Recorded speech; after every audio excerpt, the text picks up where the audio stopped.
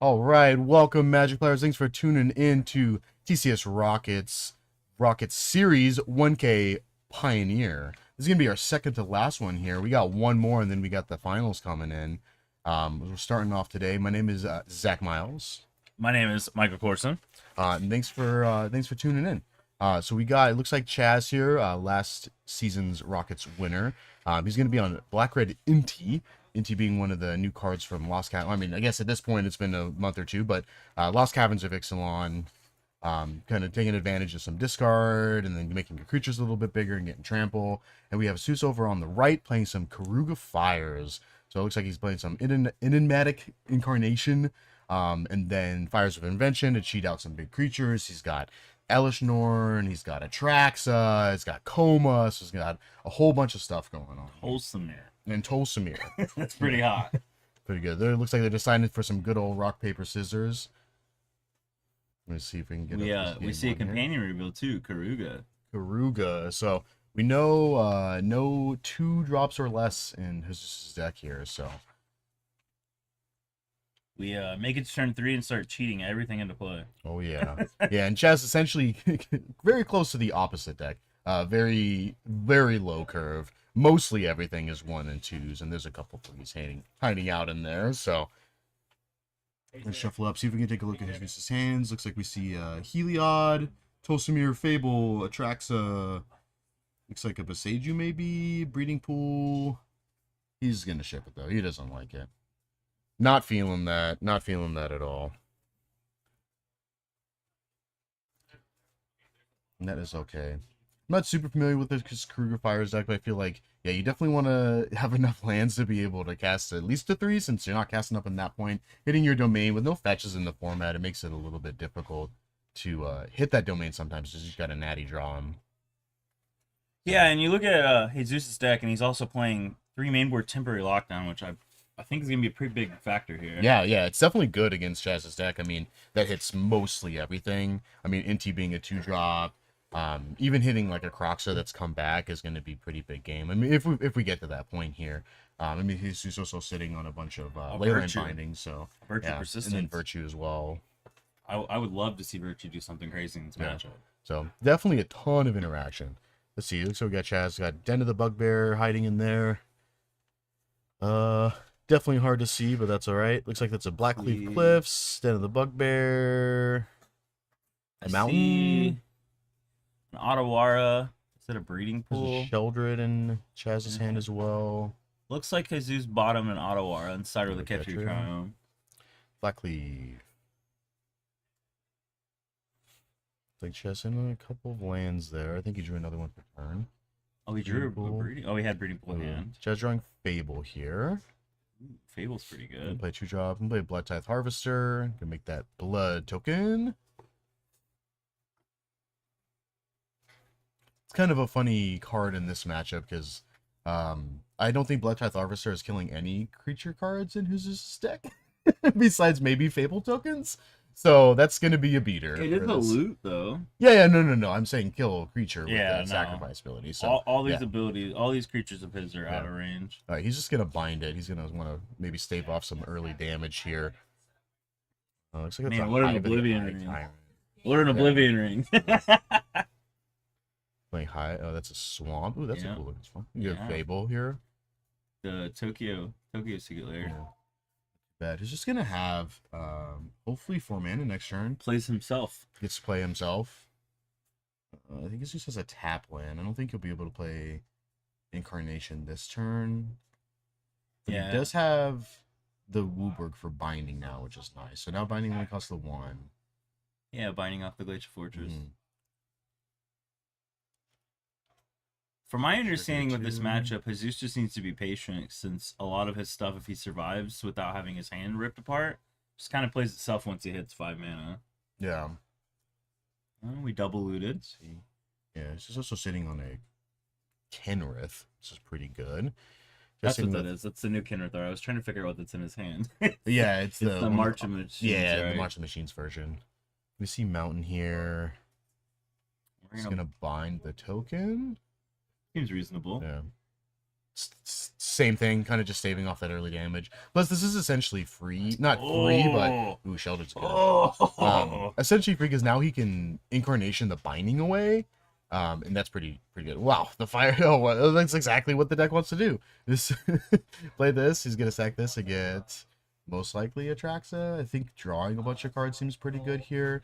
And he also has Coma to go get. Vigilance Lifelink with a Shieldred on board is pretty good. Yeah. But it also refills your hand. The Battle of the Phyrexians.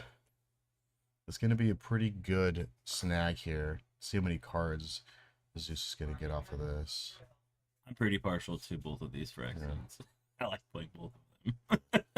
Yeah, and now Chaz in a rough spot here. He's gotta get an answer for Atraxa because you're not attacking through it. So No.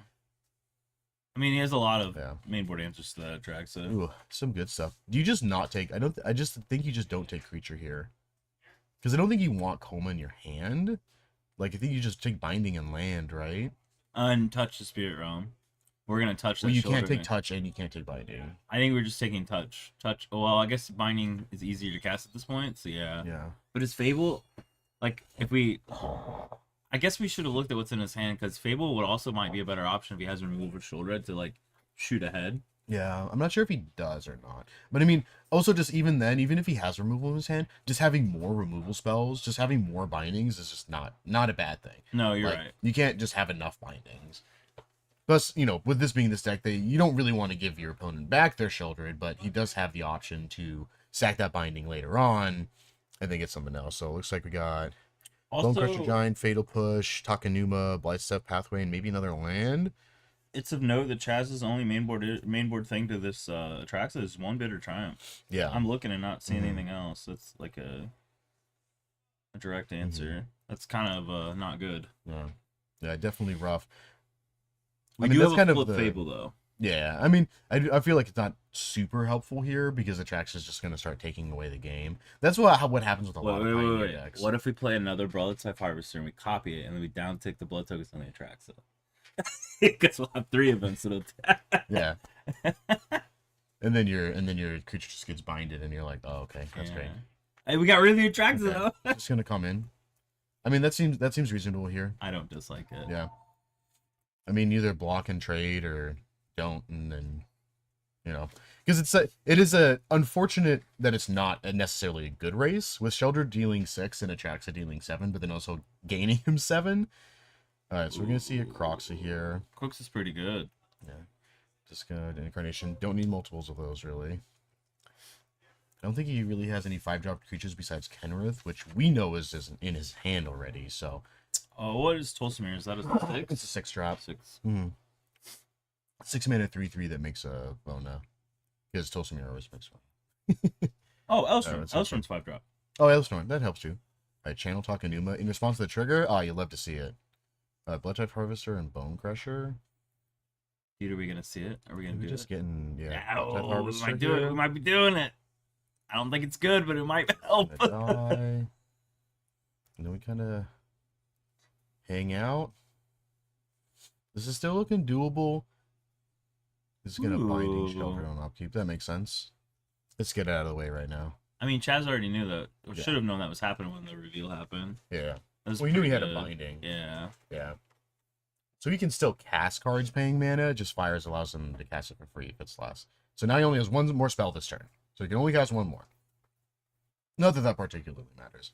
But he can go With the land cast Kenrith for free. yeah, if with he'd a like. big attraction play. Nah, he's just gonna attack. Yeah. it's, Yeah. it's nasty. Swing in.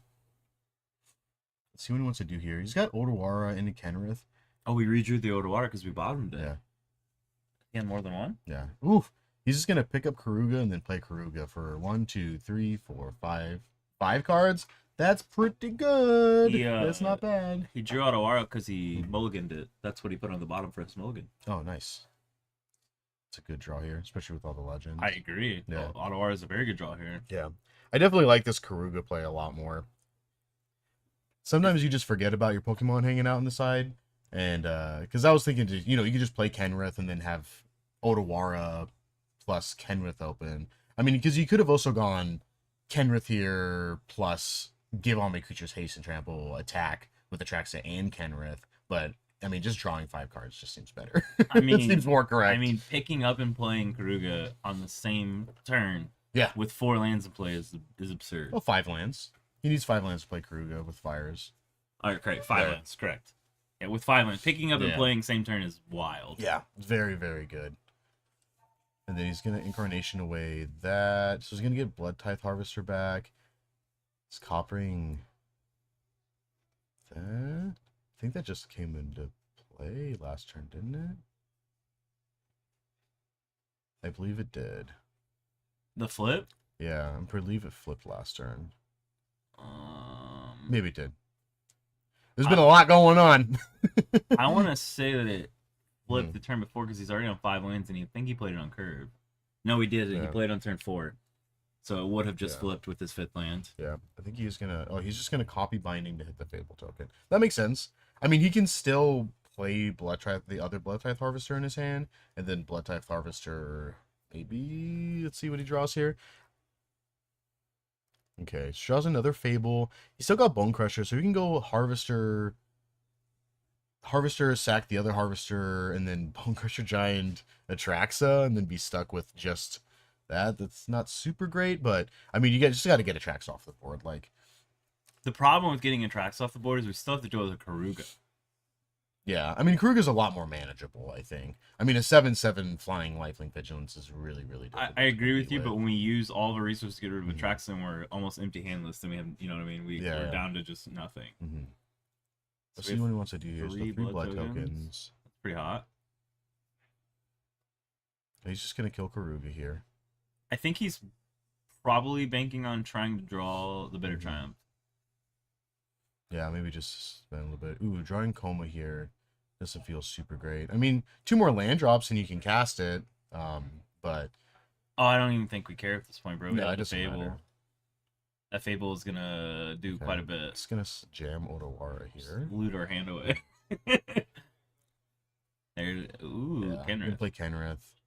That is definitely real good. Kenrith Here. This is going to push a pumps. lot of damage. I mean, he can also just play another. Yeah, he could just play another creature here. Ooh. And then give all of his creatures haste trample. Like, yeah, and get back binding. Oh my gosh. What is the name of that Odger? Oh my gosh. You just reanimate Karuga. This is actually really good. Yeah, reanimate Karuga. From and Kenrith. then give all your creatures haste, and then attack. So he's out of spells this turn.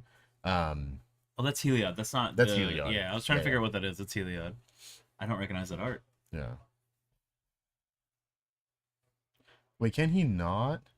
No, because you're gonna. Yeah, I think he's just gonna scoop it up. That was a good line. That was definitely a good line. It just getting back because yeah, Kenrith just reanimating your Karuga, draw a bunch more cards, give all my creatures haste, having like just the perfect amount of mana to be able to reanimate plus give all your creatures haste and trample is really good. So Chaz sideboard, so it looks like we're looking. He's got 2 dampening spheres, 3 gold blanks, 2 unlicensed hurts, 2 Hitotsugu consumes all, 2 Gongin's command, 2 Path of Peril, and 2 rampaging Ferocidon. I'm thinking maybe Path of Perils here. This is good board wipes for stuff, for the big stuff, and Can then he maybe kick it? go Does he have white? blanks. I mean, he makes treasures off of Fable. Yeah. So he's got treasures that he can use. I don't know. I really like Go Blank. Go Blank would have just stopped that Kruger reanimation line. Yeah. Go blank is definitely going to be a good one. Maybe. I mean, you got to think, right? How easy is it to get Kenrith into play when you're playing Fables, and then you discard your things to reanimate them? So like Go Blank, I mean, it's obviously like a back and forth card, but it could slow that down, which that would have been that would have helped a lot right there. Yeah. Some sort of disruption, which is pretty much what Red Black is. Yeah. I'm looking at Jesus' board. The only thing I'm really seeing is maybe another temporary lockdown, but 4 seems a lot because he has 3 main board. Yeah. And maybe Unmoored Ego. Yeah. Unmoored Ego for Shieldred, so you're not having to worry about Shieldred. I don't know, Yeah. that's what stands out to me. Or maybe he just doesn't board at all. Yeah, I just don't think he wants to bring in that. I mean, there's also like you can also bring in Leyline of the Void. It's a free enchantment that you could put into play on turn 0 that when you get your incarnation can sack for your 5 drops. Fired away. Yeah, and then it also does have early game benefits. Like it'll shut down Crocs early game. Like if your opponent's playing early game Thoughtseizes and low drop creatures that you're just killing, then you'll just be able to just like keep them in exile. What are we taking out for the 4 ley lines? Oh, that's a lot. Maybe the Tolsimir. Maybe the. I think Tolsimir's sick in this matchup. I agree with you. I'm just trying to find stuff that this seems like a go-to, because we're not taking out Bone Crusher. Bone Crusher kills a lot of Chaz's stuff early, like the Fable tokens, the Blood Type Harvester. Clever Impersonators would just pulled more than his weight there. Yeah. Heliod maybe, like Heliod didn't seem necessary there. Shouldred's probably staying in because of the Fables. Yeah. I don't think the kind of opposite. I mean, Touch might not Touch. I apologize. The temporary lockdown might actually be a pretty decent side out here. Just because if you're familiar with the deck, like Temple Lockdown does hit a good amount of cards in this deck, but not particularly this one. Like the red black sack deck, oh my god, it hits like everything besides Mayhem Devil, essentially. Like Mayhem Devil and Sheldred. But I mean, it just depends on what he wants to do, right? If he's more afraid of certain things, he's going to be really familiar with the deck and playing. I mean, red black is kind of a very mainstay archetype in Pioneers, so I just like the ability. I just like the ability to X the Fable token and the Blood tokens. Yeah. And the Blood Type Harvester, like all together. Yeah. Because the tokens aren't coming back. Yeah. And Chaz doesn't have enchantment removal. He's in the he's playing red black. Yeah, he's in the worst colors for that. You can play Feed the Swarm. That is legal in this format. It's Feed the Swarm and Extract the Truth. Yeah. Not recommended. Extract the Truth's pretty sick, man. You get you can also do a pseudo Thoughtseize with it. Yeah. So I don't hate Extract the Truth. But that's about it. That's about all we get. Yeah, not a whole lot here, so. Is Ratchet Bomb? We Ratchet Bomb? No, we're not Ratchet Bomb. It's very lockdown. Oh shoot. All right, so we're going into game 2 here with Zeus up a game. It was very cleanly played by Jesus too. All right, so we got Chesson on Spike's Copter, Bone Crusher. Looks like a Fatal Push, a Shadowblood Ridge. He's gonna ship. It doesn't like it. I see Endotha Triome. Land. The Incarnation. So double Triome basic. I don't know which Island. basic that was Island. And then Incarnation is what we've seen so far. So that's not a bad. That's pretty decent. No, the only basic in his deck is Plains. Plains, so probably It looked like an island. Yeah. Looks like he's just keeping here. He's liking that hand. Okay, shuffle up.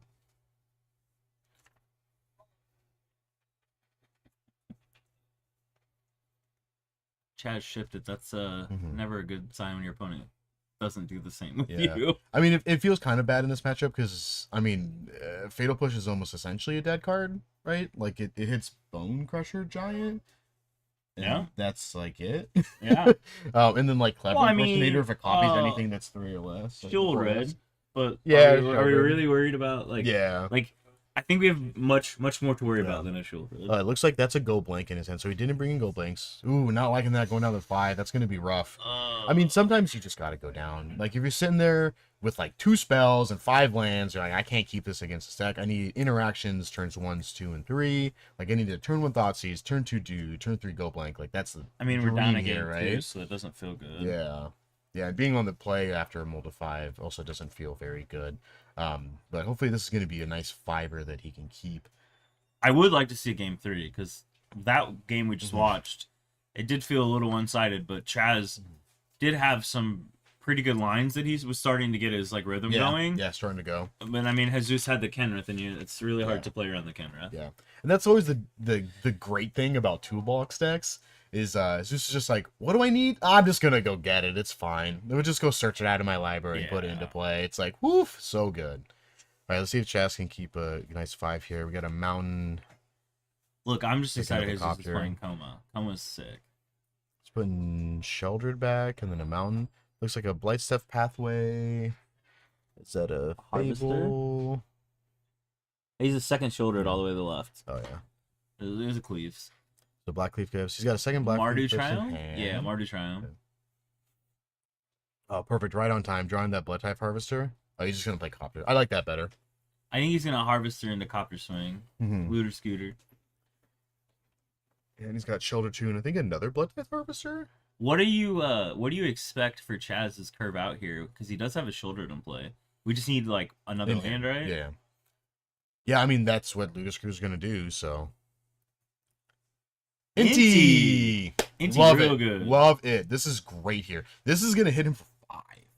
No, sorry. The Inti's trigger only gives +1/+1, but he's going to draw 2 extra cards that he can play until the end of turn. So he can discard here. You can discard Blood Type. I don't hate that. With that. We see a Fable. Inti trigger. He can discard a card to exile the top card and play it until the end of turn. And So I give think he Scooter a wants to do counter. that. And If get he Suitor a dis- yeah, counter. if he And discards. Trample. Not And really Trample. relevant right now, but I think he's thinking about doing the trigger so he can, discard a second Blood Type. Yeah, hit that third land. I don't hate that. Yeah, so 4. That was good. So now That's we a good, now we nice for aggressive sure card. have the third land. Yeah, now Thoughtseize? No, okay. Wait, one can dream. relax. One can dream. Relax. Yeah, this is nice though Relax. because he's gonna get to do this again and Hit shoulder. hopefully, Virtue Inti. That's pretty good. That's real good. Yeah. I mean, it looks like Chaz does have another land in hand, so he'll be able to land plus Sheldred next turn and then just attack with Copter again. So I'm not gonna lie, I'm a big fan of Why Virtue stuff? Persistence. It's pretty nasty. it's definitely good. Yeah, crew Cruise. 4. Let's rummage. And we gain 2 life. Yeah, That's very important here. Takanuma. Very awkward draw. I mean, It's I like- don't hate discarding it because a lot of Jesus's stuff exiles. Right? So like if we're worried like if we're gonna hold the Takanuma to attempt to get shoulder back after it dies, more than likely it's getting under a binding, right? Well, I'm thinking about the Inti plus 2 Blood Type Harvesters. Oh, you mean the Takanuma back Yeah, empty? what he currently has in there is very good. But I mean, this hopefully is a other good card that he has. So we see a lockdown here on his Zeus side. So yeah, we see lockdown. Just get the Copter out of the way. That seems reasonable. Copter's gonna start dealing a lot of damage. Plus, any creature in Chaz's deck right now turns on Thopter, and then he's attacking for 8. It's like, oof. Yeah. Oh, here we see that Thoughtseize. That's a really good Thoughtseize. Oh, yeah, that's good. It's like, yeah, you can keep that. We'll just get rid of the Incarnation. That is a plane. That's a cool looking artwork on that planes. That's pretty. It is. I like that. All right. Now we're cooking here. So he's not seeing with a whole lot. I mean, there's a bunch of draws that he can hit here that would be definitely really good. He has land, so Mhm. land plus Kenrith would be pretty reasonable here. Yeah. We are a combo deck, and our combo did just get axed by the Thoughtseize. Let's see, what did he draw here? You getting Karuga? We pick up right, and then we play the planes and then play Karuga? Or do we No. wait? I think you want to maybe get one extra card. I mean, because career is only drawing you a card. Like, it's a Yeah. 5/4, but it just draw you one single card. But also, drawing multiple cards is rough because your opponent has a Shelter on board. Yeah. So I like putting Kruger into play Yeah. here and drawing the one. Sure, we Yeah. go to 6, but we can block. yeah, it saves some damage. Oh yeah, because it's 2 because he has temporary lockdown. Correct. Yeah, so taking 4. Wow, sweet. Yeah, we're at 2 That's a though. good one. Yeah, being at 2. How do we survive this? Shouldered upkeep is. He's got a Trax in hand. I mean, essentially, it's like you can sack temp lockdown. I mean, you give your opponent a Scooter, but then you get to get Clever Impersonator and then copy your opponent's Sheldred, I guess, to negate. Or we have a white it's just gonna showing. affect We have a white this. showing, right? Or no, is Yeah. that Ketria? No, that's the Abzan one. Absent. So yeah, we can shoulder or we can attract into Leyland Binding the Attractors in his hand. isn't he gonna fires it, right? No, yeah, No, you're he right. can't fires Then it. maybe we go get our own shoulder. Yeah. Oh, we still die. Yeah. Our opponent's trigger resolves first. Yeah. That's interesting. Yeah, it's kind of a weird situation here. You ready for it? Kenrith Lifelink, let's go. Swing with He the can do that. He can. Kenrith Lifelink with the oh no, because we still die. And the reason why we still die is Chaz doesn't have to attack and we don't have haste. Because we don't have enough mana to give haste and lifelink. Well, you don't need to give haste here. You just gain life with Kenrith. One of Kenrith's abilities is Oh, gain the 5 gain life. Yeah. Yeah, I think it's the white ability. It's like 2 and a white and it's gain 5. I was thinking about lifelink, but you're right, it is life. Mm-hmm. Yeah, that's probably what we're doing. Yeah, so it's definitely an option. You can put like a counter on something here to make it just too big. So we do it once Mm-hmm. in upkeep, right? Because it costs how much does It it costs cost? 3. 3. 3 to do that, I believe. Yeah, because 1 is the trample and haste, 2 is put a counter on something. The 3 is the white one, which is gain life. 4 is blue and draw a card. And then the 5 is reanimate, which is the black one. Ooh, Bitter Triumph Kenrith, that's really good. And then we just get to pass here. Oh, that's game. Yeah. Because you just don't want to attack. Yeah, you're just going to call it. Yeah, that's game. Yeah, I mean, I guess either or doesn't really matter. Because if you attack... No, because you don't want to have him block it. Correct. But yeah. Wow. That was huge. Woo! Yeah, drawing that Atraxa was really rough. Like, because just getting, like, Atraxa there might have helped a lot. Yeah. Then you draw an answer for Sheldred. Leyland Like, with him Binding. sacking Faithless Looting... Not Faithless Looting. Timber Lock. No. With him sacking Fires of Invention, also too, drawing extra cards with fires would allow him to Leyland Binding at instant speed because with fires you can't cast spells on your opponent's turn. So like he could being limited upkeep. to 2 turns. No, he couldn't upkeep Leyland Binding. He would have to do it on his own turn after he attracts it. Yeah. Yeah. Let's just be honest. close That was game. a super timely. Thoughtseize the first one. It was very good. Yeah, that definitely helped. All right. So Well, on Chaz, the I hope sideboard. got his mojo back. He seems a lot more grounded for this Mhm. game 3. A lot more focused, Yeah. which is good because that game 1 was a little rough, and we mulled the 5 for game 2. But you know, he played that really well. Yeah, NT plus Scooter was real good. Into Shieldred. Into Sheldred, yeah. Yeah. It definitely is solid. So I don't think Jesus looks like changing anything. Chaz maybe switching out a couple of things. Did Jesus not Going into separate game Kruger? 3 here. I don't see it. Did he shuffle it into the deck? Possibly. Maybe just off Probably camera. off Yeah, camera, we yeah. can't just see like the little side there, so you never know. I definitely have done that before, so Oh yeah. Back to- accidentally shuffling your companion in, you're like, shout out to our boy whoopsie." Yorion, who died for other sins. Oh man. Story of my life. I miss Yorion. Yeah. While we're waiting for our game here, thanks for tuning in, everybody. Thanks for hanging out with us and watching some series. We're stoked to see the finalists coming in. Let's see if we can get a list here and we can let you guys know some of the regulars that you guys have seen multiple times are in the top right now, and then we got a couple of other ones that you haven't seen too often, but they're still good players. So I'm gonna read you the list and the current point totals for top 16. This is before this event started. We have Nick 2 with 111 points, sit in second. Devin Fong with 101 points. Cal Petkoff in third with 74. Derek Grove 65 in fourth. And then I'm just gonna read points and names going further down. We have Chaz with 64. Carlos Zambrano with 62. Alexander Shute with 60. Russell Solarno with 59. Guillermo Mercado with 58. Dave Castro with 56. Gregory Blakely with 53, Brian Dorman 49, Michelle Tanner with 49, Arturo Alvarado with 46, Joshua Bailey with 46, and Jesse Garcia in 16th with 45. 45. That's a good list of names. Yeah, there's some good players on that list. I'd be worried if I was in the top 16. Woof. It's pretty stacked. Yeah. I won't deny that. Yeah. I am very excited for a few of those names because those people we don't get to see a whole lot, some of them, and it's nice to watch them come out and play competitive Magic. Yeah, yeah. And I gotta say, and I'm sure Zach feels the same, thank you guys for tuning in with us, and I hope you're ready for a full day of Magic. Oh yeah, because we are definitely ready for a full day of Magic. So I'm excited. we got something going on here. Did you mention the championships to chat? I did. Yes. Oh, he did put Karuga in. Oh no, Azus, I'm so sorry. Are we allowed? It was to in his remove it opening here? hand. No, it's Comp REL. As soon as it's in the deck, with the deck that you present, it's stuck in there. I thought so. Mm-hmm. The reason why I say this is if you see where his right hand is, Karuga is usually right next to the edge of the screen. Is where Yeah. you kept it all match. Yeah. Yeah. Sometimes you just like. try to get the Maybe next it's hand. intentional. Maybe it's because he wants the fires into to draw. Who knows? I'm completely Yeah, joking. yeah. I'm completely joking. Yeah. That's a feels bad. Sideboarding out. That's a feels bad. Yeah. It's definitely stings. But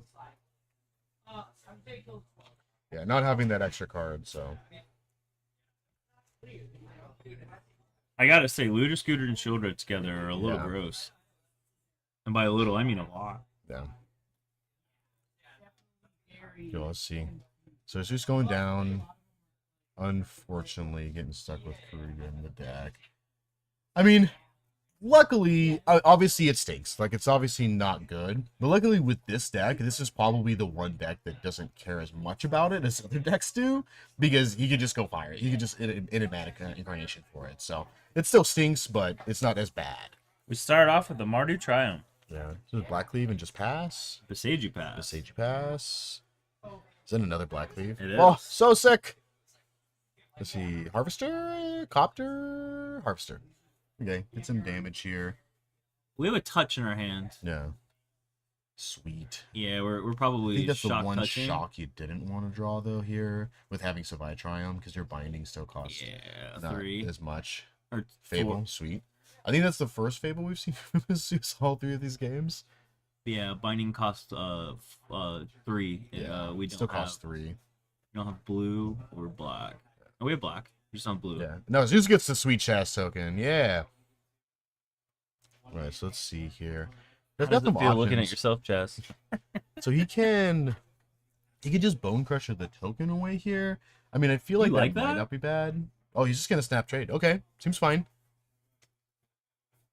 I kind of like slamming Bone Crusher. Ooh, Ooh. Frostodon. Okay, so he did bring in the Frostodon, so that's not hot. too bad. Yeah, not letting your opponent gain any life.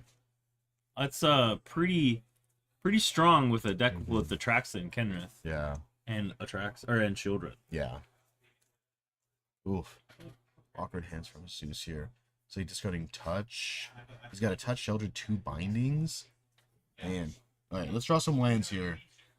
Ah, Are we? Oh, is that a man, Catcher Triumph, please? No, it's a Titan of Industry and a binding. Oh. Uh. So at least he can cast binding here. He is sitting on double binding, which does help a lot. could Let's be see if we Heliod can- in hand too. Yeah, that ain't going much. Oof. And an Inti. Inti's pretty good.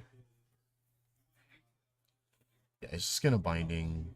The Frost. Yeah, I mean, you got to. That Yeah, thing's yeah. massive. Yeah, especially because it's just sitting on a Sheldon in hand, I believe. So, second Harvester, okay. Second Harvester is insane here with the shoulder in hand. Yeah. We have a Flip Fable, which is more than likely going to die to this Blood type Harvester if we can start getting anything going. With this Bone Crusher that's in his hand, too. Yeah, the Bone Crusher too. Yeah. The planes, oh man, that's like probably the only land he didn't want to draw here. Is I not really- adding to your domain. It's not in the double black. I mean, he can slam a I Heliod really here. which dislike helps. discarding touch here. I don't mind the binding, but touch, because it's not as telegraphed. Well, he is Heliod, so he can still play Heliod and get touchback. So Oh, you're right. yeah. You're right. So discarding enchantments doesn't feel as bad as it normally does. I'm just saying with like the board state discarding it was kind of Yeah, rough. it's Bone just Crusher's gonna Bone crush Crusher. Crusher. He's on an adventure. Hey. Get a sweet adventure thing here. Yeah, it's gonna bind Inti. I think that's totally reasonable. Inti's a very powerful card. Inti in the sports state is Yeah. literally insane. Yeah, and then he's Literally been on insane. Making the blood Croxa type and harvester Copter. bigger is hard to deal with. Ooh, Copter. And there's the copter. Like that would have been nuts. Yeah. This next turn is going to be pretty good too, because All right, now we have all okay, 5 colors. now binding is active. Sweet.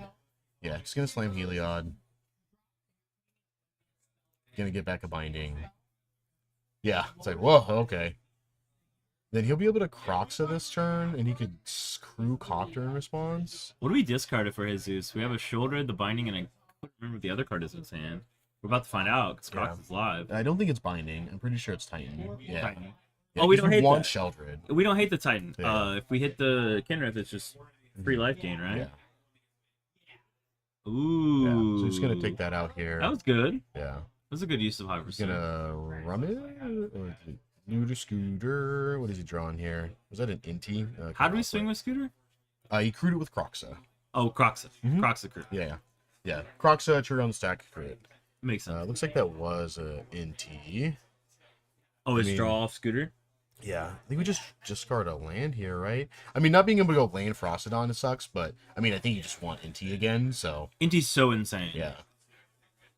What do we draw? Need another black source to cast the Sheoldred. Yes. Oh, it does. It's a Sagoth Triumph and a Oh, it Sabacc. is actually. Yeah, we do. Mardu We in do there. have it then. Yeah.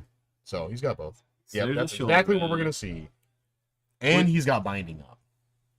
Not just that. It's the slowing down the Smogocopter too. Yeah. Because it's kind of Mhm. like Chaz is at a healthy life, but if we whiff and go for it, go for the draw and we whiff, that's gonna feel real bad. Yeah. We get the See, Frostodon, right? Frostodon. Yeah. That's real good. But we do have the binding. Yeah. So he's gonna crew the Scooter. He's gonna bind it. Yeah, okay. That's understandable. It makes sense. Wow, 3 bindings. Definitely rough to make around 3 bindings. I mean, at least now, like, Frostodon is gonna be able to hopefully get in a little bit. I mean, Jesus now sitting on Do 60 you do mana. that, or do you just get rid of the Frostodon since you have a Sheoldred in play? That's a tough call. Well, Scooter draws him 2 cards. A Sheoldred deals 4. Yeah, Oh, Ooh, temporary that's lockdown. good. That's so good. it's a good one. What are you thinking here? Oh, Blood. The Blood's good here. Yeah, because then Blood, you get to discard that land. He gets a draw card, plus he gets to cast a card next turn. Oh, Blood Crypt, not really. Too good. Thoughtseize is no good. Thoughtfulness, not Not- really doing not a good whole yet. lot. Just throw them under there. They ain't going anywhere. Now we're- They're going to be stuck there. Now we're racing the Frostodon. Yeah. Chaz's, Yeah, Inti would have been really good. Thoughtseize does not help here. Chaz's life I mean, total should be updated from the Sheoldred. Yeah. It doesn't. There we go. Yeah, that's 2, 3, 4. a massive switch. Ooh, Okay, that's a bone Bone crusher. All right, so this really comes down to who's forced the block first here, really. Because if Chaz or with Jesus drawing another answer, did he draw another answer? Yeah. I mean, this is also very tempting because he can still block here and then get Croxa back. Yeah, Because he's 1 off from Croxa right now. So getting another card into the graveyard would definitely help here. Getting a 6/6, it's going to start dealing some damage, especially since Jesus right now, I mean, there's essentially no reason to not play a land because you want to hit your 7 because you got a lot of 7 drops in the deck that you can just cast at this point. I'm gonna think that Jesus drew something to interact with fires because Okay, so wanting to separate here. Yeah, he wants to separate. Yeah, so that should be a telltale sign that that's Yeah, a yeah. fires in his hand. Yeah. And they know each other, so this is not just There manhandling. it is. So perfect. Okay, that works out. Yeah, Yeah. Enigma Yeah. Incarnation. So some options here. I mean, there's still tracks you can get. So Coma, unless he's sided. Do out, I we, doubt so. because we have white showing, do we get rid of the temporary lockdown that's holding Inti? No. Well, because you have a Sheoldred in play. So do we get rid of, like, because you don't want to give him back another Frostodon. The other one's an Inti, and then the Ludo Scooter. So do we give him back the Scooter or the Inti? Because we're going to go get a Traxer, right? And then we're going to reveal, and hopefully, I mean, maybe we hit the 4th binding. Yeah. That's a He's gonna give stretch. back Scooter. Yeah, that's a stretch. Yeah. Hitting the 4th binding, but or what? What's another option we can get? Yeah. I mean, Coma, Titan of Industry's not an option because it's in the graveyard Yeah, now. that's unfortunate. Yeah, I think he's just getting Atraxa here. I like logically. Yeah, that makes sense. We can't gain life with the Ferastodon, though. Yeah, so no life gain. So this puts Chaz... Actually, it doesn't matter, because Atraxa freely blocks them. Right? So Chaz swings with both. Atraxa's blocking the Ferastodon, killing it, and then dealing 4 to Jesus from the Bone Crusher Giant. Jesus is still in a spot to just swing on the Crackback and kill him. We're also low enough at 4 life that if we draw Bitter Triumph, we have to discard for it. Otherwise, we go to 1. Yeah, I mean, the awkward thing here is that we can't go to 1. We die as soon, or we go to 2 as soon as you draw a card because of the shoulder trigger. Yeah. So we can't even cast Bitter Triumph without discarding. Yeah. So awkward situation here is because if Chaz had 1 more life, there's some options here. Oh, jeez. So there's some options here for Chaz because Zeus is very low. He has no cards in hand right now. If Chaz can Scooter here and discard another card and then Croxa, then that puts him at 6 life. Chaz is not able to do that because he is going to 2 as soon as he draws this card. Exactly. So that's the reason why. Like, if 1 more life would definitely help a lot here. I don't know if you noticed, but he did the thing I said would be really hard to do. He hit the 4th binding. That feels bad. That feels bad. Yeah, because we're binding the Ferastodon and the game's over. Yeah, let's see what we're doing. Man, here. that was brutal. Goes to 2. Chess thinking here. Do some debating. I will say this was a fun set of matches that we've watched. It really was. Like, all 3 games had points in them that were very exciting to watch. Yeah. It's a good way to start the 1K. Yeah, oh yeah. Attack for 3.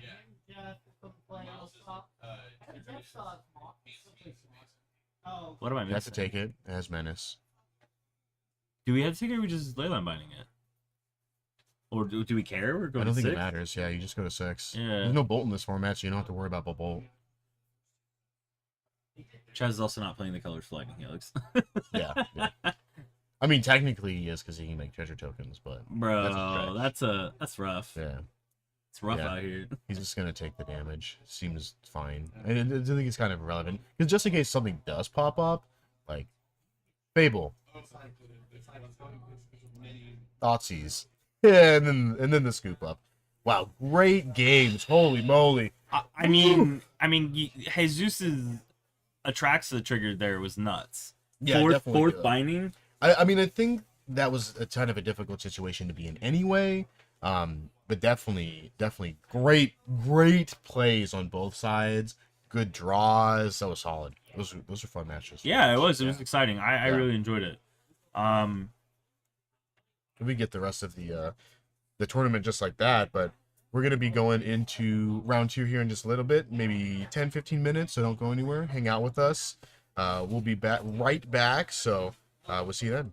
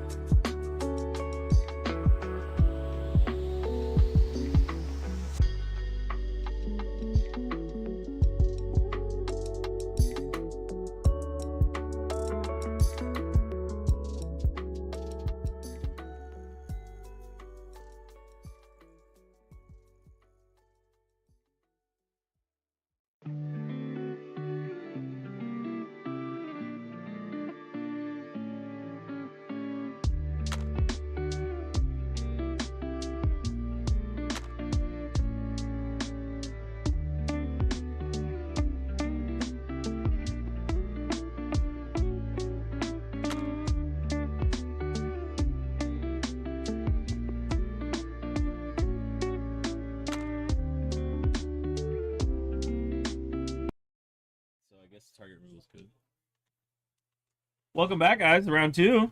Thanks for sticking with us. We got our Michelle Tanner here on Rakdos Midrange. We got the other Tanner coming in here now. Also playing some sweet Rakdos action. And we got Nick, who's also, I believe, in the top 16 here. He's playing some blue-white control. He's playing some Yorion blue-white control here. Yeah, so. big boy pile. Lots of cards. 80 to be exact. Yeah, quite a good amount. And he's got some Harry Potter sleeves. Oh, I love Perfect. it. I convinced him to purchase those. Yeah. All right, so let's see what we got with Michelle going on here. Looks like a Graveyard Trespasser, a Chandra Hope's Beacon, Liliana the Veil, Blights of Pathway, Shadowblood Ridge, and a Beseech the Mirror. That's a pretty cool one that you've seen kind of in one-ofs or two-ofs in a lot of these Rakdos decks. Kind of just get whatever you need it for. You got to shout out to Michelle Michelle did for it. these one-ofs too, man. She's Yeah. got quite a few of them in a toolboxy manner. It's kind of hot with the Beseech the Mirror. Yeah, yeah. Definitely good. Just play a couple of really powerful 4 drops. She does have a Chandra Torture Defiance, and that's definitely a strong. She's got big Chandra too. Yeah, Chandra Hope Speaking. That was in her opening hand initially. It's just shipping that. I mean, 6 mana is going to be a lot for a card in your opening hand. It's feel like it's pretty decent in this matchup if it doesn't get answered right away. Like if you can just kind of sneak in Chandra and then just start doubling up on spells, it's definitely good. But Yeah, doubling up There on you go. the end. The end, that'd be nasty. yeah. I mean, not super relevant in this matchup, I feel like, but it definitely doesn't hurt. We're gonna start off here doing some multiple cuttings. It's just never ending. It's just going and going. There's so many cards. It's also of note that Michelle Tanner is also a part of Team Rockets. Yes. Like Chaz is. So shout out to Team Rockets. Yeah, Team Rockets. Let's see, this hand not looking much better for Michelle. Gonna ship it down to 5. Yeah, singular land and a Fatal Push. I kind of like Nick's hand. It has a Get Lost. It has a Teferi. It has a Dovin's Veto. A couple basics. Yeah. I think was it Deserted Beach. I think a Deserted Beach in his hand. That's not bad. Yeah. Dovin's Veto holds quite a bit of weight in this match, considering he needs to land the Wandering Emperor, Temporary Lockdown, Omen of the Sea, Spheria, Hero Dominaria, Yeah. like stuff like that. And Michelle's, attempting to get rid of it, Mhm. and Dovin's Veto just can't be countered. Like it's a pretty big tempo 5 switch. lands, 6 lands. Ugh, that's not very good. Is at the end a bunch of lands and then relevant Takanuma. I mean, I think we just have to keep this 5, right? I don't think you can go down to 4, especially with control. I mean, it feels bad here still too, because you still need a critical mass of spells to be able to kind of fight through counter spells and removal, which she just doesn't have. Or she wants to try to play a long game here, but What's between the two? Oh, Blackcliff Cliffs. I was like, what's Yeah. between the two Haunted Ridges? yeah. I think we ship in a land and then just a land. Yeah, Shadowblood Ridge. Just draw only gas.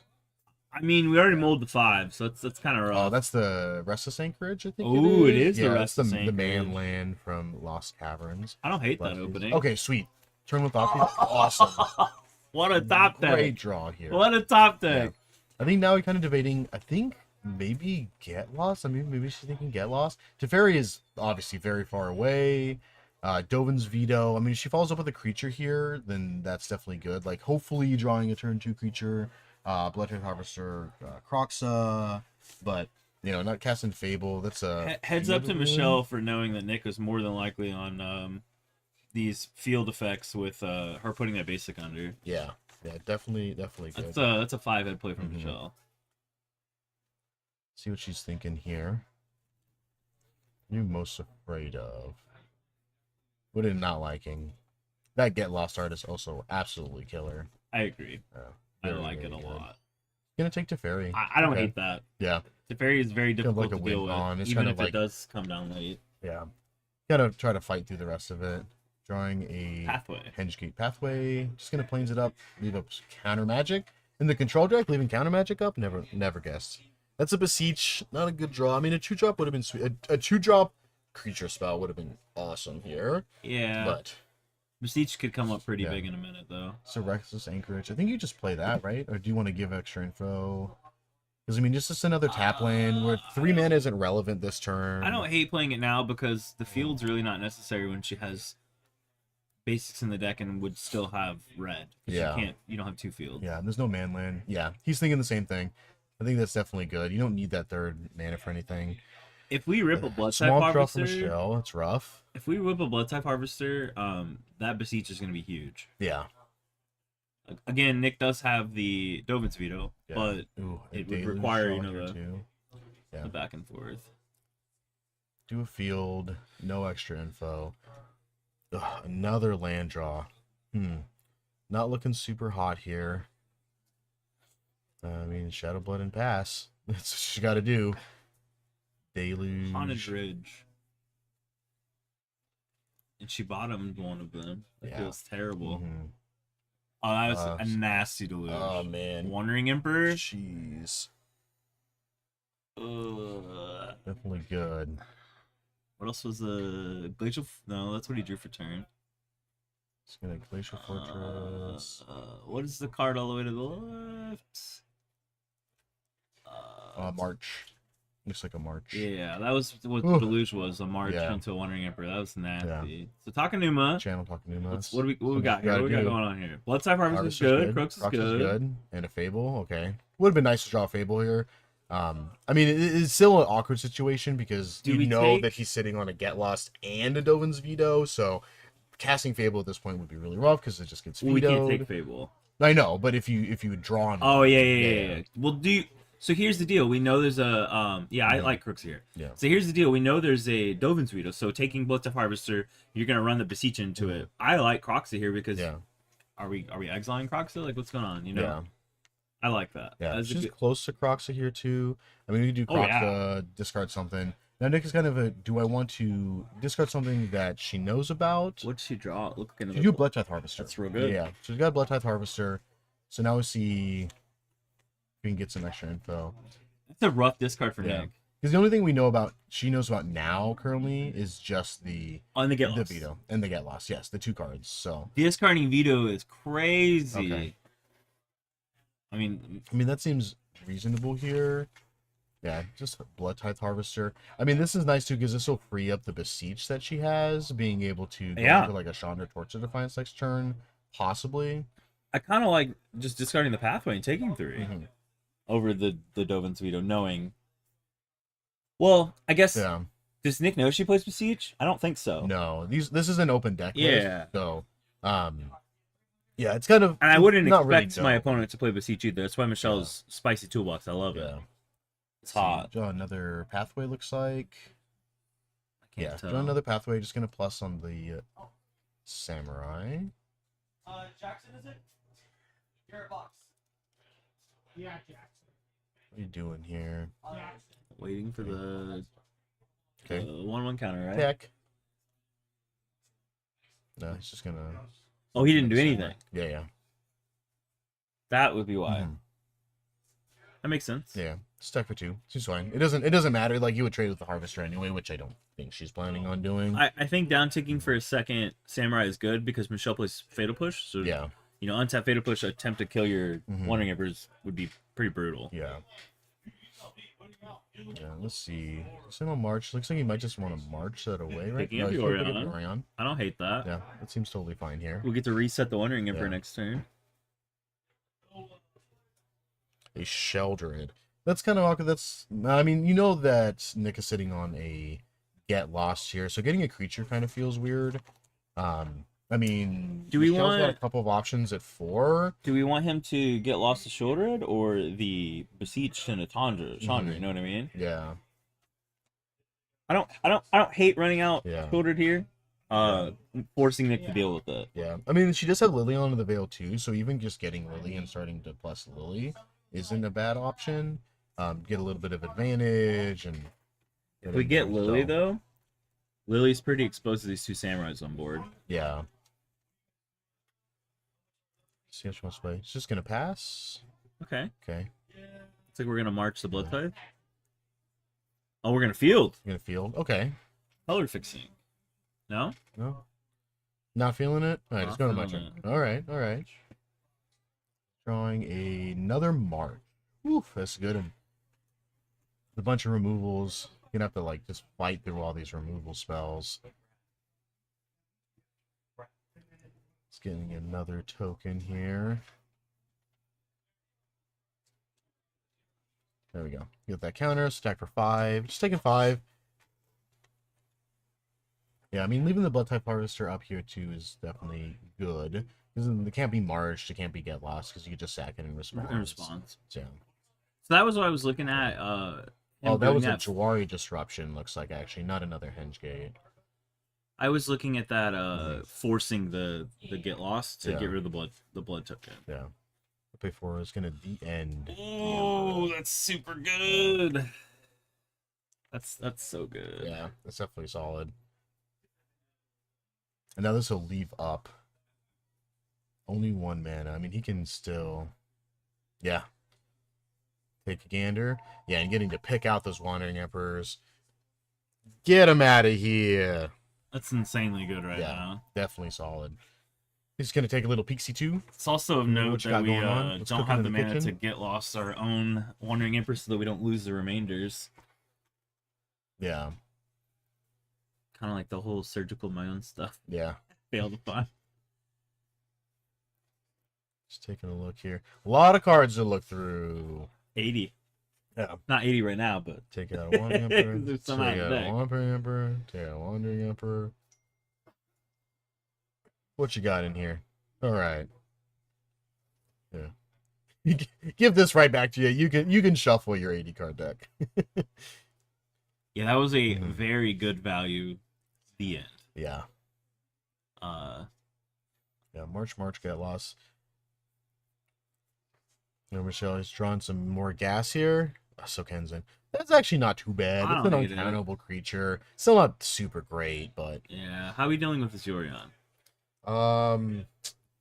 she doesn't have a whole lot. I mean, the end was one of the answers that she did have She previously. does. She does have. She's Power Word Kill that Yeah. you can get and go for the throat, but I don't really think you want to beseech for either of those because your beseech right now is just free. So it depends on what you want to take here. Because I mean, she can get Chandra, she Whatever can you get beseech for, Sheldred. whatever you beseech for, we do know he has 2 get lost, or not get lost, Two he has marches. 2 marches and a get lost. Yeah. So you get a turn with it. Mhm. But if he marches, like that's almost time walking himself. Yeah. Definitely some options here.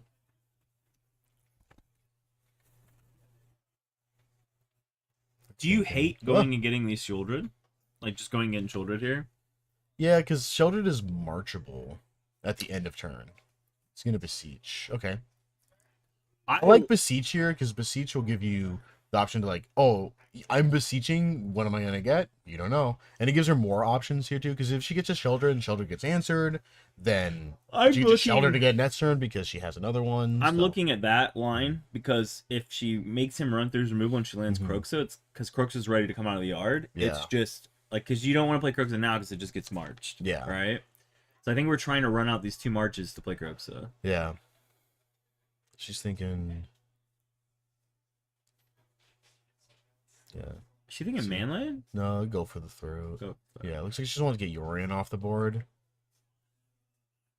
I mean, I don't hate that play. Mhm. Yorion, we're down 9 life, and it's a flyer, Yeah. and it's a big flyer. Yeah. Yeah. Yorion could definitely clock in some damage here.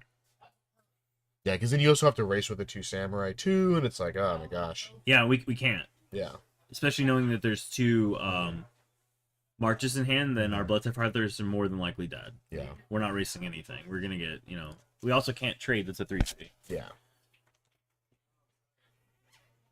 It's not a good position for Mhm. Michelle, but that doesn't mean that she can't find Get something, out of it. to leverage here because she does have Croaks in Okay. the yard. We'll play Sokens in here. Maybe they can draw 2-drop next turn. Return Croxa. Or 2-drop Shouldered, right? She has Shouldered in hand. Yeah. That's another They're drawing Harvester. another Get Lost. Harvester plus Yeah. Harvester plus Shoulder would be pretty good here. Mhm. Yeah, we're swinging for 5 though. She getting a map token, getting 2 map tokens. I love that. Mhm. That's okay. Activate Restless Anchorage. Yeah, the little map. Oh, is this Okay. game? Just getting in. No, I don't think it's game. It's 8. She goes to 3. 8 go to 3. How do you block the crackback? Untap, activate Bulldog.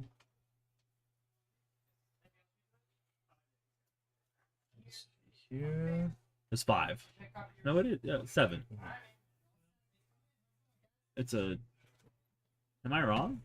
This is 2, 5. What is this? I believe it's like a 2/3. 2, 3. I'm thinking Yeah. 3, 2. I don't know what why. the rest of the abilities are. Let me look it up. Draw. A Bone Crusher Giant.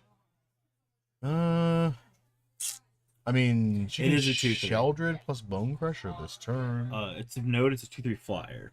2/3 fire. Yeah, so you can't Bone Crusher it, which is Brutal. here. Brutal. I mean, it flies. So we're not really blocking it anytime soon. No. I don't hate Sheldred Bone Crusher here without knowing that Nick has another get loss, but I think we are just dead. Which is unfortunate. Sheldred. Yep. Yes. No cards in hand. Tap out. Go. Yeah, I mean, just activate 2 Restless Anchorages and get in there. Gonna do it here. Activate. Activate. This is what I was afraid of. Yeah. Attack for 4. Yep. Yep. Awkward draws here. Sweet for Nick. Great. Yeah. I love control decks, so I'm a little partial, but I mean, you definitely gotta- a lot of good. You got to know that answers. Michelle still made that a fight on a mold of 5 with Yeah. all those lands in her 5, and it's like, Yeah. do I go to 4? Like, this feels terrible. Yeah. Bunch of removals. She did. too. She did snatch a sick top deck Thoughtseize turn 1. Yeah. Yeah. That was super That is good. definitely good. Oh, look at that. What is this? Is this the TCS Rockets series? Yeah. Wow, with the event dates and formats, it looks like we're on this February 3rd one here today, playing Pioneer. March 2nd, we got upcoming for Modern. And then later that month, we got the top 16 championships on March 23rd. So next month going to be a nice and busy month for us. We'll be here for you, and hopefully you'll be here for us too. Enjoy Yeah. some sweet Modern. More Pioneer too. Top 16 is going to be 3 rounds of Modern, 3 rounds of Pioneer, and then a top 8 of Modern as well. With Pioneer. Yes, that's what I said. No. The top 8 cut is also Pioneer Modern. Oh, okay. So looking at the sideboards here. So looking at Michelle's here, looks like expecting 2 Duress, definitely good. She's got 1 Abrade, 1 Brotherhood's End, 1 Dampening Sphere, 2 Extinction Events, 1 Go Blink, 1 Hazoret, 1 Invoke Despair, 2 Leyland of Voids, 2 Rolling Vortex, and 1 Torch the Tower. So probably expecting some Go Blinks at Duress. Maybe even Hazoret. Hazoret's not too bad. Hazoret being indestructible. If you get 1 or less cards in hand, you can attack with her, and also just discard cards. If you're just getting an influx of lands, just start pitching them to deal 2 damage to your opponent. Probably cutting here. I mean, the end is definitely good for Planeswalkers, so I want to keep that in. Maybe cutting Torch the Tower, because it doesn't hit a whole lot. Well, Torch the Tower through Blingo Switch Planeswalker, so that works. Maybe just some removal spells. Chandra Hope's Beacon, Chandra Torch of Defiance, the Besiege. Yeah, Besiege is always kind of awkward, because you got to find a right time to cast Besiege. It is It's like sweet. getting 2 for 1, but with Besiege just feels really bad. It is sweet though that she leverages the blood type harvester token. Like Yeah. that's insane. Yeah. So use the Bloodwrath Harvester to sack it up. Since you like control, there's Couldn't some have fabled, too. hotties in Nick's Mhm. Nick's sideboard. I like this Chrome Host Seed Shark. Like I don't know how much gets Yeah. rid of that once it starts going. The Destroy Evils I think is gonna come in. It gets rid of Fables. It gets rid of Sheoldred. Yeah. I mean, this Dream Trawler. I might be wishing for a lot, but it seems sweet. Yeah, I think Dream Trawler is really good in this matchup. Just essentially like a giant creature that gains you life plus is almost unkillable is very, very good. I mean, it's basically unkillable if you untap, right? Your Yeah. control deck. Well, you don't need to untap with it. Well, I mean, if to have the mana to cast your counter spells. You don't need counter spells. It's hexproof, but Yeah, you can discard a card and just give it hexproof and tap it. So you don't even need counter. You could just slam it on turn 6 and then just ride it to victory. this is why I wish Michelle was playing Sheoldred's Edict. Yeah. Sheoldred's Edict, I feel like it just has so much value in this format. I watched Guillermo, was it the Pioneer in November? I think it was his November tournament. Guillermo won on top 16 Guillermo, won on Blue Black with the Archfiend of Dross combo, but he was just annihilating people with 4 mainboard Sheoldred's Edicts. Yeah. Like it was just disgusting how much weight that card was pulling. Yeah, definitely. Yeah, he Definitely played good. Michelle and he hit her Lily and her Chandra back to back with it. Yeah. Like it was Definitely. her and Guillermo's top 8 match was nasty. All right. So we got these open hands. Hopefully Michelle can keep a 7 here, and Nick Yeah. can also keep a 7 because he also mulled down to 6 that last game. So they both hold. This is looking better for Michelle. Looks like Black Creek Fifth, Swamp. I really like Nick's hands. Teferi, Glacier Fortress, it looks like No More Lies, a Ganjo, Shark Typhoon, Memory Deluge, and a Field of Ruin. I like Nick's hand. Nick likes it too. He kept it. Woo! Okay, both players keeping 7s. You love to see it. That's nasty. All right, I think it's kind of awkward. Does Michelle have any 2-drops? I think she's just gonna take No More Lights. I think that was pretty quick. It's just nope, get it out of here. Yeah, this is definitely solid. You're gonna see the Shark Typhoon come up for sure.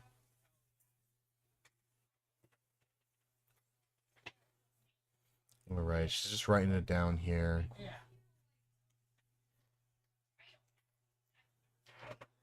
I already know who that is. Yeah, it's Brandon Fulmer. Yeah. All right, you're writing down here. She's thinking about taking it. Just the 2-drop.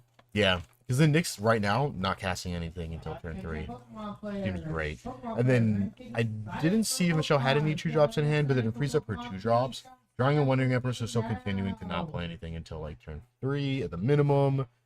It's a little Den of the rough. Bugbearer, right on time. You love to see it. Den is sweet. Yeah, she's got to go for the Frodo too, but that it doesn't really do much against control. This is good because she can Lily next turn. If Nick doesn't draw any answers here to it, it's another field. That's kind of Well, he has an awkward draw Aganjo, here, right? What? He has a Ganjo. Yeah, that doesn't do anything. Against Lily. No, but Yeah. I think he can survive enough turns with the Ganjo to or not Ganjo, making his land drops to be able to land that one. Yeah. I And then think Michelle has to answer the samurais, otherwise we just start Yeah. hitting Lily. Trespasser. That's okay. insane. Yeah. Trespasser is so good in this matchup. Yeah. That ward is very, very relevant. He's just gonna cycle. Make a 0/0 Shark dies. And then draw. Okay, sweet. So there's another source. Yeah, there's a minor EV here from playing a Ganjo. But definitely working out now. Yeah, Because so getting those colored sources is really we're important. more than likely gonna Ganjo discard ward this Trespasser. We cannot leave Yeah. this on the board. This thing will run us over. Yeah. Especially with her having Lily in hand. That's Yeah. just brutal. Yeah. And Nick not casting any spells, so this Trespasser's gonna flip. Oh Yeah. So this Trespasser's gonna flip. You're right. Oh, he's not doing that. Okay, he's just gonna play tap. Oh, he does have Get Lost, so that also works. I was thinking, do I Get Lost now? Yeah, he's just gonna Get Lost right now, To prevent it from flipping. and then discard for ward. In case she has another one in hand, because that would be disgusting. Yeah, that. That would be nasty. This is actually also really good for Michelle. Untapping with map tokens? Well, no, she gets to untap and she gets to play Liliana. Oh, you're right. After Nick played a removal spell, discarded a card, and now he's discarding an additional card. And currently, no answers to Liliana in sight in Nick's hand currently. So. Nick does, it is a note, Nick does have land plus Wandering Emperor. So he, Yes. like, Michelle has to have some form of removal for these samurai. Otherwise, end step samurai untick 3, or uptick 3, swing at Lily is pretty brutal. Yeah. Why are we playing Harvester? What is It's what is just she? second. What's Oh, the map. Okay. Hit a land. All right. She can play land now. Sweet. Redo And it then again. Map. Blood Tithe Harvester. Not too bad here. Make it a little bigger. And we want to keep another Blood Tithe. Yeah, just going to leave it on top. She'll be able to Blood Tithe plus Lily next turn, which is really solid. And then Nick has a Wandering Emperor, which seems fine. How do we Blood Tithe plus Lily? Because you get to play land next turn. Oh, she's laying hand. Yeah, Okay. she's Oh, land yeah, hand. yeah, yeah. Yeah. I thought she was out of lands, that's why I was like, No. Blood Tithe's on top. Yeah. Looks like another land draw from Nick. He's going to go for the White side. white side of Hedgegate Pathway. Question is, do we... Yep, we do. We trigger. Yeah. Now we get to keep track of that for the rest of the game. So what are you doing here? Are you exiling the Blood Type Harvester, or are you going to make the Samurai untap and plus it?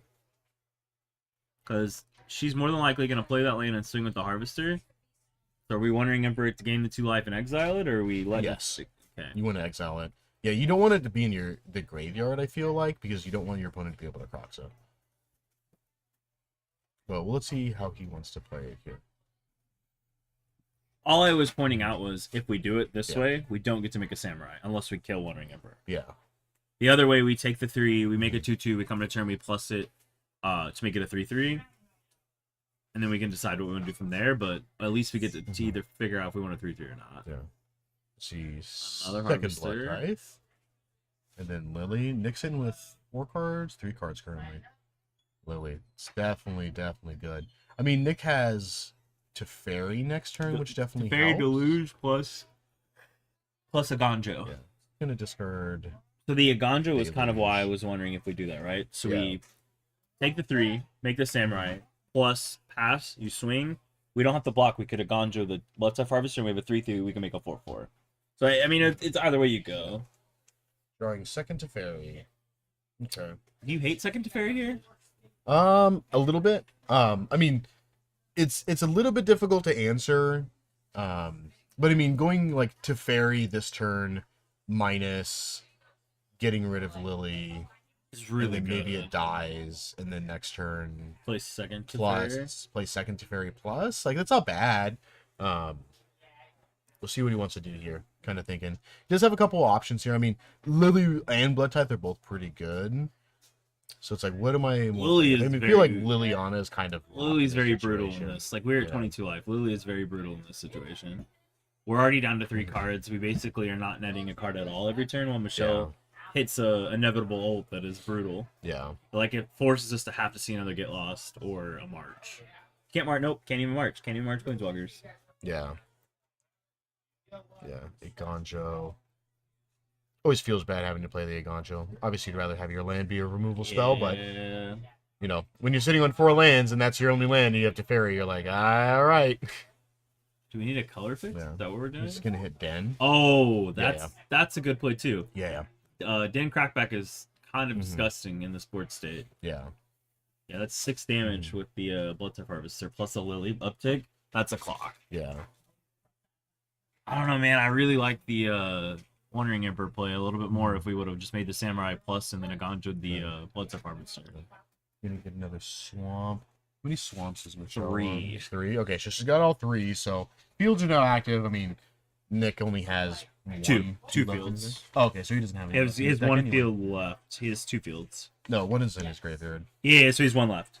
There's no demolition field, so it's just field for him. Yeah, I know. He just played one, and then he discarded one earlier. So he has no more So he has fields. no more fields. So that doesn't matter.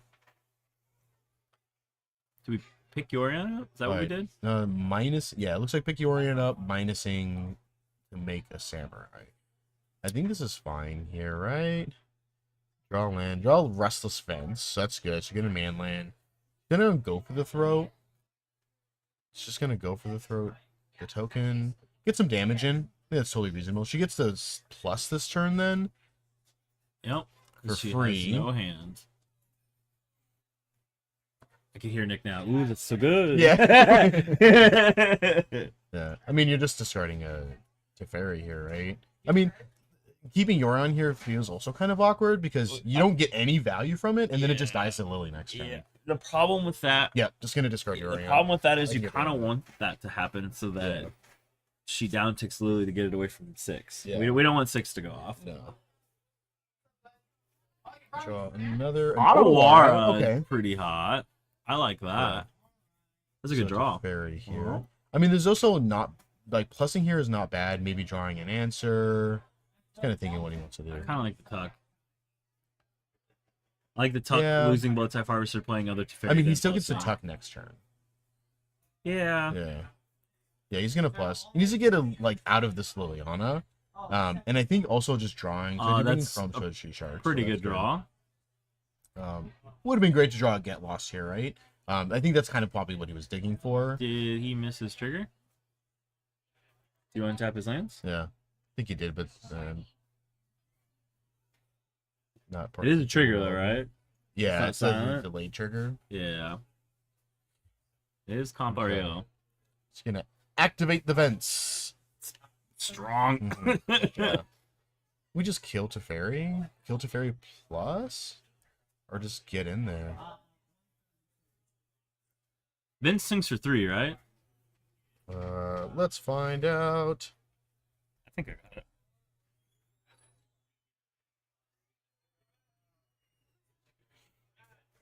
Yeah.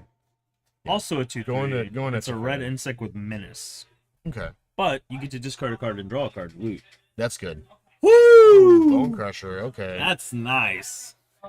Yeah, I mean, a board wipe here would be sweet. Lily to 6 is also nice. Yeah. It's gonna plus. Attention, Magic Starting- We can't discard Otawara, right? We have to be able to Otawara the Lily, which doesn't feel great, but If you have not yet come up and signed up for the Magic pre-release, please Yeah, come looks like back discarding now, Sea otherwise Shark. you will not be in the event. All right. Yeah, discarding Sea Shark seems fine. There's not a whole lot of spells to capitalize on it right now. Let's see. Drawing a Castle Ardenvale. I kind of liked tucking Lily, Mm-hmm. letting Blood Type Harvester be forced to hit Teferi, play second Teferi, and go from Yeah. there. Now I feel like since we played the first Teferi and just uptick to draw a card, Yeah. we're behind. Yeah, I mean, also too, like, okay, now he's gonna tuck. He has to. Yeah. He has to, otherwise he gets wrecked by it's either that or Otawara. Yeah. I mean, if she really wants to, she can also dig back to Liliana and then they let With her the go. Blood Type Harvester, yeah. with the 2 blood tokens she's Yeah. got hanging out over there. Drawing a shelter though might be a little better. Oh. But I think that's probably a little pretty good in this situation. I don't even like activating vents. I like just swinging for 3 to kill Teferi, play shoulder, and go. Yeah. Yeah. Because then we can follow up next turn with this Bone Crusher, which Yeah. is probably a lot of tempo that Yeah. ends the game. Yeah. And if she draws a land, then she just gets to discard it and then draw. So this is why I really wish Nick would have not took the extra card and would have just played Teferi minus on the Lily, let the Teferi die, played the new Teferi, and then Yeah. kind of tempoed from there. Yeah, I mean, there's an expectation. He does have quite a good number of 2-drops that he'll be able to play into the board. Just not drawing them, unfortunately. Is pretty brutal. Yeah, I think either play was definitely fine. It's gonna So game Castle makes 2. 1/1s, so we can Yeah. block, but we have nothing. We can't block more than once. Yeah. So we're probably taking the 3 from the Harvester and then 2 from Shieldred every upkeep. Mm-hmm. We do have an Otawara. The Otawara and Step Shieldred's okay too, but we take 7. I mean, that's Yeah. it's a lot of damage. Activate vets. Yeah, Combat. 7. Right? Yeah. Oh, she's not swinging shoulder. She doesn't want to get Wandering Emperor. That's very fair. Yeah. That's very fair because Nick is on 4 of them, and she Yeah. knows that. She knows that from game 1 with the Get Lost or the end. Yeah. Definitely reasonable. Like, yeah, you can get off my 3/2 or my 2/3. You can get this off the board, but I want to keep my shelter. My shelter's hanging around. Right, she's not triggering the rummage. She's gonna keep that 2-drop. Maybe it's power word kill? Let's find out. Yeah. Flashback Deluge. Look a good amount here. The get away from Shieldred trigger draw. Yeah. Dig reveal. Definitely solid. Dig reveal. Oof. Oh, verdict. Verdict and Dream Trawler. All right, that's really good Yeah. right now. Doesn't stop the restless Vince, but Yeah. it does answer the Shieldred. Yeah, still getting real close here. She still have a Bone Crusher Giant hanging out in the wings. Yeah, I mean, Bone Crusher follow up is pretty disgusting to the verdict, Yeah. but the verdict was very timely deluged. This is a good rip. Definitely gonna do what I like her looting here, to dig into the threat, which is Yeah. gonna be Lily, Yeah. right? Yeah. And Lily is nice here too. Nick does not currently have any of the Restless Anchorages, so he can slam Dream Trawler next turn, And get but then it Edict. just gets Lily to sell. Edict. Mhm. This has been a really good game too. That has, man. Yeah. Ironically, like drawing a land would actually be sweet for Nick here because he would have mana for Otawara, which he currently does not have. But he's just gonna play it looks like for turn. He's gonna leave open Wandering Emperor mana, just in case, kind of dissuade Michelle from attacking. Oh, Bone Crusher, sweet. Another one? Yeah. Yeah. another So I mean, Bone we have one Crusher. in exile too. Yeah. So it looks like play, hold up, play, and then hold up the stomp. Yeah. or we just get in for 2 I mean, she can also just cast Lily here and plus cast Bone Crusher. without holding up Stomp. That's Yeah. that's a little better. But we give up the Bone Crush. Oh, you mean cast, no cards in hand, not have Stomp. No. There's still Bone Crusher Giant. Yeah, but if on we the plus adventure. Lily, we lose the Bone Crusher in hand. So it's like we Oh, can, yeah, you can So do we can that. either we could do Lily, right? Mhm. And then Stomp and then plus Lily, so we at least get the 2 damage out and make Yeah. him discard? Or do you like just hard cast? I Yeah. mean there's a Yeah, oh just she's gonna stomping. stomp. Okay. So there's an argument for either way. Yeah. Both of them seem good. Yeah. Just temp lock down 1 card. Goes to 6. I mean, we're on a clock because we have double Yeah. Bone Crusher next turn. That's insane. Yeah. Under 2 Back to spells. day. Man, they are both doing Yo. a really good job of keeping track Yo, of Day Night. that is a shout out to Michelle. There was no hesitation. Yeah. She snatched that before the turn was Yeah. over. She knew. Yeah. Oh, it's nice about here about having Dream Trawler too. Discard. Always kind of awkward playing the land when you have Dream Trawler because I don't think it's really necessary here. And you want to be able to give your Dream Trawler hexproof. She's okay. He's just not even gonna bother with Dream Trawler. Yeah, he's gonna get Lily. Yeah, because he plus. gets Lilied. So Kind of like forcing her to down tick over forcing her to discard, but he also Yeah. could be trying to play to his outs with cards in hand, making her Yeah. think he's got something. yeah, it's also kind of like a rock and a hard place, right? That 'Cause, is like that is game. Yeah. The drain from this is going to more than likely be the game because it's 2. And you have well, this shit features in her graveyard. yeah, Yeah, so the pressure from this, he has to have what another verdict because Mhm. this is an attack trigger, right? So he's and an ETB trigger, so he's gonna go to 4, play second Bone Crusher. Nick only has a creature in hand and these. Michelle has a down tick, right? So he can only block 1 by activating Hall of the Storm Giants.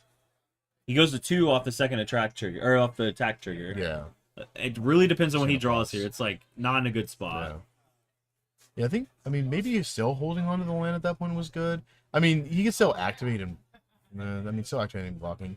He's going to Castle Ardenvale here, have an extra blocker. I just don't think This Castle's is as rough. good as it is, just because of the Makes it draw. Okay, going back to day is good for Nick Yeah, because he doesn't get leeched for 2. yeah. Another land. This basically looks like Michelle's a fatal push away from the win. Yeah. Flip it again.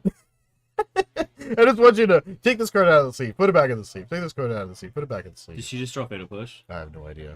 Because if she down It's ticks too Lily, quick. she down ticks Lily on the token, she can push and pay Mhm. for the ward, right? Yeah. 1, 2, 3, 4, 5. It's ward 5. Yeah.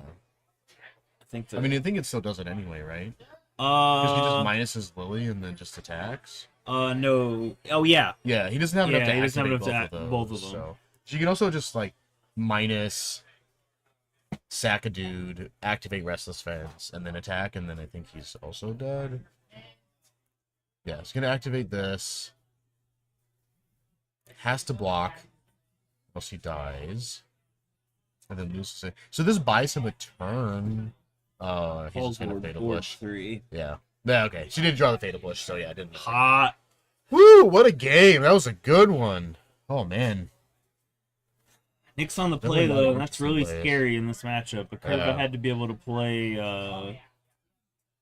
the new No More Lies into curving out. Yeah. It's pretty nasty. Yeah.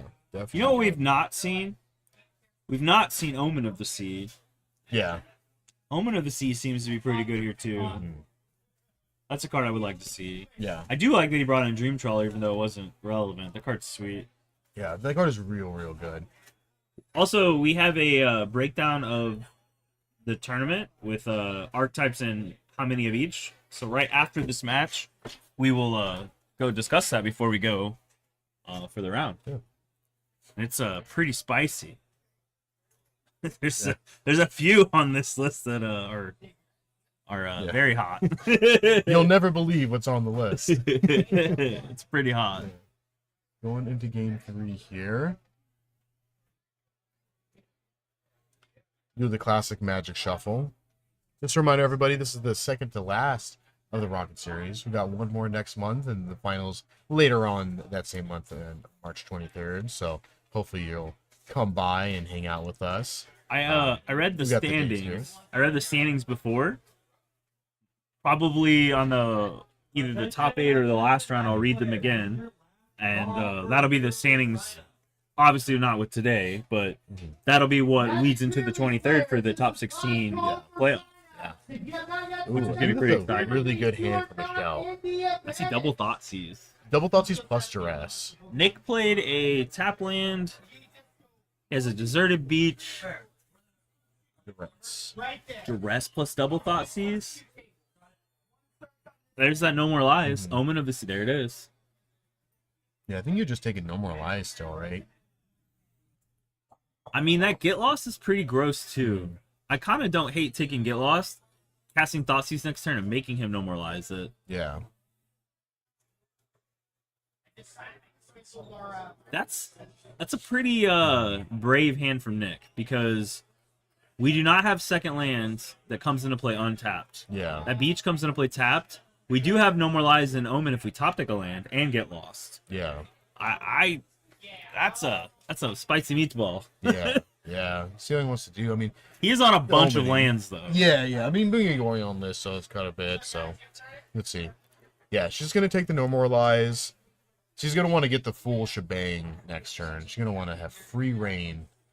Right? Gonna play beach. He's on I don't know if 35 lands. Michelle drawing another black source, so that's good. So she can double up on Thoughtseizes this turn. Nick is on 32 or 35 lands. Right. Thinking doubling up? No, she's gonna play Den and then play Thoughtseize. Okay. I'm still think that's totally fine. What are you taking here? The Get Lost and the March? I think we're taking March here. I mean March will hit the Fable that I think Michelle's looking to play next turn. But I mean the Get Lost, either of them also hit Graveyard Trespasser.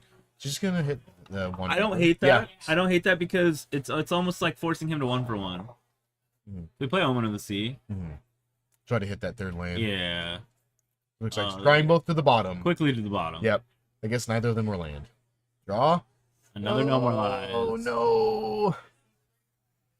Not like these. No. I mean, it was a very risky keep. Yeah. Yeah. Trespasser seems fine here. Trespasser was very aggressive here. That ward Yeah. is nasty. It is so good. It's gonna exile Wandering Emperor. It's a There's the There's the land. Glacial Fortress. And it does come into play untapped because that cycle land is a island. Sorry, island in the plains mountain. It's a little Mhm. it's a little to note that this matchup is very atrocious. Yeah. Michelle has to have constant discard hate. As minimal as it is, it adds up very quickly in this matchup. Trespasser Yeah. reward discard, Liliana, Yeah. like Croxa, all that stuff is very hard to play through when it's just like haymaker after haymaker. Yeah. Hey, he's just gonna get lost main You phase, got pay to. the ward, Oh, please don't do it. the deluge. No, I mean, I don't like that either, but discarding No More Lies felt kind of bad. Mhm. Yeah, I think next turn we'll probably seeing like we might be able to see Thoughtseize plus Fable. Thoughtseize, oh, switch the tower. Okay. Imagine if she What if those drew, over here? imagine if she drew Shoulder there. That would have been disgusting. That would be really gross. I think it's March, which feels kind of bad. You make them discard the Yeah. card of their hand to do it. Thoughtseize. Get rid of March. Maybe? What are we thinking here? I kind of make No More Lies, so you land your thing and you make him spend a turn to get rid of it with the March. Yeah. I mean, She took March too. yeah. I mean, but either if he way, takes you're March, good. then she's free to play Fable this turn. Like she can go Blood Crypt. Oh, she has Fable. land. That's right. Yeah, so she has another land, so she That's gets right. to Fable this turn. For free. For Well, not free. for free, but Yeah, yeah. yeah. Like no answers, no counter spells. Yeah. Fable's real Just strong thinking right here. here. Mhm. Fable gets to dig us into Liliana or Chandra. Yeah. Or even Beseech. We have map tokens. Yep. Attention, pre-release Yeah. players. New round 1 has been sent. There's another land, looks like. I Uh, think that's a Jawari Disruption. disruption. Yeah. Table Looks like maybe trying to get numbers another are land being first. recorded. We have 3 events going on, so Does it please get lost? That's a rough one to bottom, but we Yeah. kind of have to. We kind of have to. Yeah. Stumbling on land makes it feel real bad. Let's see. Still stumbling on land. Shark Typhoon. Yeah. That's okay. That's okay because we did make land 4, and that's kind of really important right here. Yeah. Whether it's in play tapped or not. Yes, we would have rather had a land not come to play tapped to hold up No More Lies, but Yeah. at least we hit the 4th land drop. Yeah. Well, she's discarding here. Triggering Fable. She's got Bone Crusher at the end and a torch in her hand. Probably Torch, right? Yeah. And And the end. So doing both, drawing 2, drawing land. That's really unfortunate. we have a Bone Crusher in hand though. It's Yeah. real strong. I mean, she can also still shock here, activate Den, and attack for 6. That's a lot. And make Yeah. a treasure token. And make a treasure token. It's gonna She likes map. mapping. I like mapping too. Urborg, okay. Ooh. Get Urborg. Yeah. What is that card? Yeah. Urborg. Warborg's just gonna kind of play nice Urborg. here. It's gonna sack another map. Yeah, she wants this 3/3. Yeah. Blood type harvester. Yikes. All right. That's real good here. Get some more spells Get here. blood tokens. We get Yeah. to dig more. Now she gets to attack for 3. Yup, and make a treasure. Yeah. Tempo. It's a pretty big tempo swing for this point of the match. Nick has got to hit runner here to catch back up. Yeah. Because Michelle has a Bone Crusher in hand. Mm-hmm. She can stomp you, come to turn, cast it Mm-hmm. while having the 3/3 on the board. Oh, She's gonna cast. jam it. Oh, she just said full send. Yeah, take my 4/3. Yeah. I mean, take Look at this 7. beefy boy. Take 7 next Yeah. turn, or more because of the den. And a draw a lane here. This might be the big tempo Yeah. swing in the game if she activates Den of the Bugbear. Yeah. I mean, she's got a. think it's 7, a 10, Shark 11. Oh, Typhoon. take 11 and he has to block. Oh yeah. She's got a Shark Typhoon here, so I mean, he can Shark Typhoon for 3. Make it 3/3. Could block. It still, Block Fable. Still takes like 7. Are we blocking Fate? I'm probably blocking Den of the Bugbear. Because we yeah, can't you get a do it with Den land. every turn. Yeah. Yeah, it doesn't get hit by Ward Yeah. Lives. Yeah, she's gonna This is activate real it. bad for Nick. Note to self: do not copy Den of the Bugbear with Fable, because it will Yes. come into play tapped. It just comes into play. No good. I don't hate this. Yeah. A Shark Typhoon for 3. He's got to hit a verdict here. Good options are block the Den of the Bugbear, play verdicts. Did we hit it? We hit a field. Maybe we don't block Den because we hit field. Maybe we block the 3/3 Goblin Shaman. And then we have field for like holding off activation. Yeah. Yeah. Oh, he's just gonna go straight for it. Yeah. 7, 8. Taking Yeah. 8. Going nice and low 9. here. Okay.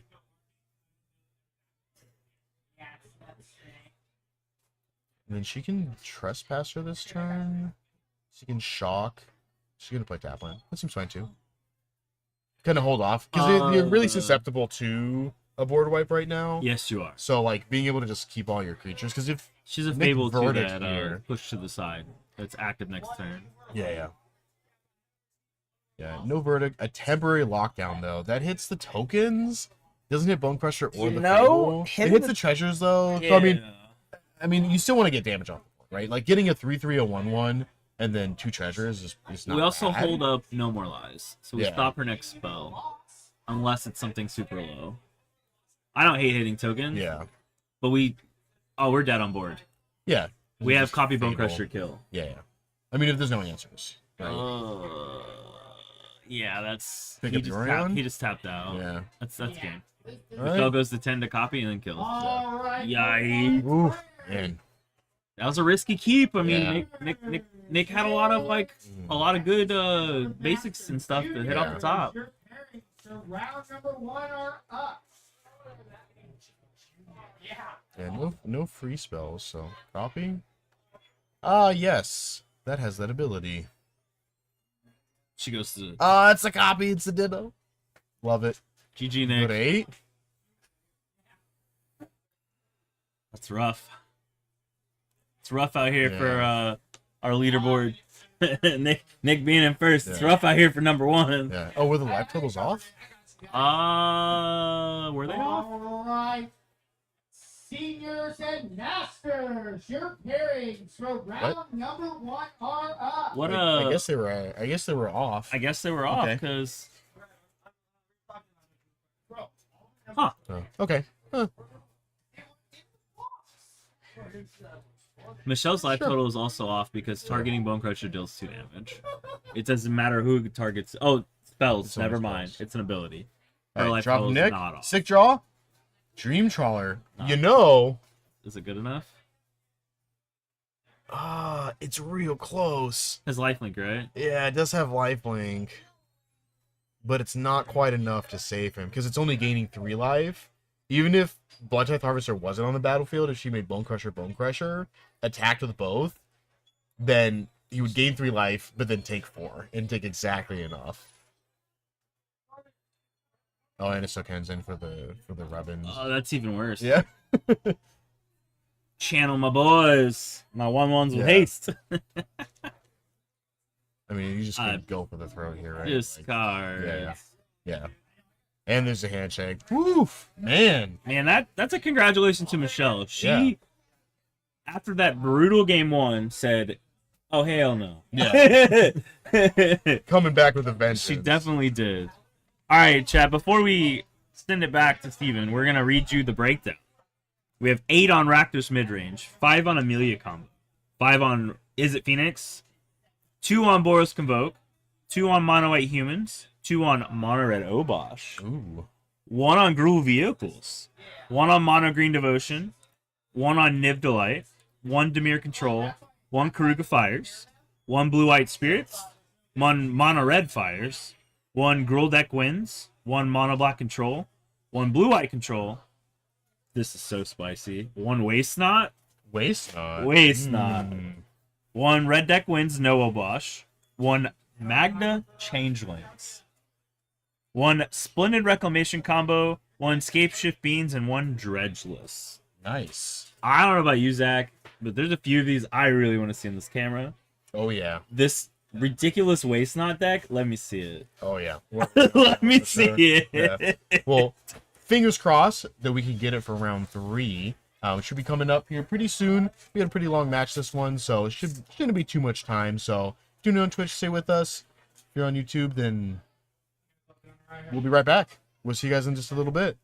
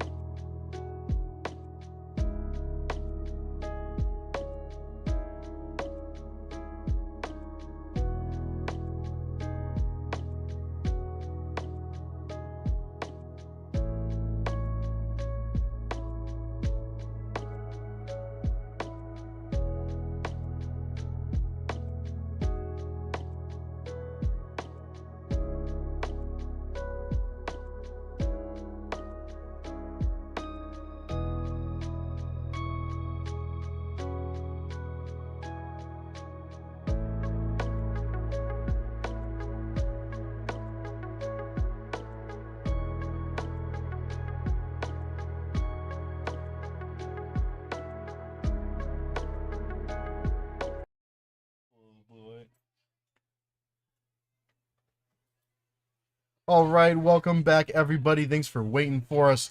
We got our round 3 here. We got Janelle here on the left playing some Mono Red Devotion. With today's little note, Foil, Bolt, Blood Moon, the triple Bs for the burn, for the red. We got Daniel on the right playing some Rakdos Midrange. Decks we've already seen twice today, you know, similar Rakdos type decks. I mean, it is the most popular archetype today. Yeah, there's 8 in the room here. The deck is very good, so you know it's very. We'll see it very frequently. If you're tuning in for the first time today, welcome. I am Michael, joined by, Zach. and this is the Rocket Series 1K. This is the second to last event in this long series of events. We are very excited that you're joining us, and we are very excited to lead into the championship on March 23rd. Yeah, we got the last of the qualifying event on March 2nd. So later that month we'll have those finals popping up for you, Which will also be modern. which will also be modern. So lots of modern. I might be playing that. Yeah, I will be here, talking, hanging out, having a good time, enjoying some good old Magic. Check Janelle's thinking here. Let's see we can take a peek here. Got a Leyline of Combustion. Oh, I love He's it. a Shatter Skull Smashing. I think it's our Sokenzen. Yeah. Fanatic of Mogus. For those who don't know what that card does, that's a 4-mana 4/2 that when it ETBs, each opponent takes damage equal to your devotion to red. So it can deal quite a bit of damage. I mean, turn That's 0 why- Leyline of Combustion is disgusting in this exact match. yeah. Every time you or your cards get targeted, they shock themselves. Oh, he's got a Bone Crusher 2, double Shatter Skull Smashing. I don't hate this at all. Yeah. You got Thoughtseize, Fable probably. Yeah. You Fable or Double Blight. Swamp, Sheldred. Looks like a Blight Step Pathway, and then maybe another spell of some Yeah, sort that hanging out in there. definitely looks like a Fable because you have the Blight pathway in hand. What do you? Janelle has double combustion. Oh my gosh. Okay. I think he's eyeballing that. He's like, why not? Why shouldn't I keep this? Pre-game actions. Oh, here we go. Right? Double. For those of you, including it appears to be Daniel, that are not familiar with Leyline of Combustion, if you or a permanent you control are targeted of a spell or an ability, you take 2 damage. There's Yeah. 2 of them. Please Thoughtseize me, take 4, take 2. Oh my gosh. Gross. Thoughtseize. Oh, we did it! That's so good. I mean, you just have to, right? Like, you just can't. Zach, that feels so Oh bad. my gosh. So bad. It's so funny. He can actually take a land here because he can take the other Shadow Skull Smash, so he doesn't have a 3rd land. I don't think you're doing that. I don't But... think it matters because there's Sokozen, right? Janelle has 2 turns to draw. Yeah. Oh, that's so gross. Oh my gosh. I love It's it. disgusting. I love it. Daniel's It's very like, good. what Yeah, is he can take Bone happening Crusher here? Not really feeling taking a land. All right. Thoughts running through Daniel's head. How did we get here? Yeah, What happened? Like, what is this? What is going on? Is this real life? Was that a I don't land? know. This Sokenzen? Kind of awkward. I don't hate it. That's fine here. Because we could still play it, tap play the Mogus. Yeah. Okay. Swamp. We're at Looks like 14. a Bitter Triumph, another Thoughtseize. A Haunted Ridge. Yeah, 100 Ridge, that's what it is. Another, the Fable, and then maybe Basic Swamp all the way to the left. Yeah, it's just gonna pass. Yeah, I mean, firing off another Thoughtseize here normally just seems like sick play, but take another 6, go to 8. You just dead. It's like You're just dead. Yeah, like the This the Fanatic of Mogus just kind of kills you at that point. So This is I mean, a- you just take it. So. This is an excellent deck choice by Yeah. Janelle into a room full of Rakdos. Yeah. All right, let's see a 2-drop coming in here. He's gonna play an Eidolon. That's a good one here. He's gonna do some more damage. Yeah, I think he's got a Oh my gosh, what's the name of the red desert that I always forget the name of? You could sacrifice a desert to deal 2 damage. Oh, All right, he's gonna push, take 6. Jeez. this game's over. Oh my gosh, that's brutal. Yeah, this game is effectively over. It's a Fable this turn. Janelle really just needs to drop the Mogus. Then Yeah. it's Remnant runes. Thank pretty you. nasty. Yeah. I see Fable here. I mean, he's just like dead, right? He's gonna take like. We're playing to see more 10? cards. Yeah, That's what we're that's doing. true. We're already like, I need to understand how we got here and what happened. I cast Thought Season turn 1 and I took 6. I don't Yeah. know what happened. Yeah, so it's 5 damage, so he's at 3. He can't target or he dies because it deals 4. Yeah. Yeah, discard the 2 cards I can't play. I draw another Yeah, Thought Season. oh no. Oh my gosh. Yeah, ironically, very, very brutal against this deck. Just You want to know what I want? everything, almost everything. You want to targets, know what yeah. I want to see off the top? Hmm. Second Mogus. Oh, gross. Nasty. Why are we swinging? Attack for 2. I mean, We have second Fable. We have second Fable, but it just gets killed. Yeah, we don't attack. We need a blocker. I mean, Maliki was looking to double spell here, like double spell creature. Yeah, so by it enough? Pathway. Is it enough? I don't know. I mean, it depends also what Because Janelle has. Janelle just needs to draw removal for the second Fable token, Mhm. the Shaman, and then he just kills for Mogus. Yeah. Playing Bankbuster. Mhm. Playing Graveyard Trespasser. That helps a lot. No It's a creatures. creature. Oh, he does. The Eidolon. Okay. So we're still Yeah. in can't target range or we die. Yeah. And Graveyard Trespasser is fine here too, because if he wants to target it, then he's got to pay the ward, and then he can just screw Bankbuster and still have a creature to block. Drawing a spell. It is a Glory Bringer. It looks like. I mean, never a good time to see your opponent Yeah. turn 5 land sideways. Yeah. Oof. Jeez. Okay. Wow. That was a pretty quick game 1 there, but wow, what a start! Just double leyline. Not even 7 minutes. Yeah. Pretty fast. I mean, double leyline into your opponent takes 6 just on their own is pretty good. Twice. Yeah. Did it twice. So looking over Daniel's list here, she's got 2 Go Blank, 2 Duress, 2 Dampening Spheres, 2 Unlicensed, 2 Path Perils, 2 Golgan's Commands, 2 Liliana of the Veils, and a Hidetsugu Consumes All. I'm probably thinking just from what he's seen of Janelle's deck, probably Go Blank and Duress. He's probably got a lot of non-creatures that he's looking to pick off. That's maybe what he's thinking here. Path of Perils seems not bad. I mean, you just see Eidolon, you just see a good number of creatures. I don't think really wanting to bring in much else. He can bring in Lilies here, because Lilies plus doesn't target since it's each player, so you can kind of pick apart the hand without taking damage if your opponent starts with the leyline. Let's see if we can take a little peek of what he's thinking about bringing in. Looks like the Lilies he's thinking about. He's kind of picking those out. I got a spicy thing for Janelle. Yeah. We're probably going to see this Dragon's Claw. He's playing Roast. It's got to come in for those Shieldreds. Oh, yeah. Fry. Right. It's like, this is a spicy sideboard. I think that's where we stop, though. I mean, if Janelle is just feeling all sorts of something because of it being a control deck, Yeah. we got an uncountable Banefire with Devotion. Yeah. So that Just would be make it what I big. could see come in. I definitely for sure see this Dragon's Call coming in. Yeah. Daniel's probably not expecting that. Yeah. He's probably expecting some form of removal for Shieldred. Roast is just disgusting. Yeah. Roast is real good. So Yeah. that's where I'm seeing with this. This deck is so sweet. Yeah. Looks like Daniel's bringing in Lilianas. Alright, so he's doing that. Janelle can't really see what he's bringing in, but... Bro, Janelle's mulling for 2 ley lines again. Let's get real. Yeah. Opening hand, no ley line, mole. That card carries way too much weight in this matchup. Go for... So what are we taking out here? So, I mean... For round number 2. Generally not particularly dead cards here, which is kind of ironic.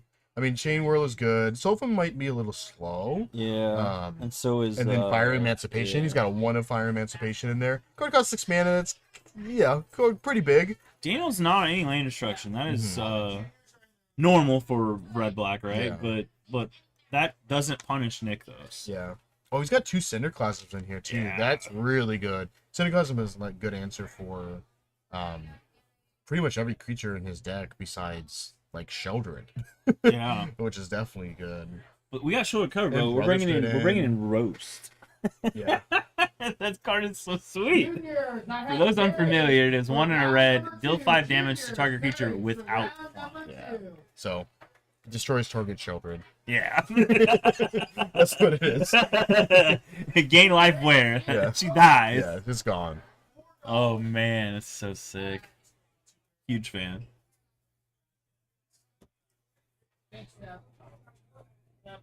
All right, so we're going into our game 2 here. Daniel, presumably on the play. See how many lane lines Janelle gets to start with this one. For those of you watching too, yes, Red Devotion is the deck. Janelle is showing us. Double turn 0 ley line of combustion. Yeah, both these players are 2-0 currently. So. That's a play of the day for sure right now. It's a contender. Oh no, got a little junk on the sleeve. I understand the pain, Daniel. I understand the pain. All right, so we got Mountain, Nykthos, Mountain, Shatter Skull, Rampage of Rossadon, Shatter Skull plus Shatter Skull? Oh man. Daniel's hand's really good. We have Blood Crypt, Haunted Ridge, Blood Type Harvester, Lily, Fable, Pathway, Thoughtseize. Yeah. All right, no shipping it. Yeah, I don't think you keep a hand with essentially a bunch of lands. Because I mean, the Shadow Soul Smashings are definitely going to be late game here. Because he didn't have any devotion with the Nykthos. It's kind of like, I don't really want to do that. Yeah. So definitely understandable. Good mulligan here, I think. I really like Daniel's hand. Daniel's hand's Yeah. very good. It has the curve out Yeah. with options on 3 of whether we want to curve out into Lily or Fable. Janelle doesn't play a lot of creatures. Yeah. He has like a good point of them, but that's not the point of this deck. The point of this deck is to start casting all these disgusting enchantments and planeswalkers. Yeah, it looks like Hazoret, Nykthos, Chandra, Mountain, Fanatic, Fire Emancipation. You let the Fire Emancipation in, and it looks like a Shatter Skull. This seems decent to me. Yeah, probably pitching Fire Emancipation. You only want a 6-drop in your opening hand. I mean, the awkward thing with this deck is that essentially that card's just gone. I mean, that's how it was with most Pioneer decks. When you're putting something on the bottom, you'd not have a whole lot of ways to shuffle. So when it's gone, it's just gone. Looks like Janelle's thinking about pitching the Fanatic here. I mean, the Fire Emancipation is going to be a 1 of the Fanatic. He does have 4, so he can always hopefully draw some more. But all right, so let's see.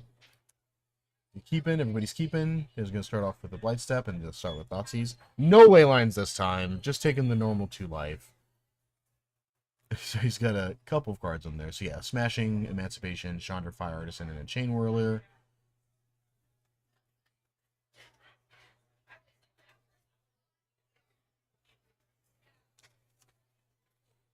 Definitely some good options here. I mean, I feel like Fire Emancipation is kind of like you don't care about that right now. Either Chain Whirler or Smashing seems like a good pick because he only has a single red source right now.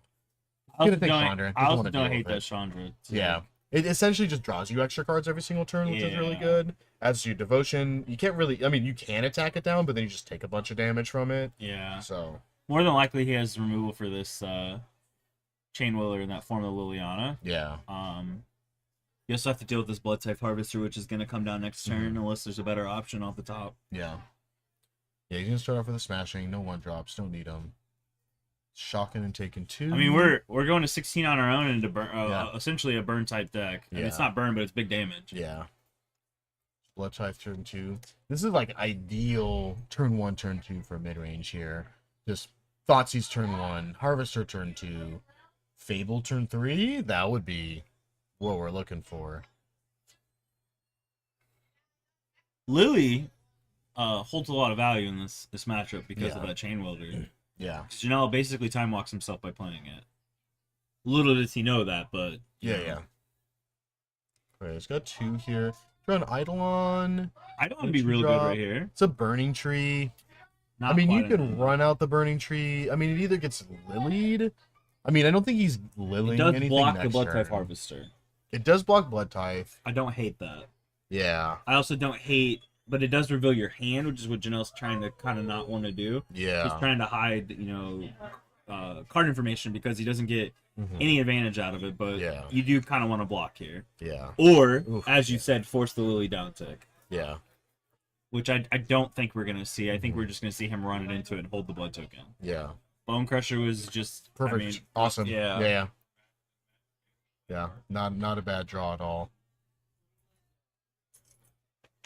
Yeah, I mean, looks like Janelle drawing a second Nykthos here.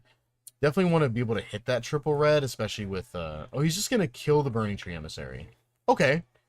Yeah, just get it off the board right away. I mean, it's clearing the way for maybe Stinking Lily this turn. Daniel also has a Bitter Triumph in his hand. Yeah. I guess it's an okay Fable. play, but Okay. we still get to keep the blood token, right? Yeah. We get Chaz back on camera. Always. This Fables. Untap another red source. That is a Leyline. We're not far from it, and it Yeah. is relevant. Leyline does essentially slow down the Lily, Yeah. because you're not trying to get domed for 2 every uptick. Yeah. Going to Blackleaf Cliffs here. That's probably getting pitched. It's Lily, Bonecrusher Giant, Bitter Triumph, Blackleaf Cliffs. Yeah. I agree with you. It's probably getting pitched, but Yeah. are we pitching just one? Yeah, I think so. I think you want this. Is that a Arch Archery Fiend? Dross? Is that out of the board? No, that's main Yeah. board. Yeah, one up in the main board. Yeah. 6/6 Flampler. Yeah, with trample, right? Yeah, Flampler. Yeah, Flampler. flying trample. Playing trample. He's just gonna jam it out. Okay. So now, I mean, your mono red deck presumably does not have any life gain. So.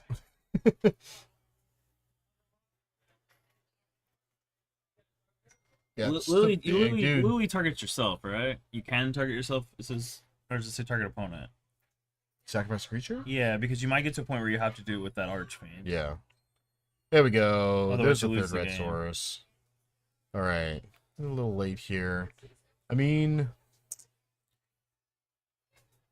Target players, so you Yeah. can target yourself to sack that. I That's mean, a pretty you good. should play lane line here. I think it adds devotion 2 for you. It doesn't just auto die to Jade Wound.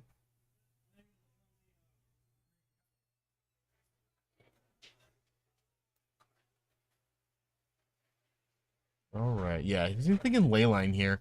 That seems fine. It adds some more devotion for him. Just because essentially those Nykthos is not doing, red things. It's definitely unfortunate, but he's on a little bit of a clock here. I mean, he took 2 last turns. He's at 18. He's taking 8 here, and then you can also just take more damage from Fable. Oof. So if you copy Archfiend here, Mhm. it only checks the ints or beginning of the upkeep, correct? For the no counters, so you can swing for 6. Yeah. Is that how that reads? So you get basically a swing for 6 for free. Yeah, Pretty sure Yeah. that's how that works. yeah. Plus, it would just go away at the end of turn anyway. So Yeah. Well, I'm recognizing it as having no counters, yeah. but it only checks at the beginning of upkeep is what I was trying Yeah. to say. Well, it also comes into play with counters because you put a token into play. But it does it enter with the counters? Yeah, it Does you says when it make- enters the battlefield, put Okay. 4 oil counters on it. Kind of niche, but it's stomp. Take 2. Yeah, take 2 also. So 8 to 14. Can Janelle get out of this? Yeah. So we do have a Nykthos that we could Mhm. attempt to start using here. So we basically go Burning Tree Emissary, make mana, activate Nykthos, play Fire Emancipation. There's a Burning Tree Exaxes. Yeah, but then you're just dead. Because now there's lethal on board with double Chancellor. Double Archfiend Chancellor that drops. It flies, yeah. That's the Yeah. unfortunate part. It flies. The copy Fable is Mhm. brutal. It was so close for Janelle because he gets a Fire Mhm. Emancipation out with the Leyline Combustion. And it's about to get nasty. Yeah. He can also, man, it's unfortunate because it's just not enough mana. Because he can, oh wait, I think it is. Okay, so he could do, kind of mapping up here. Double Nykthos always makes things really weird. Because he could Burning Tree, activate Nykthos for 4, play Goblin Chain Whirler, deal damage to everything. Well, no, that still doesn't do it. Because, like, being able to play Fire Emancipation plus Chain Whirler Would have been really good. would have been ideal. Because then Chain Whirler just wipes the board. almost. Except for the draws. Except for the draws. Yeah. Which is fine. Like, you buy yourself a turn, and then try to get another answer, and then you have a Chain Whirler, Fire Emancipation. No, we go to plus- 6 because of the Burning Tree Emissary. So we go play Burning Tree Emissary, make 2, Mhm. activate Nykthos, make 4, have 4. 6. to 5. 5. Yeah, Play should be 5. second Leyline, or play second Nykthos, make 4. 4. We're 1 short. Yeah. Yeah. Ugh. Yeah. Yeah. Any earlier draw for another red pip would would have been helpful, because then, yeah, because ideally, I mean, playing Emancipation first and then Chain Whirler is really what you want to do, because Chain Whirler isn't killing anything right now. No, it's not. I think he's just gonna play. He's just gonna the play his outs. hand. Yeah. At 2. Those, all right. At 4. Let me read this card again real quick. Yeah, it's a lot of damage.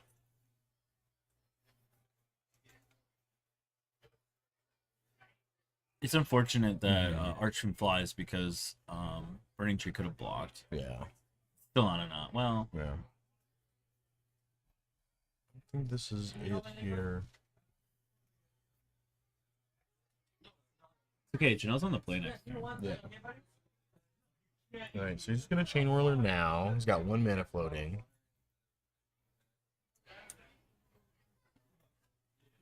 Just gonna go for broke and just play it for the funsies. It's like, look at me, look at my Fire Emancipation. 2 cards. Still Bitter Triumph and a Lily, so The Lily is the part that matters here the most. yeah. Having to stack a creature when you can't block for lethal is brutal. Yeah. Same thing, Nykthos. It is of note, Actually, though, Nykthos. if he does that, if he plays this Fire Emancipation, he takes 6 off Leyline Commotion. Yeah. Because it is a target.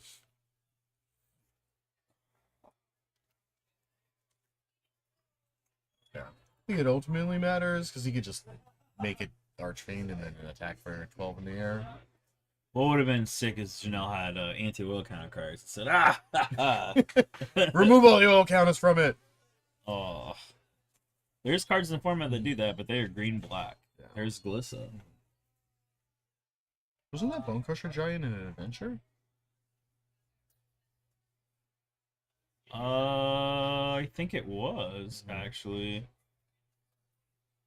Are we allowed to call Judge on that? Yeah, Judge! We'll take a little peeks. Judge! Pause the game, Steven. Hey, Judge! Alright, well, we'll take a look at that. He shocked and played it from the Token of the Fable. Cool. Thanks for double checking that with us. 1 sec. Michael.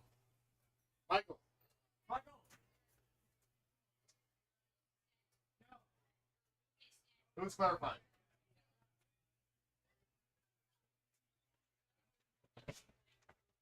Alright, we're good.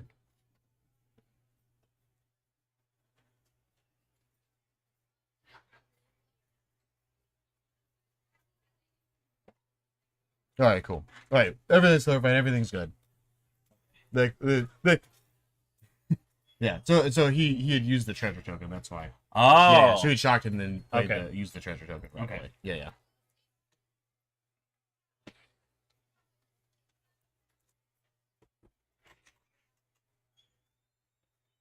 All right, so we're going into game 3 with Janelle on the play. So let's see. I don't think sideboard's probably changing too much. I mean, maybe now Daniel's thinking maybe some more non-creature interaction. Just because he just saw essentially a bunch of non-creature spells from Janelle that last game. He saw the Emancipation.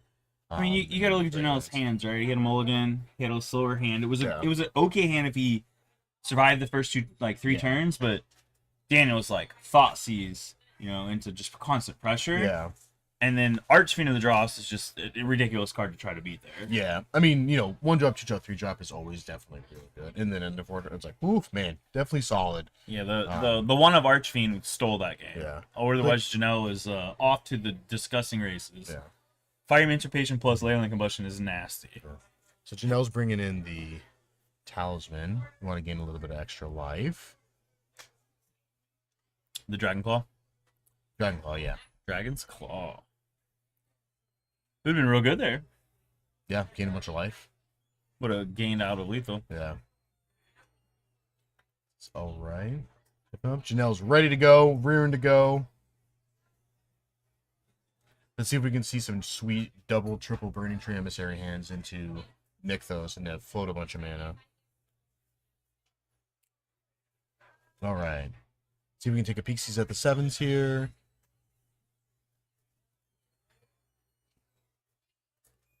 Hive of the Eye Tyrant, Bitter Triumph, Bone Crusher Giant, Blood Crypt, Blackleaf Cliffs. Bone Crusher? I think a second Bone Crusher. Jelson and Sokenzen. Burning Tree Emissary, Burning Tree. Eidolon, Nykthos, Nykthos. Shadowskull. Eidolon, yeah, Yeah, seems great. I like it. Ooh, Ah, Hive Pass. Quick turn 1. Here comes that Eidolon. Eidolon?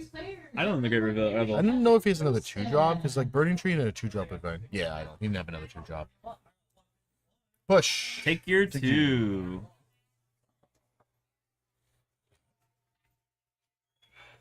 Oh, I guess man, Burning and a Tree Glorybringer. into Eidolon would have been fine.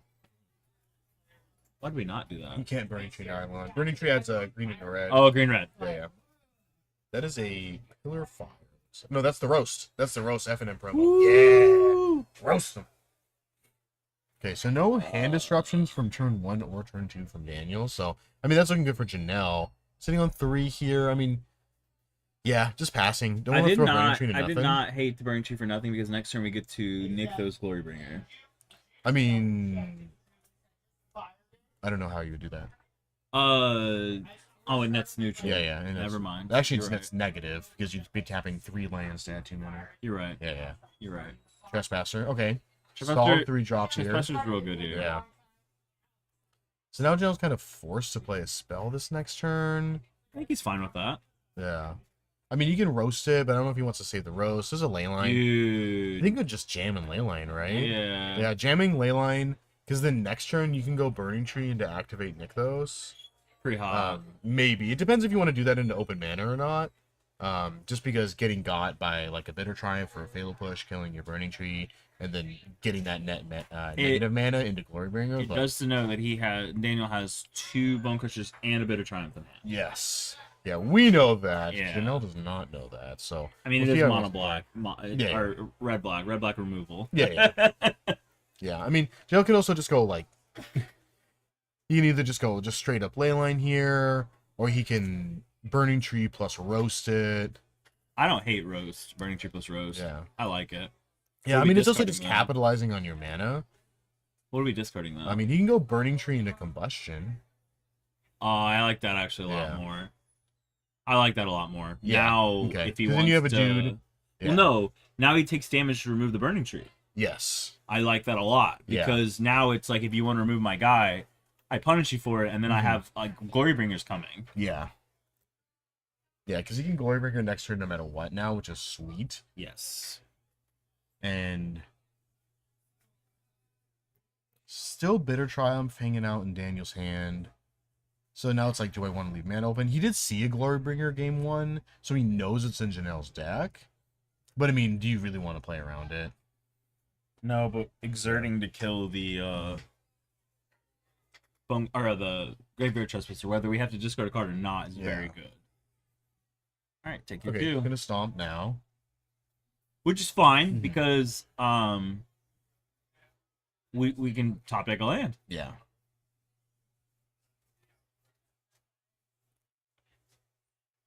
Okay.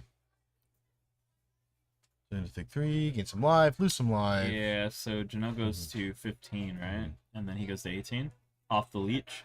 So take 3 leech Yeah. because he leeched on ETB, so he'd be at 18, 15, Yeah. 15, 18. Wait, he's gonna shock in a land? Or what? Yeah. Good try. You have 50 minutes. Oh yeah, the hive. yeah. I'm the Oh, the hive. hive, yeah, yeah, yeah. yeah. Okay. Gonna draw here. Is another land? That's I mean, fine. think- We can hardcast Glorybringer. Yeah, but do you really want to do that into your opponent that's shocked? I It mean, looks like he's thinking it. He's like, you gotta have it. Have it or else. Yeah, he's just gonna do that. It seems totally fine. Force your opponent to have it, essentially, because if he doesn't, then... I mean, so, just so go the ahead and other kind of play run is away. not great, right? If we torch or we roast the Trespasser, we have to discard Nykthos or Glorybringer. We And don't you want to just, discard you just either hold of the them. mountain. You play Nykthos. you Oh, roast, and yeah, then and then you just discard the mountain. You're right. Yeah, he's gonna discard the hive, so he doesn't lose an additional free life. Okie doke. Still takes 2 from the combustion. Yes, yeah, he just didn't want to take 5. Yeah. Yeah. I can understand. That is definitely understandable. We don't wanna Yeah, he lightning points at the action combustion. stuff. Yeah, Yeah. take your 2. Beep. All right, so now it's into 2, Roastin and Nykthos, so... Not good for Janelle, though, because there's a Bone Crusher on an adventure. And then Thoughtseize. Thoughtseize is rough. Thoughtseize is fine. It's going to take 2, and he loses Roast, which sucks, but Daniel's not sitting with a shield red, so it would feel less worse. Yeah. I'm sure it's not going to feel good to Janelle, but... Take 2. Take 2, take 2. Take 2 from Leyline and 2 from Thoughtseize. You can take Roast or you can take Roast. Life totals need to update, though. And then we get a... Do we get a Leech? The Glorybringer. Yeah, Glorybringer was... So Janelle should be at 11, and Daniel should be at 11. 11 all. So I'm just gonna jam Bone Crusher. That seems like a good Brotherhood's spot to be in. End? What was Not that? sure what that card. That was a Magical Gathering card. Chain Whirler. Okay. That's fine here, I think. We get to block the Trespasser? It's Menace, doesn't it? No. No, it's on- Ward discard. Yeah, card. it's Ward discard a card. I mean, you can also just block Bone Crusher. Yeah. I just don't like the leech effect from Graveyard at the sports state. Yeah.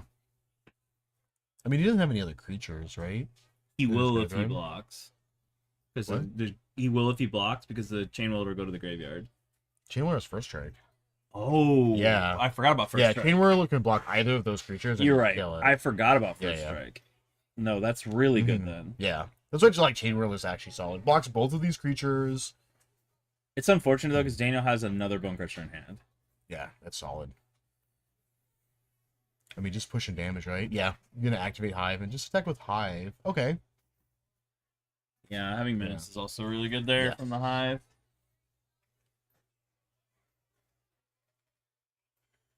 Okey-doke. It's going to ship it here. Go to Night. Oof. It's a good flip here. Fire Emancipation. Ah, my Chain Whirler deals so much damage. We are at a point in this game where Janelle's next top deck could end this game if he casts his Fire Emancipation. Yeah. We have Emancipation plus Combustion, so he can't Yeah. really be targeted. I mean, he Like, can, trying but to it's not good. Think here. Because Emancipation is all damage. So you can Emancipation here. It's so awkward too because Janelle's dead on the crackback if he swings. Because if he swings here, He's a then he takes Ramen 9. He's a Ramen run. That's what I'm thinking. Because so he's essentially at 4 life, right? But So I think what we're missing is you play Emancipation. You still have runes, plus Mhm. they have to remove your Goblin Char Welder yeah, or Wheeler, right? Take the 6 and then you kill with runes. yeah. But I mean, if he like untaps and just kills that, then he's dead.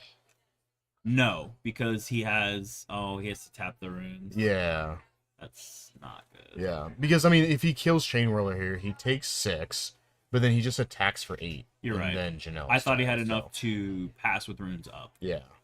He does not. No. Unfortunately. But let's see how they want to play it. See what Daniel draws. I mean, he currently does not have a removal spell, but there's still a decent amount of removal. that you Didn't can he draw. have the Chain Roller 3/3? Chain Whirler's a 3/3. Okay, the Bone Yeah. Crusher. So Bone Crusher does not kill it. Yeah, Stomp to Face is still Yeah. really good, even though you take 6 in the back, Yeah. and he can only block 1. Still not enough Yeah. because we can't activate Hive and Crush in the same turn. No. But I mean, if he doesn't die the Akanuma. next turn. Okay. I mean, because if Janelle doesn't die this turn, I think Daniel dies next turn. Yes. In theory. I mean, Daniel can also just like activate Hive and attack here again for 3, and then just leave both of his dudes up, and then Chain Whirler doesn't quite do it.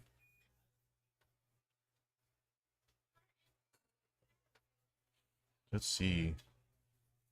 This is a nail biter. both The are issue- right on the edge of killing their opponent, just getting their life total to 0. It's just like, what's the line? How do I want to sequence this? What are we playing? See what Daniel wants to do here. You know what's gonna be super hot? Oh, we can't because of the word discard card. I was like top deck Shatter School. Oh 'Cause yeah, of yeah, you make all the mana. yeah.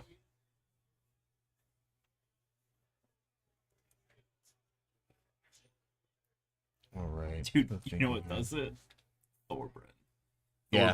Thorburn runes game. Yeah. Oh, please. Those are now Please. 8 mana next turn. That's Please. so much mana. Please top deck Thorburn into activate Ramonite Yeah. runes. Oh my goodness. Yeah. How much damage is that? Thorburn is triple, or It adds 2. so adds 2 plus Yeah. triple. What's triple plus add 2? So it'd be 10 exact. I think so. Yeah, it's real close here. It's like, so this is a fight. Like, I think Daniel's kind of thinking here, maybe, like, can I kill my opponent this turn? Like how can I sequence this in which, you know, he's dead?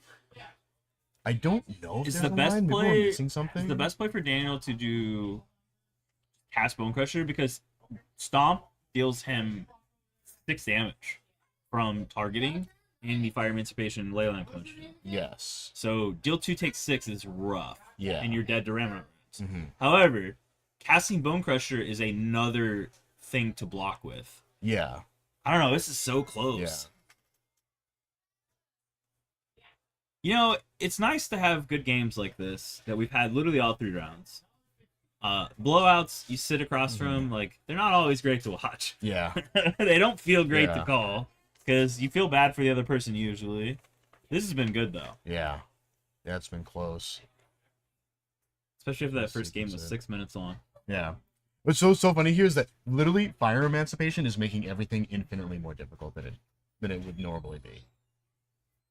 Can't swing because if he blocks, first strike deals triple. Yeah, first I can deal 9 damage to it. I like how Fire Emancipation's playing a role here. Okay, he's gonna land, Cast the Bone cast the Crusher. giant, cast Fable. Looks like he might And just be pray. playing it safe here. Land Giant Prey.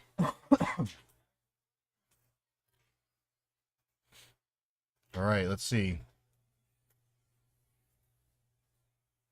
Oh, also a Bone Crusher Giant here.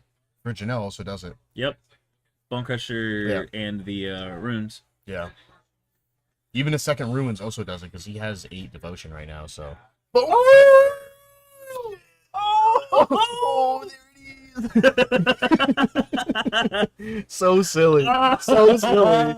Oh my gosh, Bone Crusher, you Lick take your chop, 6. Lick Oh your my chop. gosh, and then Sack Ruins, take Oh another 6. my god. Oh, so It's so insane. cool. Oh, dude. I love it. Dude, I'm so happy for Janelle.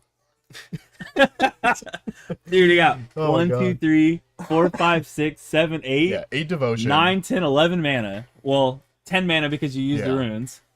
Wow, what a draw. What a sick draw. Oh my god. Look at It's that. so good. Dude, Daniel was wondering if he's dead. Yeah. Yeah. When your opponent goes activate Nykthos for 8, you're like, am I deceased? Take 6. Like if Janelle pauses to go put it in the Yeah. pad. Activate Ramonat for 6.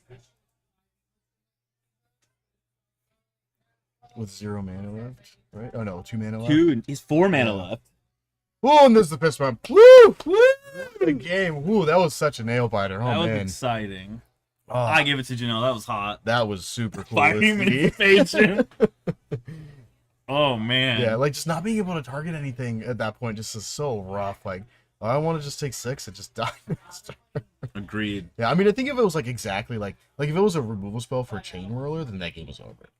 But the fact that the Stomp doesn't do it, like it doesn't kill Chain Whirler, so it's like, oh, it's super awkward. Man, what a game here. Whew. Janelle with the Spirit Bomb in the Dragon Ball Z shirt. Oh man, so that was a great round 3 here at our Pioneer 1K, part of the TCS Rocket series. We're gonna be right back. Some great games. Hopefully, we get some more great ones. So we hope to see you in just a little bit. So don't go anywhere.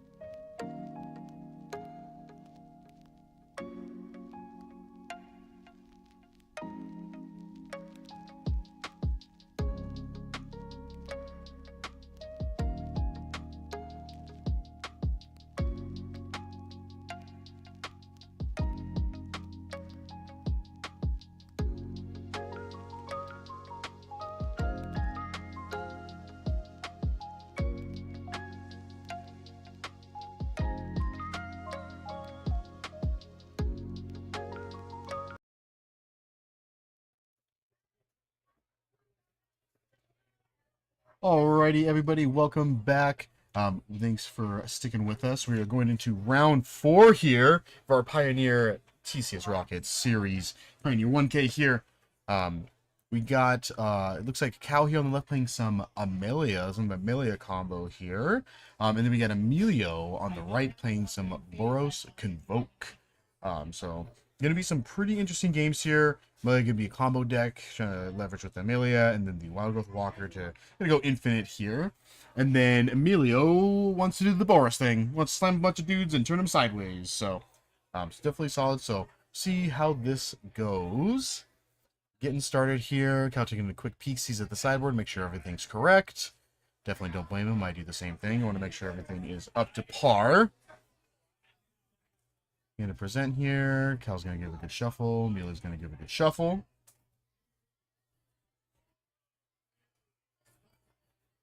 And while we're shuffling up here, so just keep in mind we got the final Modern tournament for the qualifying season for this series on March 2nd. We'll be streaming this for commentary then. I'll be here. Hopefully you will be too. And then we got the actual finals, the top 16 battling out on the 23rd later that month, which I will also hope to see you there. It's going to be a good time, a good long day of Magic the Gathering, which everybody loves, hopefully, since you're here. See if we can take a peek at some opening hands. We got Emilio sitting on... Ooh, it's kind of hard to see. Looks like you get Gonjo, Need a Rich Pathway, Den of the Bugbear. Cal sitting on Return of the Ranks, Razorridge Thicket, Mother Lands. Okay, so he's going to start off with an Ornithopter. He's going to make some goblins. Start target artifact, make 3 goblins. He's going to draw a Overgrown Tomb, Lunar Veteran. That's a good one. Alright. Different goblin tokens. I'm a little triggered, but that's okay. What Emilio wants to do, so totally fine. Got a Thraben Inspector draw here. Okay. We see Thraben Inspector here, plus another Ornithopter. Ooh, that's fire. Let's see, following up yet. 4 creatures on turn 2. Oh, and then we see... Okay, that's a good one. So all those creatures are going to get +1/+1 counters now. So they're going to be swinging in for the fences here. This is a nice aggressive start for Emilio here. Definitely want to try to do that against the Amelia decks. Just want to try to get under them a little bit because they can't just gain a ton of life. Definitely helps. It's the best. Get all the tokens here. Emilio's sitting with 1 card in hand. I think it was the Gonjo, so another land here. Maybe we'll hit another spell. If we don't, then Gonjo's goes. cost 3, right? So you've seen another land? 2 and a white? yeah. It's not horrible. But yeah, I mean, I don't think it's really relevant here. I mean, Cal's sitting on a bunch of lands, unfortunately. He went turn 2 draw land, this turn draw land. The Seiju is Turn one not going. bad. Yeah. It's not amazing, but it does kill the Ornithopter. Yeah. It does stop damage in the air. Yeah, I think that's pretty minimal here. I mean, we're just setting a bunch of lands essentially. The ranks isn't doing much. Prospering Innkeeper isn't too bad. Maybe try to like play Innkeeper and then try to gain some life, try to stabilize at least a little bit, ramp up a little bit, and then see if we can go for combo. I mean, he does have, in theory, combo next turn. We can Innkeeper and Wild Growth Walker. Okay, she's just gonna Walker here, gain a life. It is a body too. It's a 1/3, so it does block.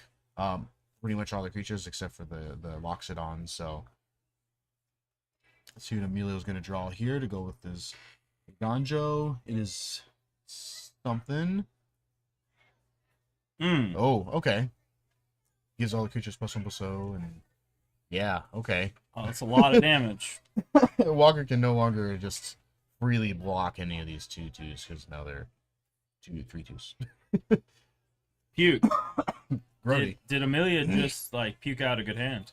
Yeah. I mean, this Yeah. is pretty sweet turns 1, 2, and 3. So As he slowly turns things sideways. yeah, just turn everything sideways. And it has haste. Yeah, and it has hate. Yeah, Mythic uncommon and well limited. It's very good. Oh. Yeah, just gonna go in there. So this is gonna be 9, 10, 11, 12, 15, 16, 17, 18, 19, 20, 21, 22, 23, 24. 24 damage total. So, yeah, you have to block. We block the Jeez. Luxodon, right? And then do we block the guy that just came in? Yeah, I mean, he loses it. Yeah, but Yeah. how do we get out of this if we have to block with the veteran? You try to combo next turn. So you have to keep Walker to combo. Yeah. Hmm. Yeah, because you'll Innkeeper, draw Amelia, then go for it. Ooh. Amelia No, with awkward Innkeeper here. is not enough mana, right? That's an extraction specialist. I don't think that's gonna do it here. Brings back the veteran, but that is it. It does have lifelink, but that is not relevant anymore. No. It could have been relevant last turn. Yeah. Right. So yeah, taking a bunch of damage. We're also a Gigantha deck just because. Yeah, why not? Why not? If it's free, right? Yeah. Yeah, it's sitting with shocks too. It's just like, oh man. Okay, you're gonna shock and go to 2. The extraction specialist, get back to vet. Yep. Okay. And we just die, right? Just pass. Yeah, being at 2. I mean, none of his creatures have reach, right? He can just attack with one. Oh no, Ornithopter's a 1, so. What did he draw? Oh, okay. Turn sideways. Yep, I'm just gonna scoop it up. Wow, very, very fast start for Emilio there. Holy moly. I That is what you wanna see gotta with bring that out some deck. cards out of Amelia's sideboard here. We get Rending Volley, Giant Killer, Get Lost, and Invasion of Gob. Mhm. Gob Kakon. Gopacan? Gopacan. Yeah.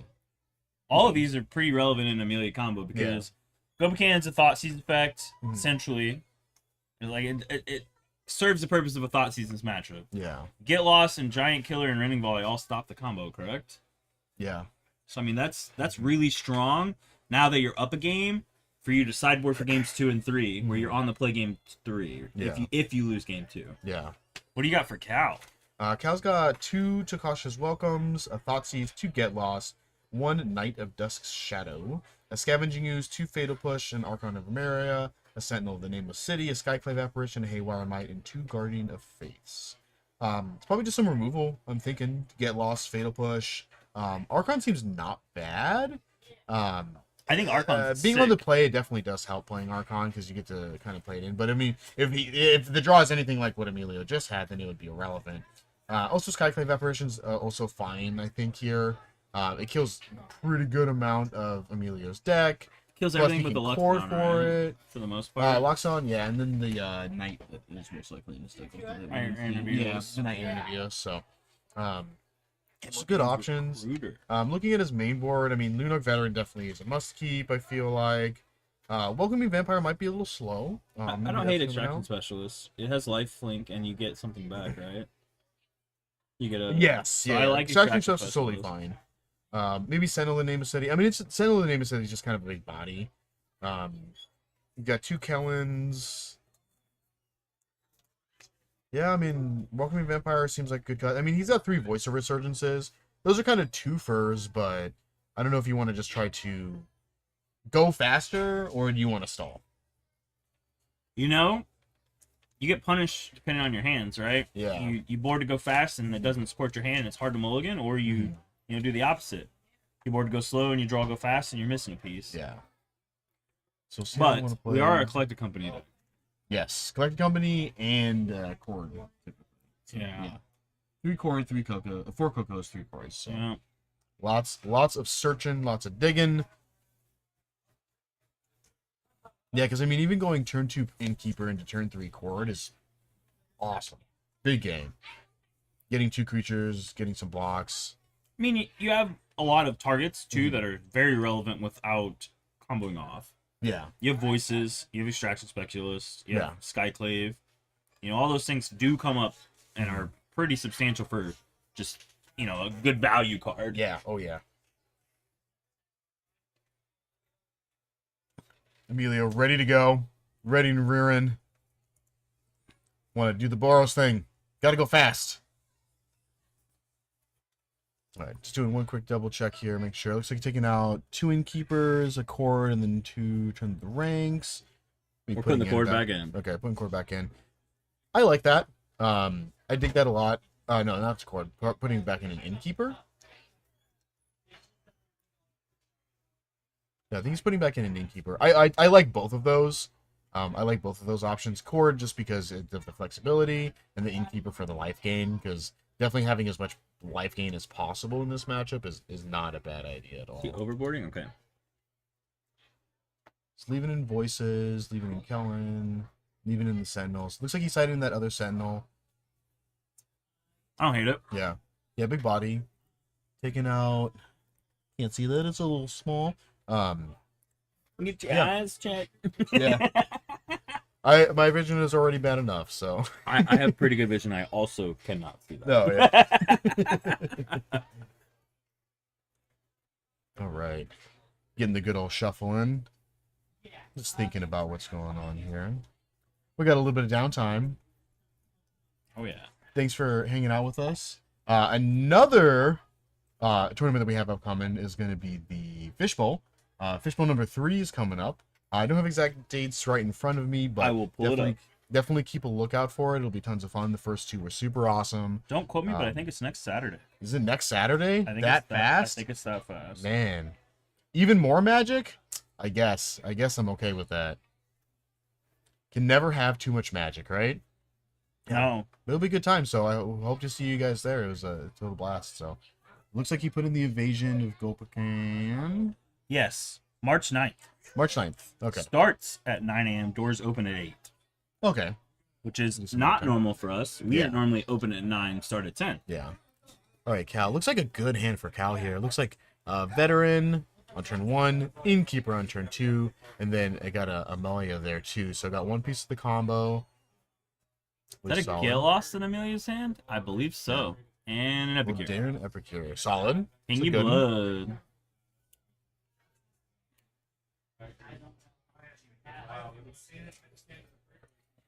Get Lost Right. in Amelia's hand is pretty huge here. Yeah. Oh, and the Walker. Okay, so he's got Walker here too. He also has the Invasion. Yes, he did get Invasion. So I'm hopefully maybe play Invasion next turn. I mean, if he doesn't, then Cal will be able to get out both combo pieces. So He has a Get Lost. He could either hold up mana for Get Lost or do the thing. yeah, depends how how frisky he's feeling. See what he wants to do here. I've kind of like Invasion a little bit better, just because it puts it on the board and then you can attack it down. Because the flip side of that is real good. Okay, so he's gonna go for white. There we go. Okay, so he's gonna Invasion here. I had it pulled up. Give me a second. Let's see here.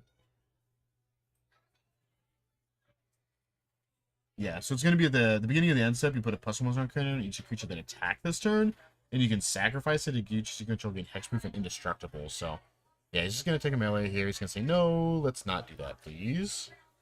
Invasion is gnarly. That thing flips in this deck. It gets out of control very quickly. Yeah, Hexproof Indestructible is very vicious. yeah. All right, we'll see if Cal draws. So there's a Lunark Veteran. It's okay. I mean, going Lunark Veteran into Walker just seems totally fine Yeah. here. It does. Yeah, gain a bunch of life, and the next turn you'll be able to just play Amelia. I mean, just drawing another Amelia would have been sweet. Oh, Okay. we spent the treasure on Process Innkeeper. Okay, he's gonna jam it. I like this for Emilio because of the Get Lost. Yeah, Look at him. Look at this shot. yeah. Yeah. All right, gain some life. Definitely good against the aggro deck How much does he gain? for a veteran and innkeeper. So not enough. Oh, it doesn't count itself. Yeah, That makes sense. yeah. I thought it counted itself. That's why I asked that Nah. much. I'm gonna pull that away. Ooh, Coco here. It was nasty. Yeah, he does have the 4th land in hand. Hey, look at my 4/4 Amelia. Ugh, Brody. So but good. All right, let's see. I mean, we know Amelia has a response here, so he's gonna answer with the Get Lost. That does not do anything for the Coco Mhm. and hitting a second Amelia. Yeah. That is a problem. Yeah. We do have land. We could Mhm. ramp land Rending Volley. We Yeah. could Rending Volley, hold up, get lost. That does something. Yeah. Amelia So is 3BB. legendary. Yes, she is. Yeah, so I mean, it's hold up, get lost here for sure, right? Or is he just popping it off now? Okay, it's gonna pop it off now. That seems reasonable. Just get it out of the way right away.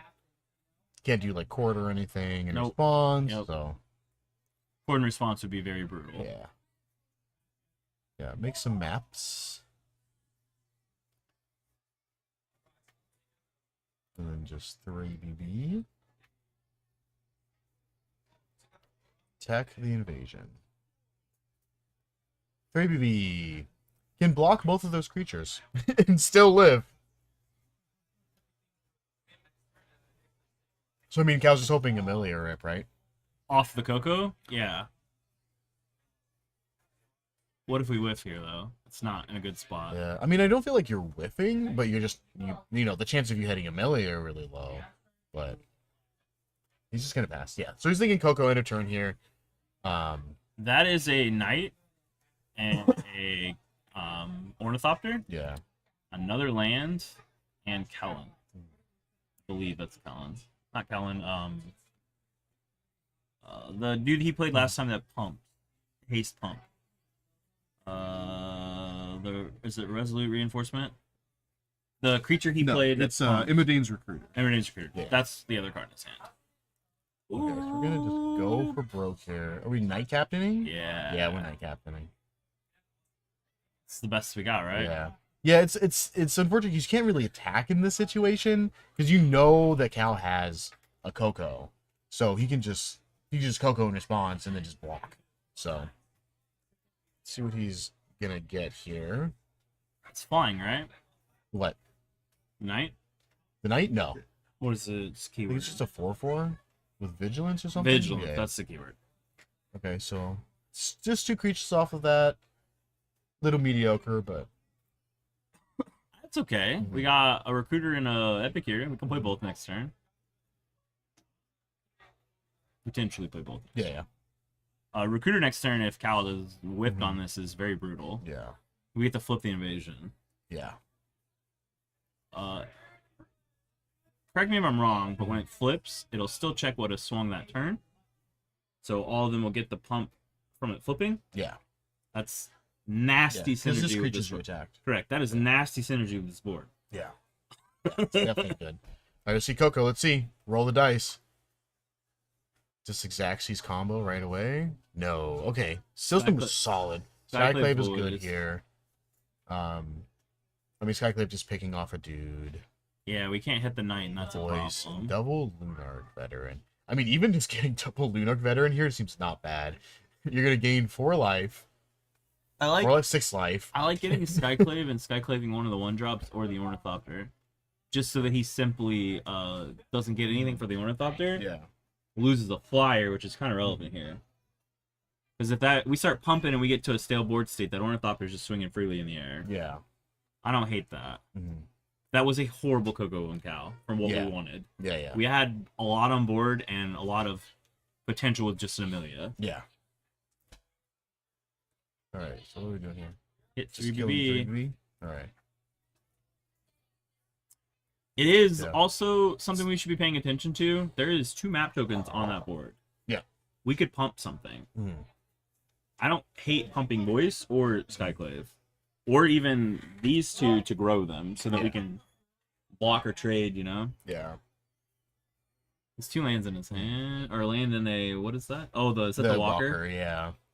So you get a Walker and gain 3 here. Just stabilizing my life total. Just that. I mean, getting both of those other 2 Lunar Veterans would have just been brutal. It's you imagine hard just for- play a creature, gain 5 life. Play a creature, gain 5 life. It's hard I for don't know. Emilio also to swing because if he's not swinging for a substantial amount, the crackback is huge at this Yeah. point. He's at 14. We're Yeah. looking at 1, Just gonna explore. 2, 3, 4. There's an Amelia. 5, 6, Okay. 7, 8. 8 on the crackback, go to 6. That's Yeah. terrible. We're just gonna leave that on top. Damn. All right, Emilio, you got the answer. Yeah, that is probably the easiest. I'll just leave this here I've ever seen. Emilio does have 2 blood tokens.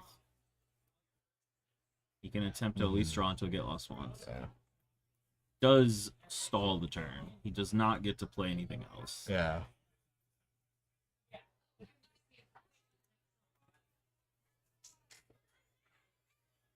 Yeah. Just play land. 29 live. Very healthy life total. Very healthy. The draws a Den Den of the Bugbear. Bugbear. Not a good draw.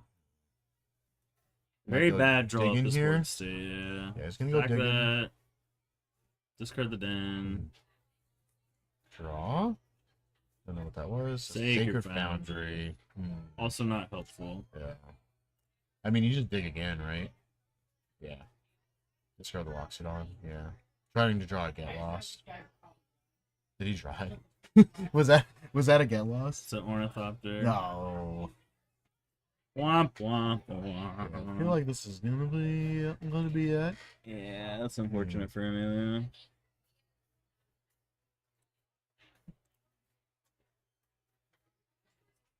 I'm kind of thinking here. It's as much damage as you can deal. I don't think you can damage through 10 billion life. No, but you can attempt to flip the invasion, even though it doesn't matter. Yeah. There's just no way to get So he enough played damage. the Sacred Foundry Mhm. to make it look like he has an answer Yeah. for the Amelia. Yeah. So he is playing to his outs. Yeah. Yeah. Definitely smart. Yeah, so Noka's gonna think.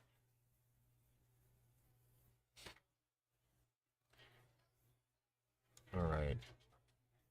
Stalemate here. There you go. Amelia. Go for broke. Think.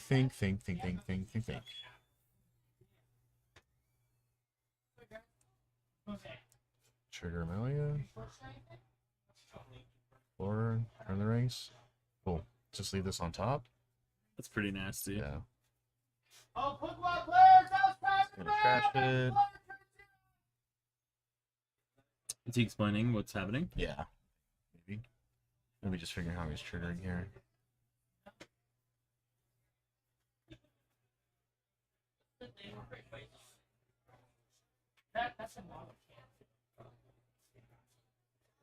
Yeah, it's going one by one here. We can play it out. I think he is making him play it out. Yeah. Okay. That's 2. Or put a land in the hand. 3.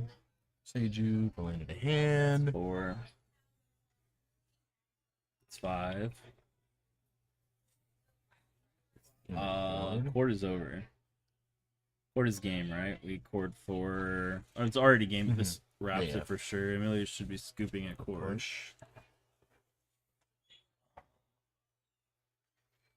Sentinel.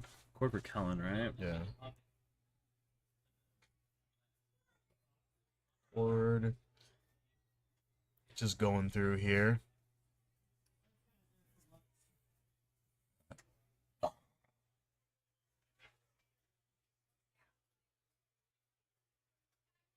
Get lost.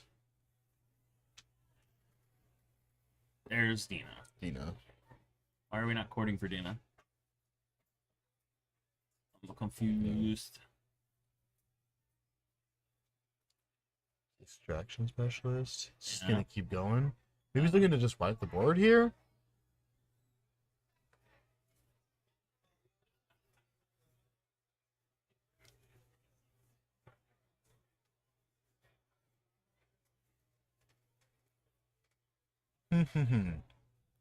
What is going on? What are we doing?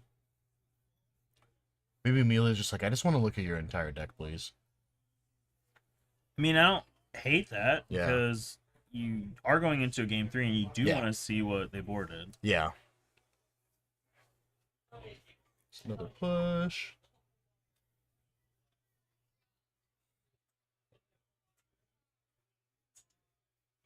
Land in the hand. Kellen. Okay, I'm gonna keep rolling.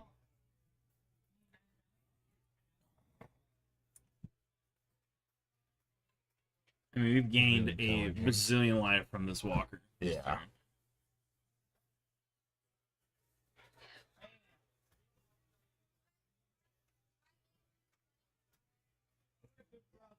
Okay.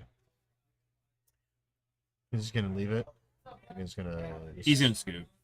destroy all creatures. Makes a 1/1, so it doesn't die right away. Amelia is massive. Yeah, she's a 20/20. Yeah. Yeah. Yeah, ginormous. Dude, do we top deck a Get Lost? Oof. Yeah, easy. I mean, Cal's at A lot of like, life. triggered 20 times, so against 60 is like 80. It's Yeah. 47, 54, 60. Oh, 67. It keeps going up. 74. Oh my gosh, 77. Oh, 88. Oh, 91. It's so much life. 10. Yeah. Oh no. Over 100 life. It's so much life. All right. Well, I think that makes Emilio's job a little bit more difficult. More difficult. Yeah. We do get the invasion, though, if we get this. We do have to deal with a 2/2. Yeah, 2/2 and a 20/20. Shock. It's free. Modern's Mariluge. Yeah. It's If it's not indestructible and it doesn't fly, Yeah. and you're not seeing a Shadow Spear on it to give it trample, Yeah. lifelink. Didn't he play Amelia this turn? Did not. He did play. Yeah, he played Amelia this turn. How's he swinging? Yeah, there we go. Appreciate it. All right, we're just gonna flashback. What's the Luminarch. Luminarch. Yes, bring back the Luminarch The veterans. backside yeah, of Luminarch. yeah. Just whenever your creature leaves play, then you can gain some life. Yep. Sacrifice the clue. Draw some more outs. Is that another Emidane's recruiter? It's really good into a full board. Epicure, Ornithopter. Amelia have an infect kill. He probably doesn't. But that's No. the only way I'm seeing this. Otherwise, he's just. I mean, he can still deal a lot of damage, but he's got to deal with everything else first, and that's just not happening. Yeah, there's just not enough time. Yeah, he's sitting on another Imidane, looks like. Sitting on triple Imidane's. Definitely odd. I mean, we can play here. We have blockers for days. Yeah. I guess that's where we're at. Yeah, so there's a little bit of time. Give Ornithopter haste. Attack this for 1. It's kind of hot. He can block with the veterans, though, so he's just going to double block here. Yeah, I guess it's got flying. Woof woof. I don't hate it. Yeah, It's one less thing down off the board. it's true. Alright. He does go back up to 100 though, right? Because the thing died. Yeah. nice round life total. Right. See how we're playing here. Juniors, I Kellen. have pairings for your Pick fourth Matt. and final round. Juniors, I have pairings for your Making fourth and more final round. I'm the map. I'm the map. Looks real good right here. Yeah, definitely. I guess we solid. start growing the Luminarch or the Elemental. Yeah. Seniors and masters, I have pairings for your fourth and Yeah, final opposite round. Okay. More land.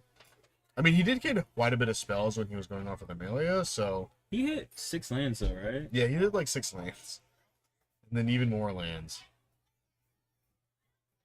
It wasn't seismic assault when you need it. Just throw him at them. Oh, stop it. Oh no. All right, gonna explore again. Adina. That's really bad. That's very good if he leaves that. Yeah. That's drain you, drain you, drain you, drain you. You can also just sacrifice a creature, make her big. So you essentially have like 2 25 creatures. Nasty. Yeah, luckily, like attacks here are just free, right? Like you could just attack and then Yeah, you're fine. I think the only attack that's super free is the Luminarch because it flies. Yes, you're freely swinging with Amelia, but it's getting blocked. Yeah, but like I mean, you don't care, right? Oh no, it's Because it just the- blocks with creatures, and they don't care if they crack back at you because you're at like 100 life. Is he gonna swing at the invasion? No, he wouldn't assume it. I mean, he looked like he wanted to. That's He's crazy. probably just checking the backside. Okay. Yeah. Yeah, let's not do that. Yeah, so you're gonna block here, so you don't just die. Then take 4. 1, 2, 3, 5. 4, 5. Take 5. Go to steps. What we draw? A land. Inspiring Vantage. It's a little late. Yikes. I have some special guests Yeah, there. double Imidanes. Yeah, it's not looking good for Emilio here. He's probably just leaving 2 dudes up so he doesn't. Okay, he's gonna get Gigantha. Leave a blood token up. Play Dino.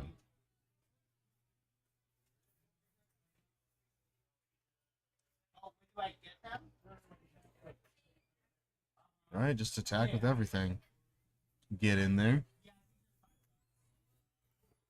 Send with a grip of lands.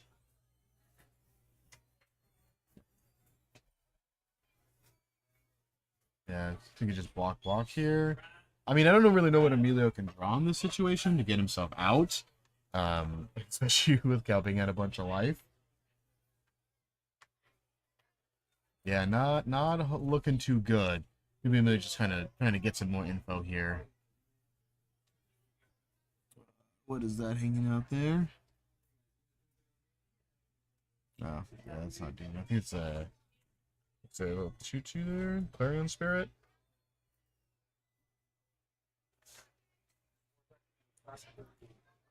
Thinking here.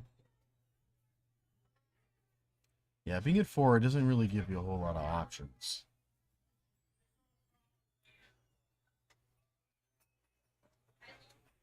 Yeah, because not only that, with Dina, you can also just sacrifice creatures and then gain life because of the Luminarch, and then just drain your opponent out.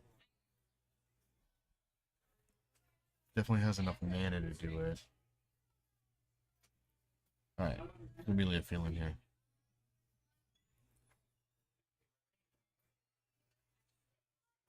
Two drop plus Imidanes.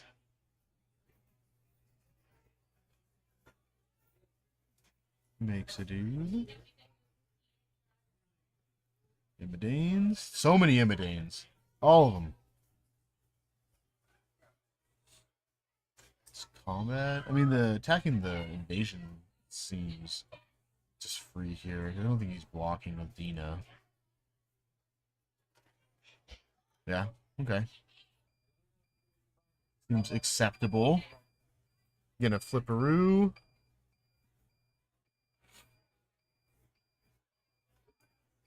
Yeah, just attack all. Yeah, just gonna scoop it up. Yeah, looks like Emilio may be looking for a little bit of extra info. It's kind of a rough situation to be in. There's not a whole lot you can draw. I mean, you can try to get lost and then stabilize from there if you're just trying, gas into creature. The Knight Captain really, the Knight Errant of Eos, sorry. Knight Captain of Eos is what I go to for shards, but the Knight Errant of Eos can definitely help you recoup. Just drawing 3 or 4 creature cards definitely would help you get back into the game, but unfortunately, that one Knight Captain, that Knight Errant that he did play, only drawing 2 extra creatures, not really doing a whole lot, one of them being a 3-drop, so we're going to go into Game 3 here. Cal and Emilio both on 1-on-1 now, so see how we want to mix up the sideboard, make a couple of changes. Now thinking about bringing back in a card, or taking out a card, or get lost.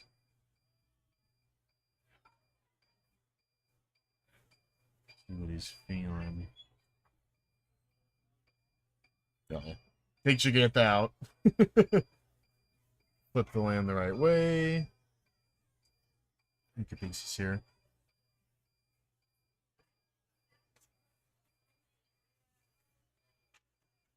Definitely some solid games this tournament so far.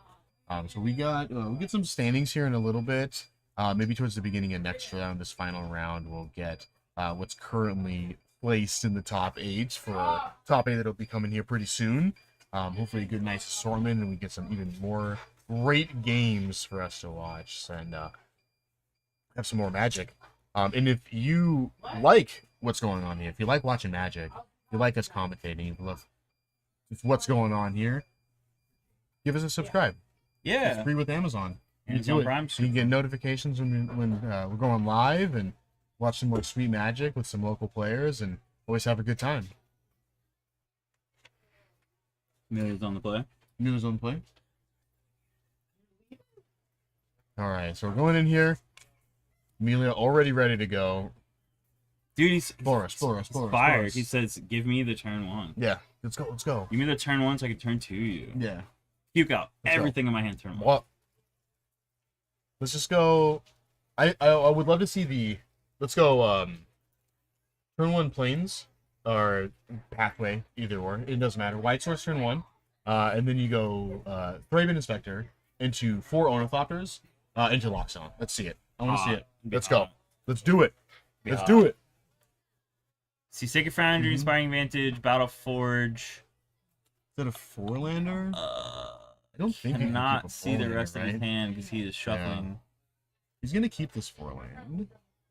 He's got a Thraben Inspector. Oh no, that's not a Thraben Inspector. Oh man, I forget the name of this card, but it's a 1/2 that whenever you attack, you can tap 3 untapped artifacts and or creatures you control to put a counter on it. It has 3 more counters. It has Vigilance, Flying. Warden of the Inner Sky. One into the inner sky. Yes. He has 2 of them in his hand. Yeah, that card can definitely get real aggressive, especially with a bunch of. I mean, he's got Thraben Inspector, so he can Thraben Inspector plus another creature, to shuffle it up. Oh, there's the Thraben Inspector. Perfect. Yikes! Into the Ornithopter. Yeah, and then you can tap for the Warden, put a counter on it.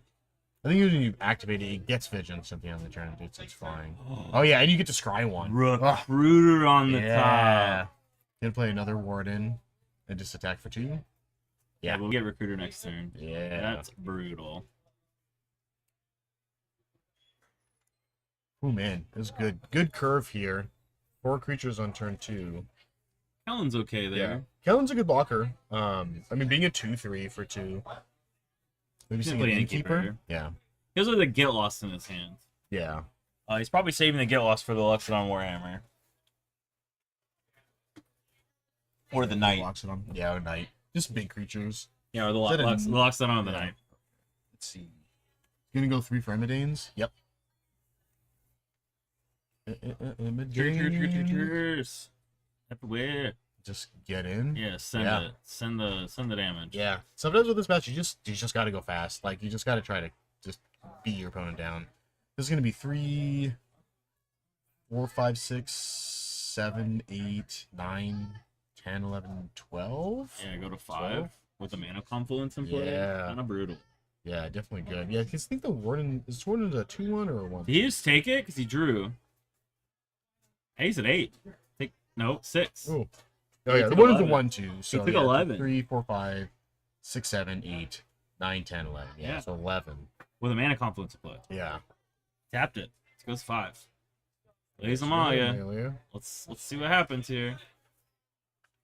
This is gonna give him some exploring, so he can see if he can get that walker, but he might. Ooh, yeah, trash that. Not casting that. Confluence. That's not really what you see. More pain land. Does he have a non-pain land? I think his other land He is has a cord. Oh yeah, no another. Yeah, he can cord for 1. No flying currently. Yeah, she's gonna cord for.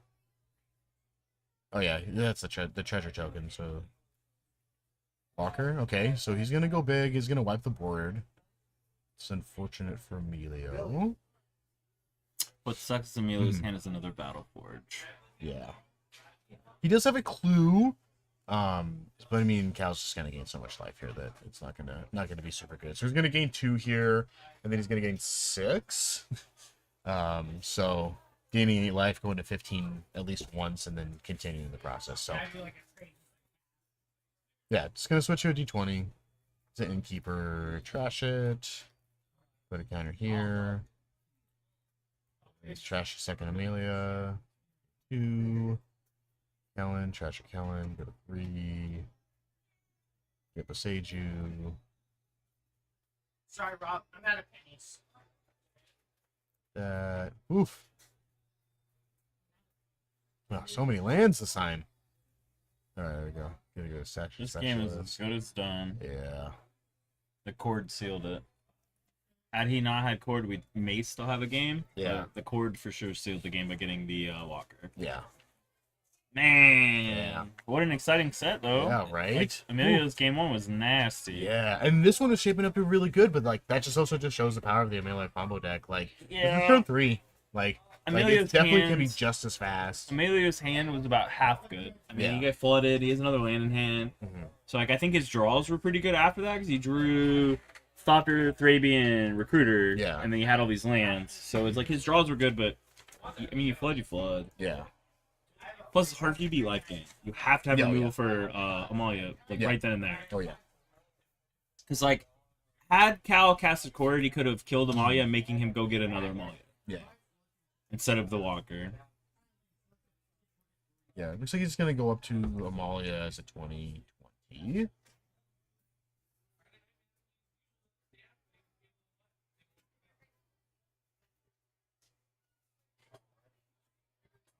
Yeah, and just boom.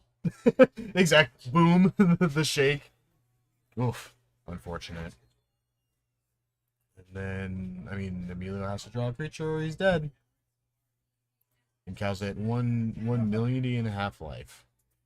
Oh, he only had 5 triggers, right? For the Walker, so that's 15 life, so 22? Or am I doing math wrong? Yeah. He had way more than 5 triggers. Well, he only count.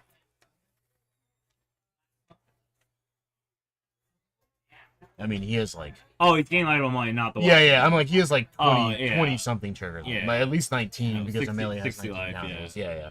So, more than enough. Discarding a bunch of lands. Unfortunate.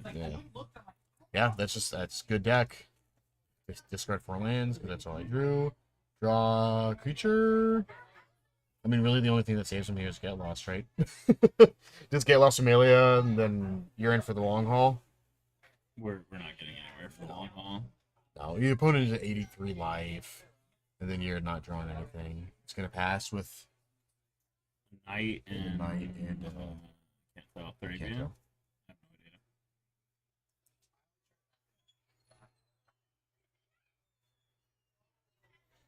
You know the worst part of this is we get to Coco even if he get lost. Yeah. So good. Yeah, I'm playing a non-pain land. Because basically your opponent does go kill here, and then... I mean, he's got tons of follow-up, so it doesn't really matter, but... Alright, Beseiju... Just gonna main face Coco. Like, okay.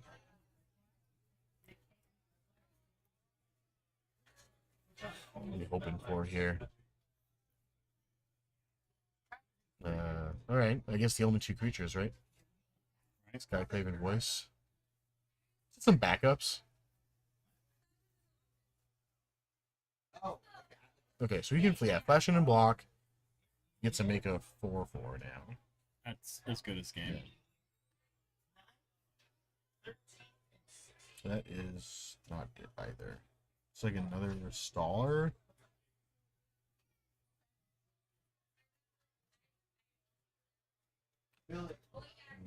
Might pass. All right, trying to cook here. Trying to cook. It's giving us a show. Yeah. On the ropes. I got this handicap. I'll let you gain up to 82. I got this handicap. You know the life you want. You know the worst part? Hmm. Here comes an innkeeper. Yeah. Oh no. Another point of damage. Yeah.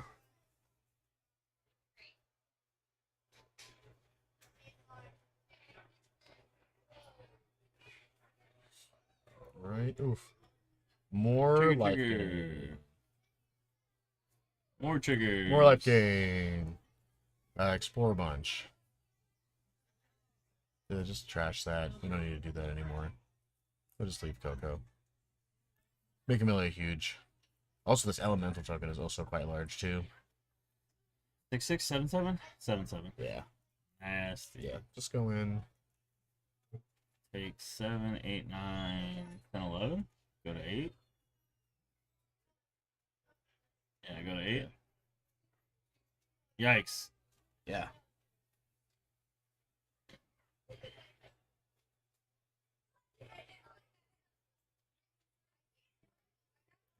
What are these? Oh, those are the demolitions. Yeah. Woof. That's a fist bump.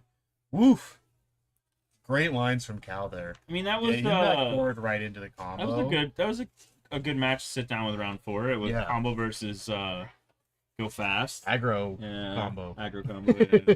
Yeah, great game one for Emilio, but yeah, Cal's squeaking out those little combos here. Just gaining a bunch of life. And then just stabilizing. I from mean, you there. can't beat those cards that he had, Yeah. man. Coco into, win and Yeah. Cord into win. It's just Oh yeah. it's Yeah, too those are much to cover for. good. Yeah. Yeah. Good assortment of stuff. I mean, here. that's gonna do us for round 4. Yeah, so that's round 4. We got one more round, I believe, until our cut to top 8. Should be 5 rounds. I don't think there was enough for 6. We'll have that answer when we get back. Yeah, we'll double check that when we get back. And then we'll get you who's currently seating for our top 8. And hopefully we'll see you about the same time, 10, 15 minutes. Don't go anywhere. We'll be right back.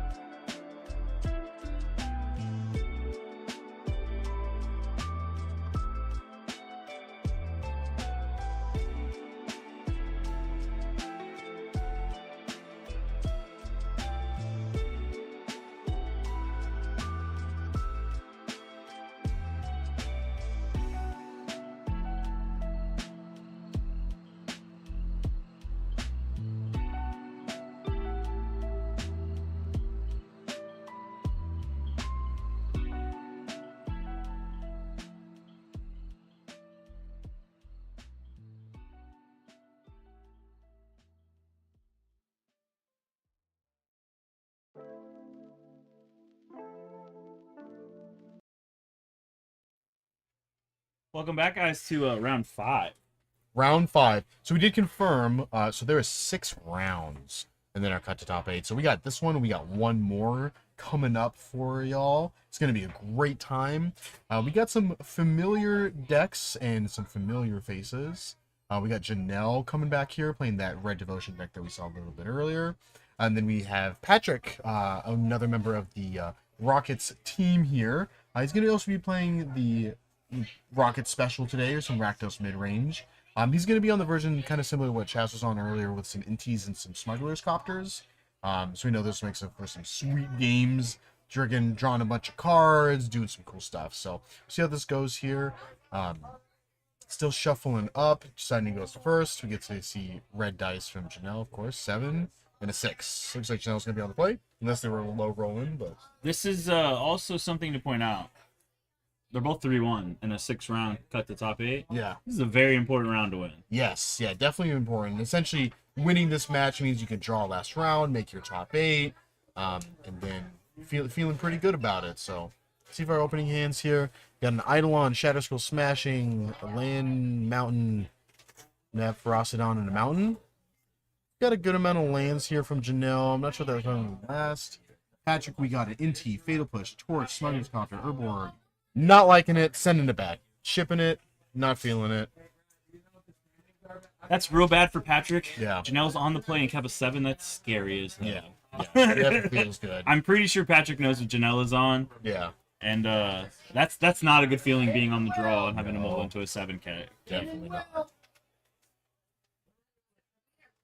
All right, so we're gonna go down to 6 here. Sure knew what that last card was. Guess we'll find out soon. Cleaves, Ridge, Sulphurous Springs, High of the Eye Tyrant, Thoughtseize, Blood Type Harvester, unknown card, Blood Crypt. I think that's a bunch of lands, right? This Blood is Type Harvester, being and that that is a Thoughtseize. Okay. Shadow Smashing. And he okay. put a Blood Crypt on bottom, which Yeah. I agree with here. Draws Inti. Either, actually, I don't agree with Blood Crypt on the bottom. It should have been the Sulphurous Springs. Yeah. We don't. Do we need to necessarily turn one Thoughtseize? We could have just played the Blood Crypt tapped, saved the 2 life. Yeah, I mean, I guess Thoughtseize. kind I of don't know. difficult. Yeah. Yeah, so it looks like a group of lands for Janelle, and then the Eidolon, and then Rampage across on. I'm gonna take Ferocidon. I Maybe kind of Patrick like sitting that. on a push. Yeah, I kind of like that. Yeah. I don't dislike that take. That's recognizing that that card is really hard to beat once it comes down. Yup. Especially when your graveyard trespassers getting, just draining instead of gaining life to get that a little extra tempo here. So this kind of sets up Patrick nicely. He can draw him. He's got Inti and Blood Type Harvester, but Janelle, always a sweetheart. Look Yeah. at him playing open. I know, right? Yeah, we're just gonna see Eidolon Slam here. Wow. What a nice guy. Yeah. So good. Light Step Pathway, not Yeah. a great draw here. No. Inti Blood Type Harvester? Yeah. I'm Right. thinking, well, maybe even just Blood Type Harvester Inti. Because then Blood Type Harvester is attacking. Oh, I for just mean 4 what's in next his hand. Oh, okay. So take 2. Will you get the block? We do get the block. I don't think you're feeling blocking. I'm agreeing with Yeah. that decision too, but the option is there. Yeah, because this also can just trade. Let's see. Well, because Patrick could, not play land, swing, Yeah. then play the land and slam the Inti. Wow, double Eidolon. That's pretty good. Oh, yuck. Yeah. Well, Patrick taking. You also see the 4. land on the battlefield, the den. Yeah. Yikes. Yeah, that's a good one. That's drawing a copter here. That's I mean, there's a so good sequence here. I mean, drawing. it's not great, Yeah. dude. I mean, with Inti and Copter, it's gonna help him get to those. Take 4, go to 8. Take 4, because it's 2 Eidolons, take 4. Yeah, well, you can just kill an Eidolon with The Blood Type the Blood Type Harvester. Harvester. I think maybe he's just thinking, maybe next turn I want to leave up, sack, lock and then sack. You can also just eat one with the Smuggler's Copter since they're 2/2s. It's a Burning Tree Emissary and a Mountain in Janelle's hand. I think we just not do anything here. I think we hold that Burning Tree Emissary, because Yeah, I there's think no you need to make pass. mana, yeah. Yeah. Because if we activate into the Bugbear, Patrick will probably block with the Blood Type Harvester.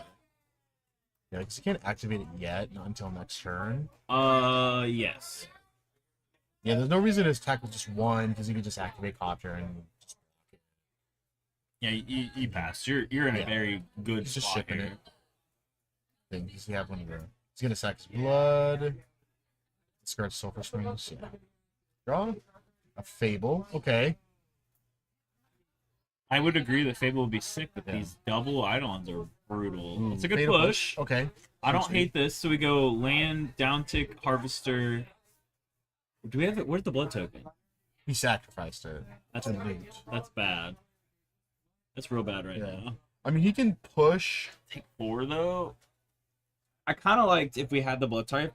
Down tick, play land, fatal push, Mhm. then swing it. Clears his board, take 4. Or take 2. Yeah. That's better. Let's see here. What is he thinking? Patrick's got to think of like ways that he could also just get hit with burn, right? Yeah. It's big red. Yeah. So he's trying to consider like what's he cast and how much life is it going to cost him. Because 12 seems like a healthy rate, but with Eidolon hitting for 4, it's not great. Yeah. So he's just gonna push 1 and take 4, go to 8.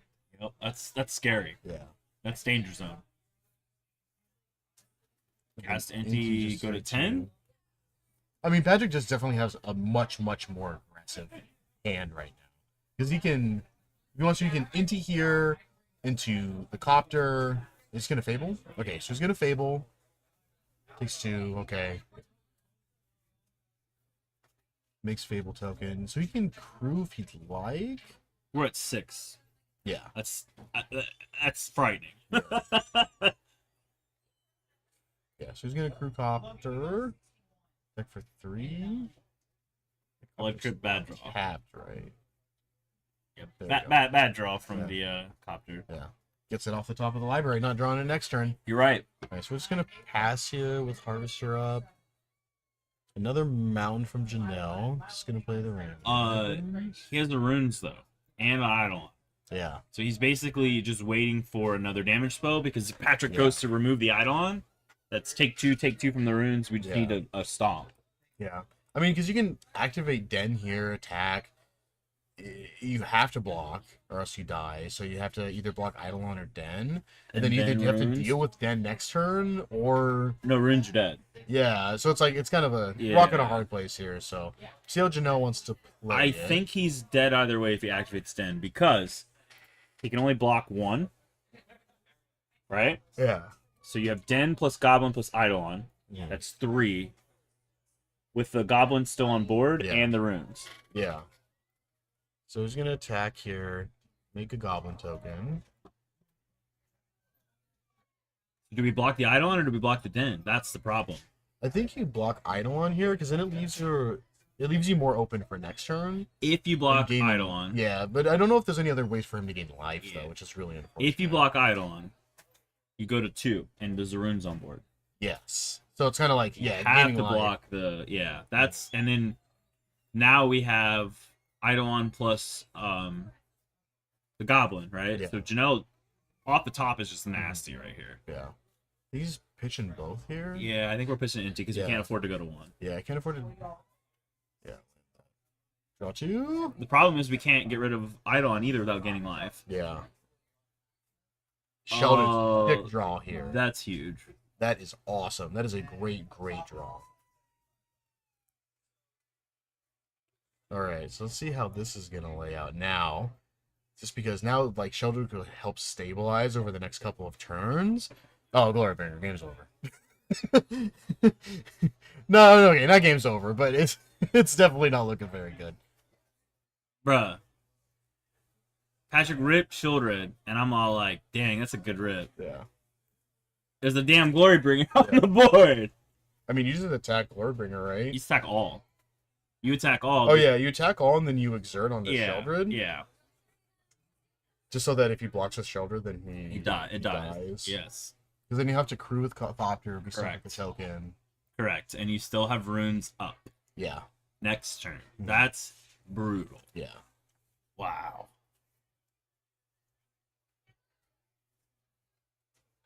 Okay, let's see. Attacking Glorybringer. All right. because deserting Glorybringer doesn't do it.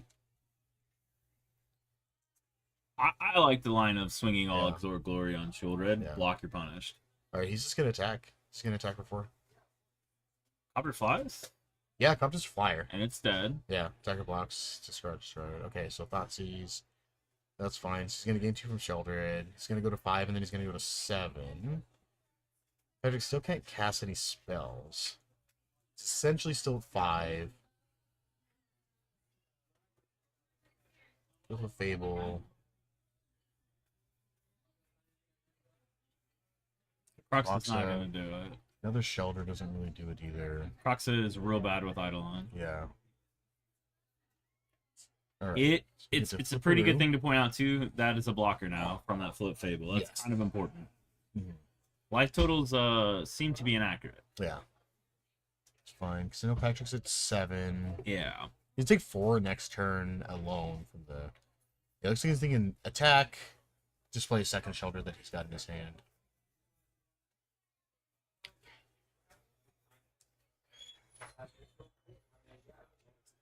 I think this is a bait to block with Yeah. the Goblin. Yep. Yeah. Just get a creature off the board. Yeah, play second Shelter. Pass. Still at a healthy life total. Despite everything. We do And get to it's a exert burning the tree. Goblin. The Goblin Shaman or the Fable. Yeah. I mean, I think it's kind of interesting. I don't know how we're playing here. Because I mean, Patrick's essentially 5. With Glorybringer, he goes down to 1. He gains 3. He gains 2, goes to 3, and then he's still dead to Glorybringer the following turn, and then he still can't cast any spells that are less than 4 mana. Yeah, the Which Rip is makes it Shieldred, real the difficult. Shieldred Rip was just Yeah. also very good. Yeah.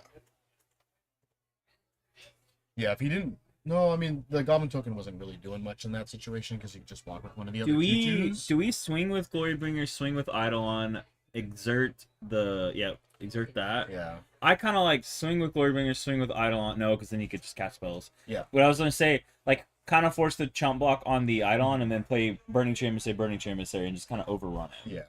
Because you'd have blockers.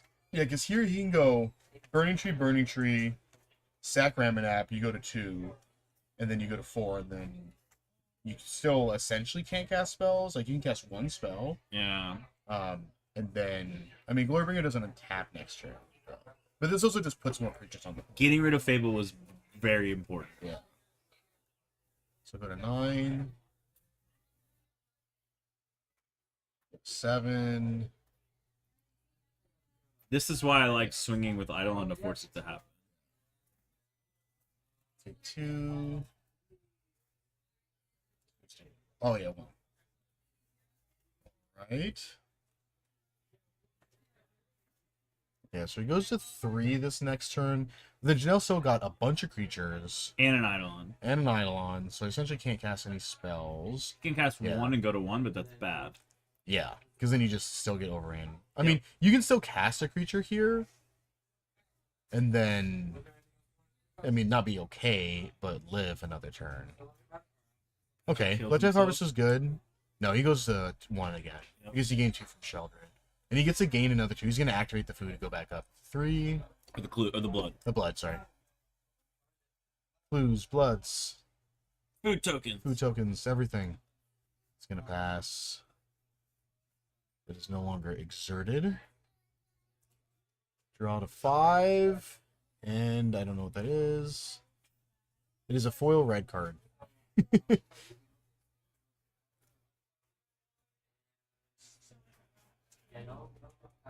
Blood type's really good here because we get to kill the Eidolon. Just cast lane line. Okay. Oh, So lane lining here just in case he's. just in case he's a little more, because now he can't blood type the Eidolon without getting domed Yeah. and Glorybringer flies. Yeah. That's no good. We're gonna go to 5 here. Really showcasing the power of Shelter of the Apocalypse. Like, Yeah. like being in Imagine- between 1 and 7 life. Over Imagine these if last Patrick couple had a turns. lightning strike right now. Strike you, die to shoulder it. It's wild. Yeah, let's see. What did Patrick draw here? You know what either card is? We saw that he drew the Cruxer, but he One of them's a Fatal discarded. Push. Okay. Fatal Push, not bad. Fatal Push is not good enough. Yeah, You definitely can not down good tick enough. the Harvester on the Eidolon and push one of the Burning Train Mysteries and swing and force a block. You die on the Crackback. Yeah. Because we do not have an answer to the Glorybringer. No. We also take a bunch from Leyline of Combustion by targeting Yeah. the Eidolon with the That's like a No, we can't. We can't even push. Bone Crusher Giant. We can't push because as soon as we do this, They'll we take take 2 4. and then take we die. I mean, Patrick's currently at 5. He was at 3 at the beginning of this turn and then drew a card.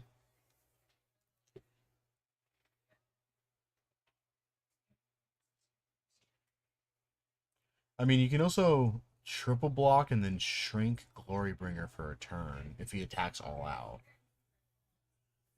But I mean, I feel like Janelle's kind of playing a little bit safe here, which I think is good in this situation. Because, like, any little stumble of getting Eidolon off the board, because, like, Eidolon is really putting the pressure on Patrick. Not being able to cast, like, 90% of his deck. So Or Eidolon it's just go and down. Leyline of Combustion because they combo. Yeah. They like stack. Okay, so he's just going to attack all out. Okay. Because Janelle has to block everything here. I mean, he doesn't know. But Yeah, he has to it's block like a everything because he can stomp. just stomp it. Let's see if he knows. Let's see. Also, I think yeah, because you have to block regardless, even without the stomp. Correct. Because then Sheldred would just make him lose the game. In the Win his draw. Yep. So let's see. I think Janelle's got to know.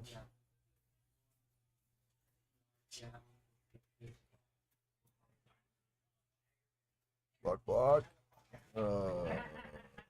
Goes to 3.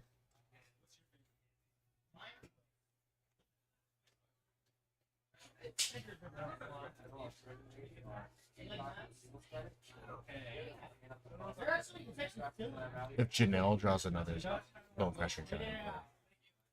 Bone Crusher, he's gonna go to 1. Patrick also goes to 3. Goes to 1. Because Oh, he's we're- taking 2 from Combustion. We're and 2 hitting from Eidolon? Are we just dead on board with Glorybringer? No, he 'cause- stomped him. Yeah, he stomped him. And then you go to dies his 1. shoulder. Yeah, because like if Janelle draws there though, then because he gets to draw and Childer's trigger goes on the stack. If he draws Stomp, then Patrick's dead. No, Did he? no, he would die because of Eidolon. Never Right. mind. Yeah, no outs, no outs. He had Oh to my block- gosh. He had to block with Eidolon. Yeah, he did block with everything there. Oh man, That was a good game. that was a great game. Super close.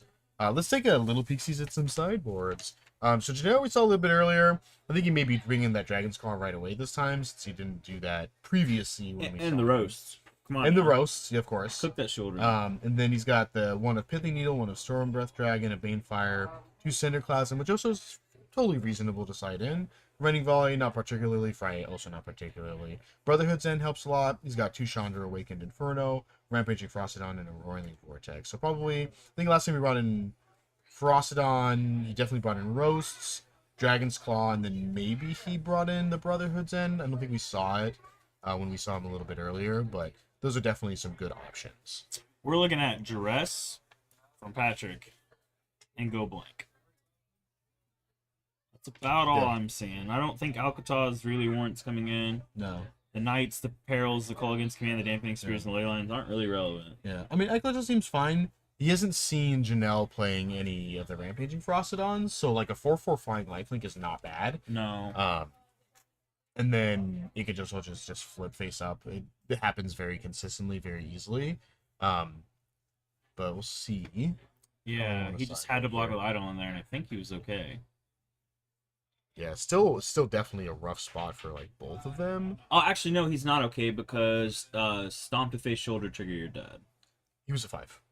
So he would go to 1. So he would go to 1, and then it depends on what he drew, because Patrick would also then go to 1 because of Glorybringer. And then if he drew any type of burn spell, then that would be game. Okay. So definitely interesting. A lot of different lines and options there. Well played by Patrick, though. It was. Yeah, it was good. Good sequence there.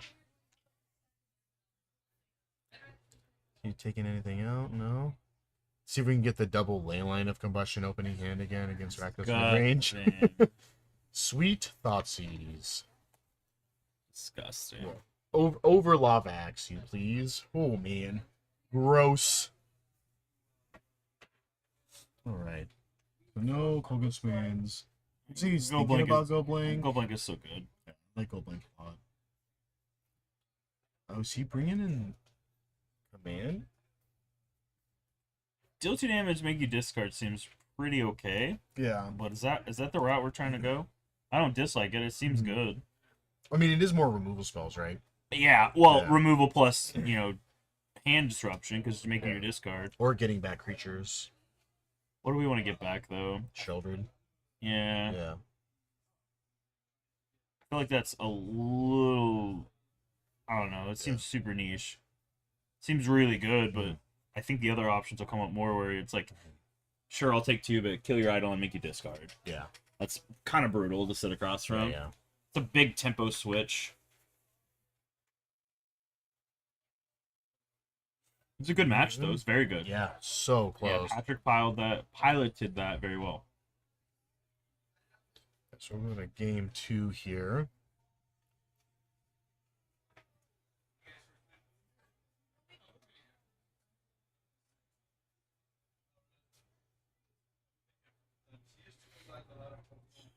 Alright, so we're drawing up here. Janelle's going to be on the play. Yep, it's pretty big for Janelle.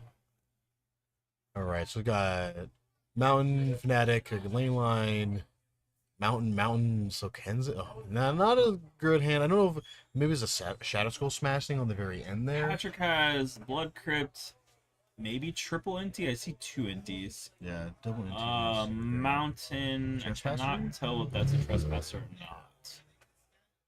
He No, is Janelle's holding his hand Alright. close. Janelle is keeping. You keep that lane line. Mountain go. So we know he's got Mountain, Sokenzen, Fnatic. Another Mountain. Is that another Fnatic? Yeah, is that double Fnatic? Okay. That's not too bad here Yeah. if we hit Burning Tree Emissary. Yeah. Because we already have a Leyline out. Mhm. And Nykthos draw. Char Welder. Char Welder would be so Yeah. cool. Alright, it's gonna take a little bit of time.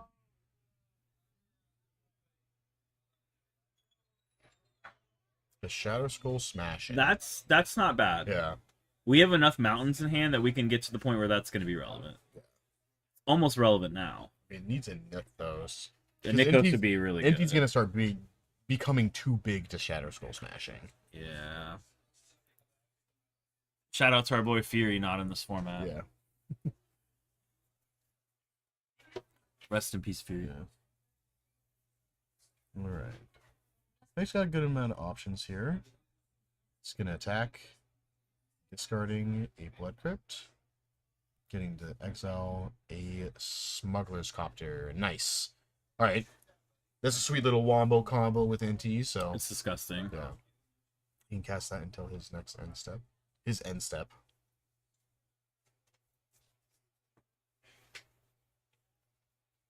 Taking 3. Yeah, Janelle also will just be able to jam Fnatic next turn and deal 3. Let's set pathway, play Copter. Okay. I like playing Copter here. Oh, yeah, it's Yeah. disgusting. Copter and Is that another Fnatic? It Okay. is.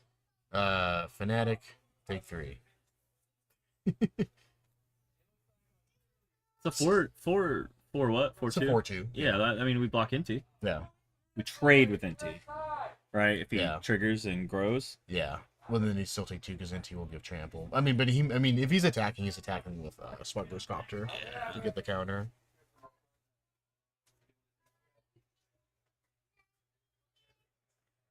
Maybe Janelle's just gonna back to Mountain back. push, There, you are right. Culligan's command, Graveyard Trespasser, NT.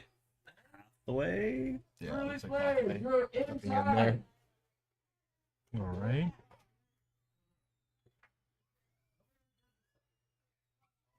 Yeah, so I mean, he can.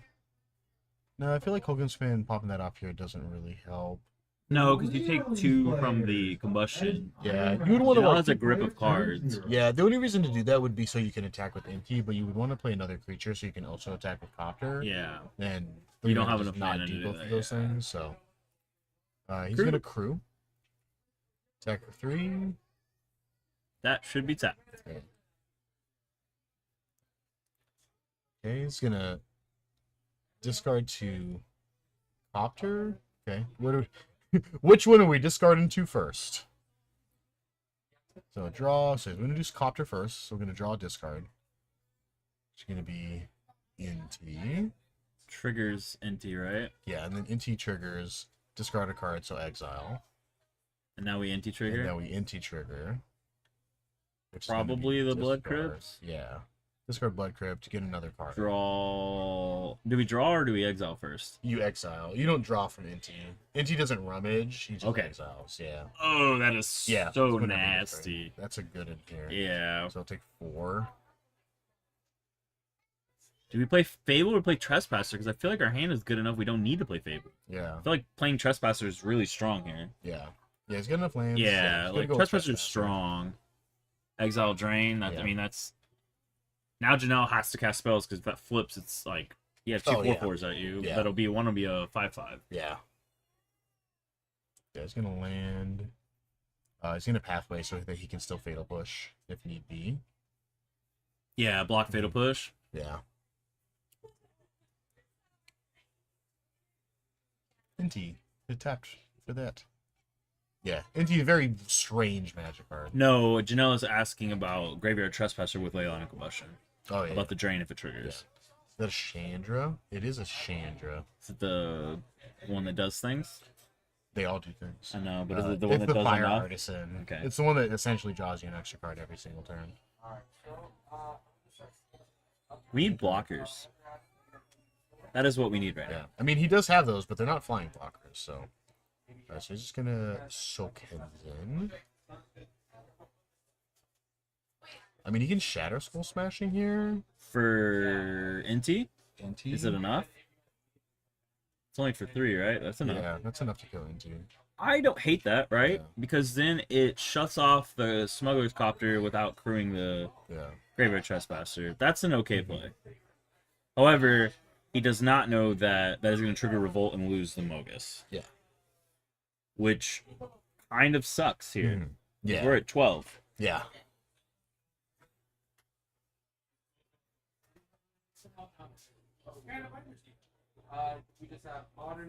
Yeah. Getting Inti out of the way. Just accruing some value. Can't really attack with Trespasser here, which helps, but I mean, just conjuring. Oh, it doesn't matter. He's Yeah. about to Fatal Push it in step for Yeah. Mogus. Yeah. It's gonna go in for an anyway. Okay.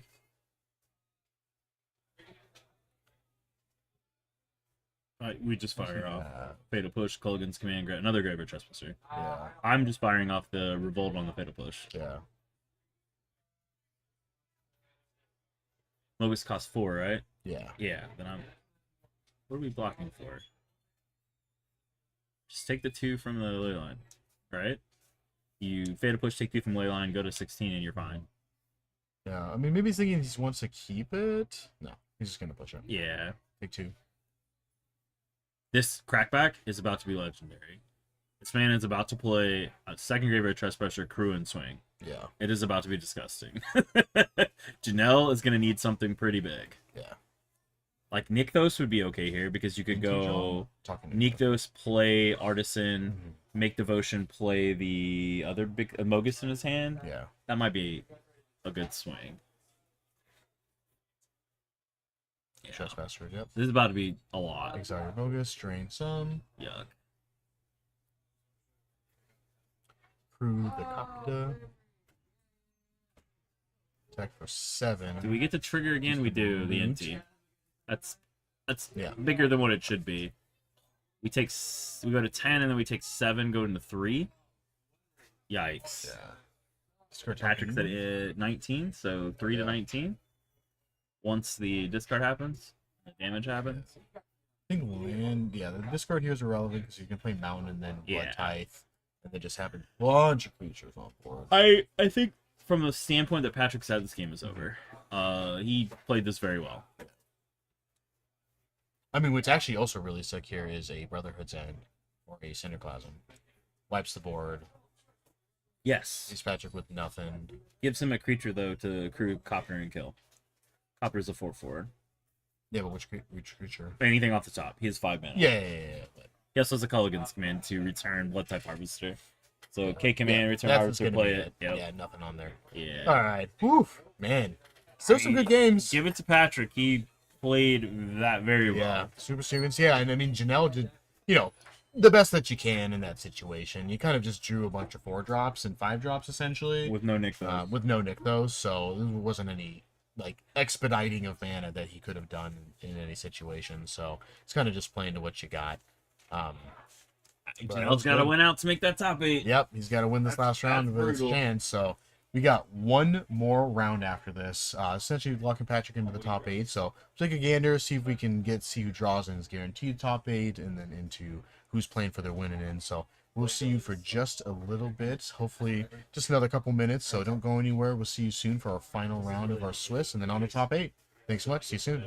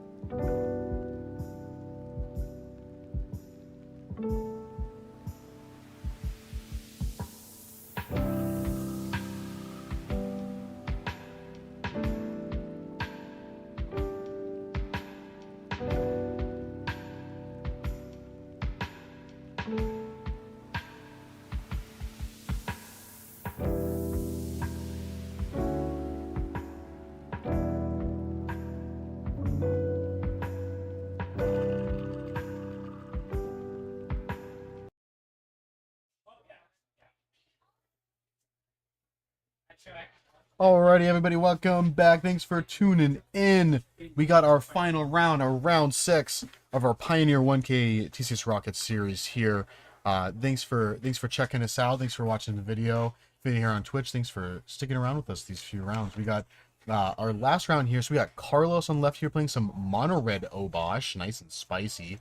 So its deck is going to be Horrors. pretty odd. Horrors versus hippos.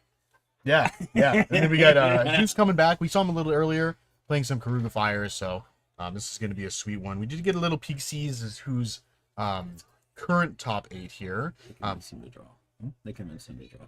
Okay.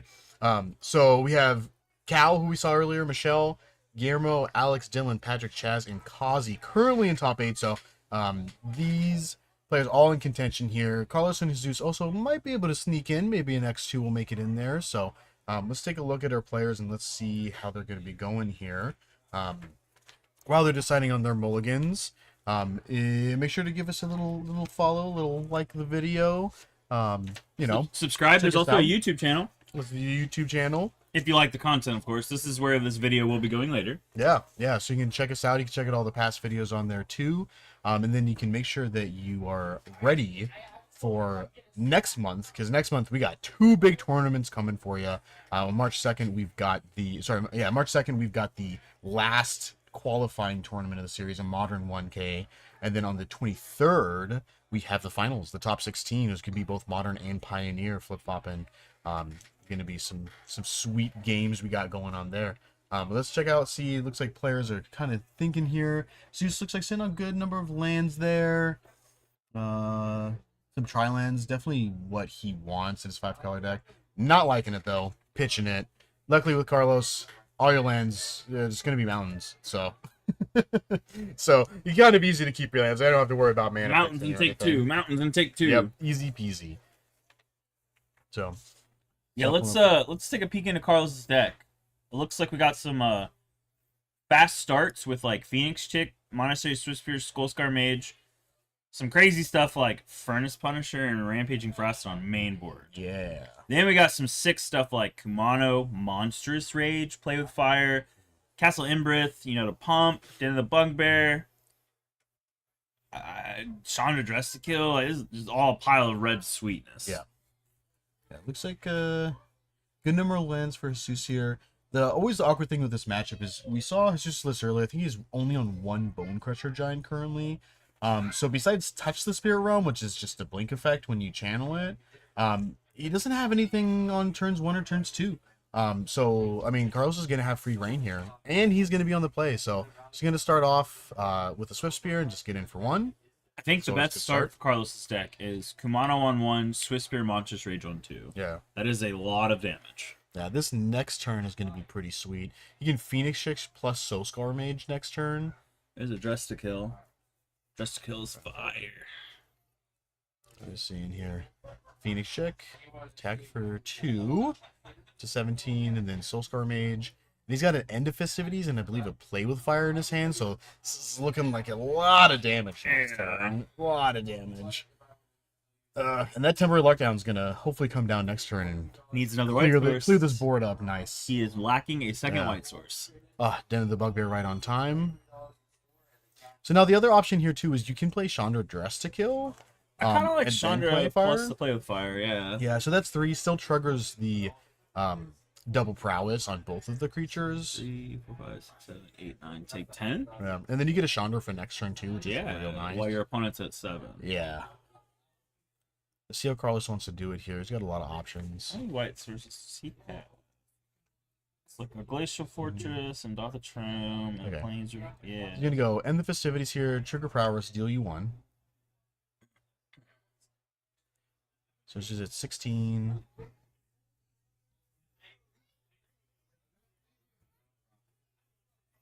So 4, 5, 6. So taking 6 so far this turn. Play with fire 7, 8, 9, 10. Yeah, so 10 here. Attack. Okay, so he's not gonna pop off the play with fire here. Believe he's just gonna do it in Carlos's insta or Yeah. Jesus insta, just a scry for the Chandra, or he can just wait because he gets it for free from Chandra. Yeah. Otawara. The Fable. Okay. Now we're probably gonna see that play with fire on that Fable. Yeah, we can see. Yeah, Chandra here. Trigger prowess. Play with fire. Kill the Fable token. Attack you for a bunch. A bunch. A Yeah, bunch. a bunch, A whole yeah. lot. Yeah. Gotta go fast. Faster, faster, faster. Chandra uptick puts him Mhm. to 10. Play with fire kills the shaman with trigger prowess twice. That's 3-3-1. So we go to 3. Yikes. Yeah, a lot of damage. It is My something to favorite. talk Ooh. about too. Temporary lockdown does not hit Chandra as it hits No. the rest of the board. It does not. It's real very solid. good with a deck full of hasties. Yeah. Alright, so it's gonna plus deal you damage. Yep, kill the token, trigger prowess. Go to 3. Alright. Good amount of damage here. Just needs to get that other white source so we can I here. think Azus is dead on board regardless if he can't handle Chandra because there's a Mhm. active Den of the Bugbear when you plus Chandra for mana. That's true. That is scary. Yeah, he did draw the Life Looks totals, like a Sacred life totals Foundry. seem to be not updated, but I Mhm. think Jesus is at 3. yeah. Draw here. I If mean, I he did drew the math last white source, but correctly. yeah, not gonna do it. Super aggressive start from Yeah. Carlos. Holy moly. Yeah, going, just essentially just curve perfectly as Oh. oh my gosh, fantastic. I seriously think, and I stand by this, Kamano turn 1, turn 2 into Swiss Spirit enters as a 2-3, Monstrous Rage it. And that's like his strongest start. Because then you have turn 3 with a Swiss Spirit flip Kamano and he's already under 10. Yeah. Like, Yeah, it's it's real good. Let's nasty. take a peek at the sideboards here. So for Carlos here, so he's got in the festivities 4 Rending Volley, another Chandra Just to Kill, 3 Goblin Chain Whirlers, 3 Nahiri's Warcrafting, and 2 Rampaging Frostodons. So probably expecting Frostodons. I mean, he doesn't know what he's on, so I don't know if he's gonna know that like Atraxin, Sheldred are gonna be in the deck. And then Rending Volley's not really doing a whole lot. I mean, you could bring in another Chandra. I don't hate it. Yeah, It gets Chandra's under a temporary good. lockdown. Yeah, I mean, he didn't even see temporary lockdown No. either. Yeah, so And it's he kind needed of the going second in a white. little bit blind because all that he saw was a bunch of Trilands and a Fable, essentially. Well, a Triland and a Fable. Jesus' opening hand just didn't support his top decks. Yeah, It was yeah, a pretty good opening hand, it just did not form. yeah, And he went second. Second's kind of rough in this matchup. yeah, and that's a difficult thing with playing also Karuga. You just don't have any plays for the first 2 turns of the game when your opponent has 21 drops in their deck. It makes it a little bit Yeah, difficult. unlike Kruger Modern where you get Mhm. dead gone and stuff like that. Yeah. Fire and ice. Mhm. All right, we're going into game 2 here with Jesus on the play. Definitely some good options here. Yeah, I was looking through Jesus' sideboard. I don't see anything that comes in. And maybe the lockdown, but like with lockdowns, it's there, but we already have 3 main board. Yeah. So it's like, I don't know what to take out for that 4th lockdown if we want to, but disputes aren't going to help. Void's not going to help. Thought Distortion and Unmoored Ego is not going to help. Mm-hmm. Uh-oh, did he shuffle Kruger back in? No, I think Aruga was never like in his hand or in play, so it still Okay. should be sitting off to the side. Okay. All right, starting off the game here. Carlos Den, I play see with a fire. shoulder to temporary lockdown, a leyline binding, and a Trax and some lands. One of them being an Andatha Triumph, I believe, and a Mardu Triumph. Okay, that's good. That's Good, some good main. that's Yeah. a leyline binding that's probably going to be super relevant. Yeah. There's a Kamano in his hand, right? Far left? I think it's Rampaging Frost. I think you're right. I thought I seen Kamano. I did not. I see a Fire Chick, a Skullscar Mage, a Swifty. Okay. He's gonna start with the Soul Scar. I don't hate it. Yeah. So next turn, I mean, if he draws Spell? Phoenix Chick, he can literally go the same thing, except now this time he gets to attack with Soul Scar as well. See land, Swifty, combat, attack with both. 4 damage, play with fire. Ooh, that's a strong start. He's gonna bind that. I think. I mean, it's ultimately kind of the same thing in Jesus's deck, I mean, shrinking your other creatures also is kind of rough, but I think the Soul Shard Mage ultimately is a better option. Play with Fire Scry at the bottom. Whatever it was, Carlos was not digging Land don't need it. it. All right, so it's just drawing the temporary lockdown. Now he has that double white for next turn. So that's going to be big game here. I mean, Carlos maybe just slamming a Ferocidon here. He's going to get in. He's in on double Ferocidon. And then whatever that card. Oh, that card. Oh, that's a Furnace Punisher. If you're going to go no non-basics and take 2. Oof. That is good. Oh, that is fantastic. This thing got 3/3 menace too. Yeah, it's gonna bind it away. Double binding definitely good. That binding feels bad because that lockdown isn't gonna do. You feel like, oh, I forgot about the shoulder. Yeah. Never mind. The binding feels just fine. Yeah, Carlos has to kill a shoulder. yeah. We just frosted on here. Pass. No life gain. The problem though is you also lose life from Shieldred, so you're on the clock. Your opponent's Yeah. not gaining life, but you're also losing life. Yeah, but now you have a 3/3 menace, and then he's gonna play another 3/3 menace next turn. It's real close. Yeah, Good start. yeah. All right, make another Chaz Tanner token. Yeah, ooh, and that was fine. Love to see it. All right, Ramonap Ruins. Yummy. Yeah, still a decent clock here, I think, for Carlos, because he can always he can either play Ferocidon this turn, or he can get Obosh.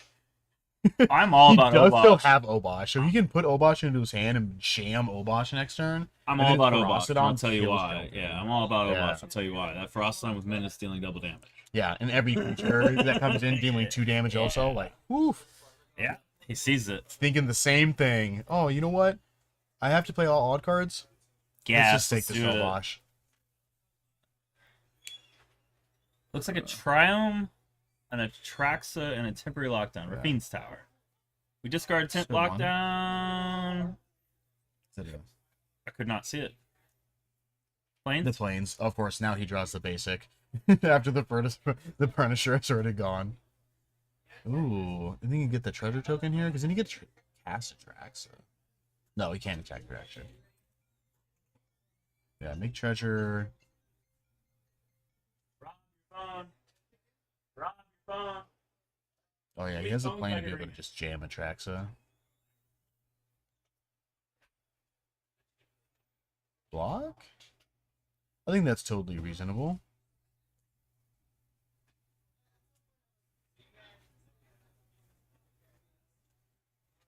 Yeah, I mean, playing around Bone Crusher here also is an option. Like, maybe I don't want to leave this Ferocidon gone.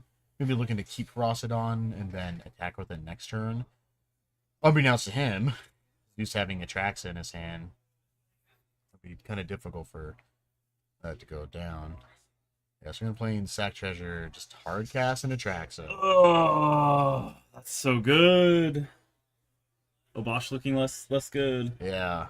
Yeah, now he can't attack with Ferocidon. I mean, he can and kill Childred if Zeus really wants to do that. But then, yeah, probably just seems not I correct. cannot believe we just watched a hard cast of Shieldred. That Yeah. was, or not Shieldred, Atraxa. That is Yeah. just nasty.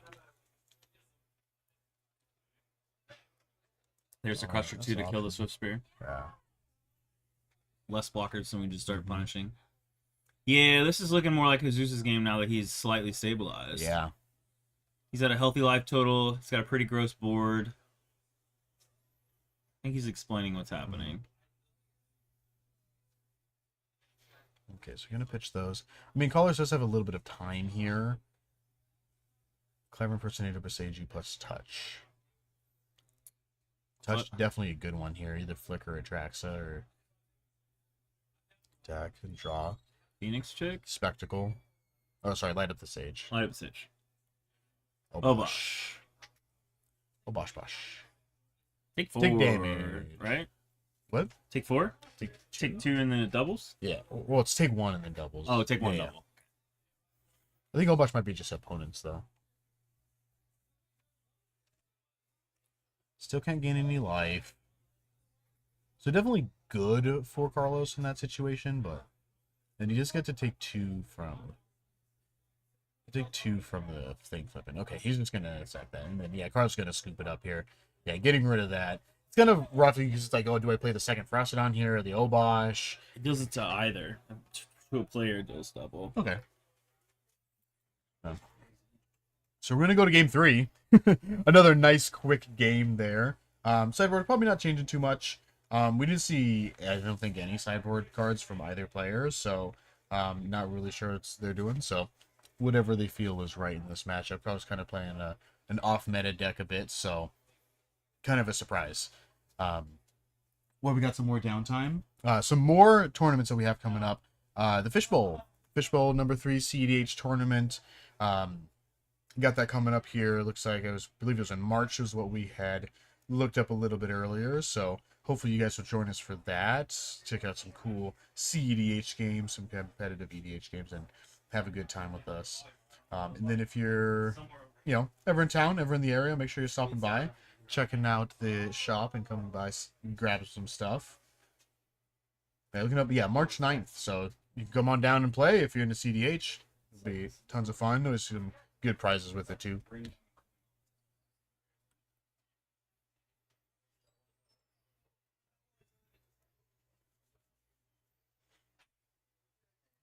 Or some good shuffling up, just like Magic.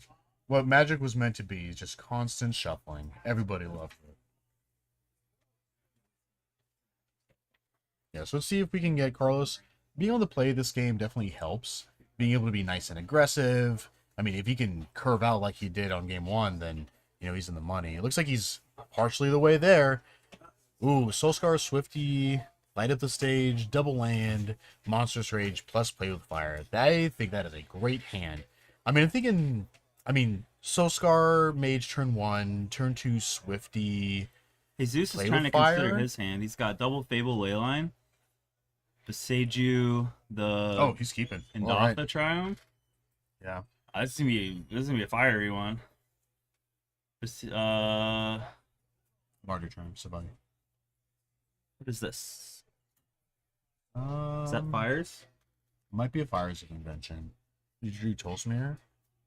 Yeah, so he's gonna attack. He's gonna take 1, Play with Fire. I drew another Play with Fire. Okay, he's gonna Monstrous Rage. It's gonna be 1, 2, 3, 4, 5, 6, 7 damage this turn. Put you to 13 on Dude, turn that 2. Monster Straight Swifty combo is just Real good. it's so nasty. Pushes a lot of damage. It's so hot. Yeah, it's a Fires. So you're gonna play land here. Is he at 13? He's at 13. Dang. Upkeep, Play with Fire, targeting you. I mean, a land here might just do it. It puts him to 11, trigger double prowess. That's 1, 2, 3, 4, 5. See, so 1, 2, 3, 4, 5, Another rage. 6, 7. Another rage which triggers prowess and pumps, but doesn't give the roll because of Swifty already having Yeah. one. But it's Light up the stage, trigger prowess. Look for another Lands. land. No! Okay.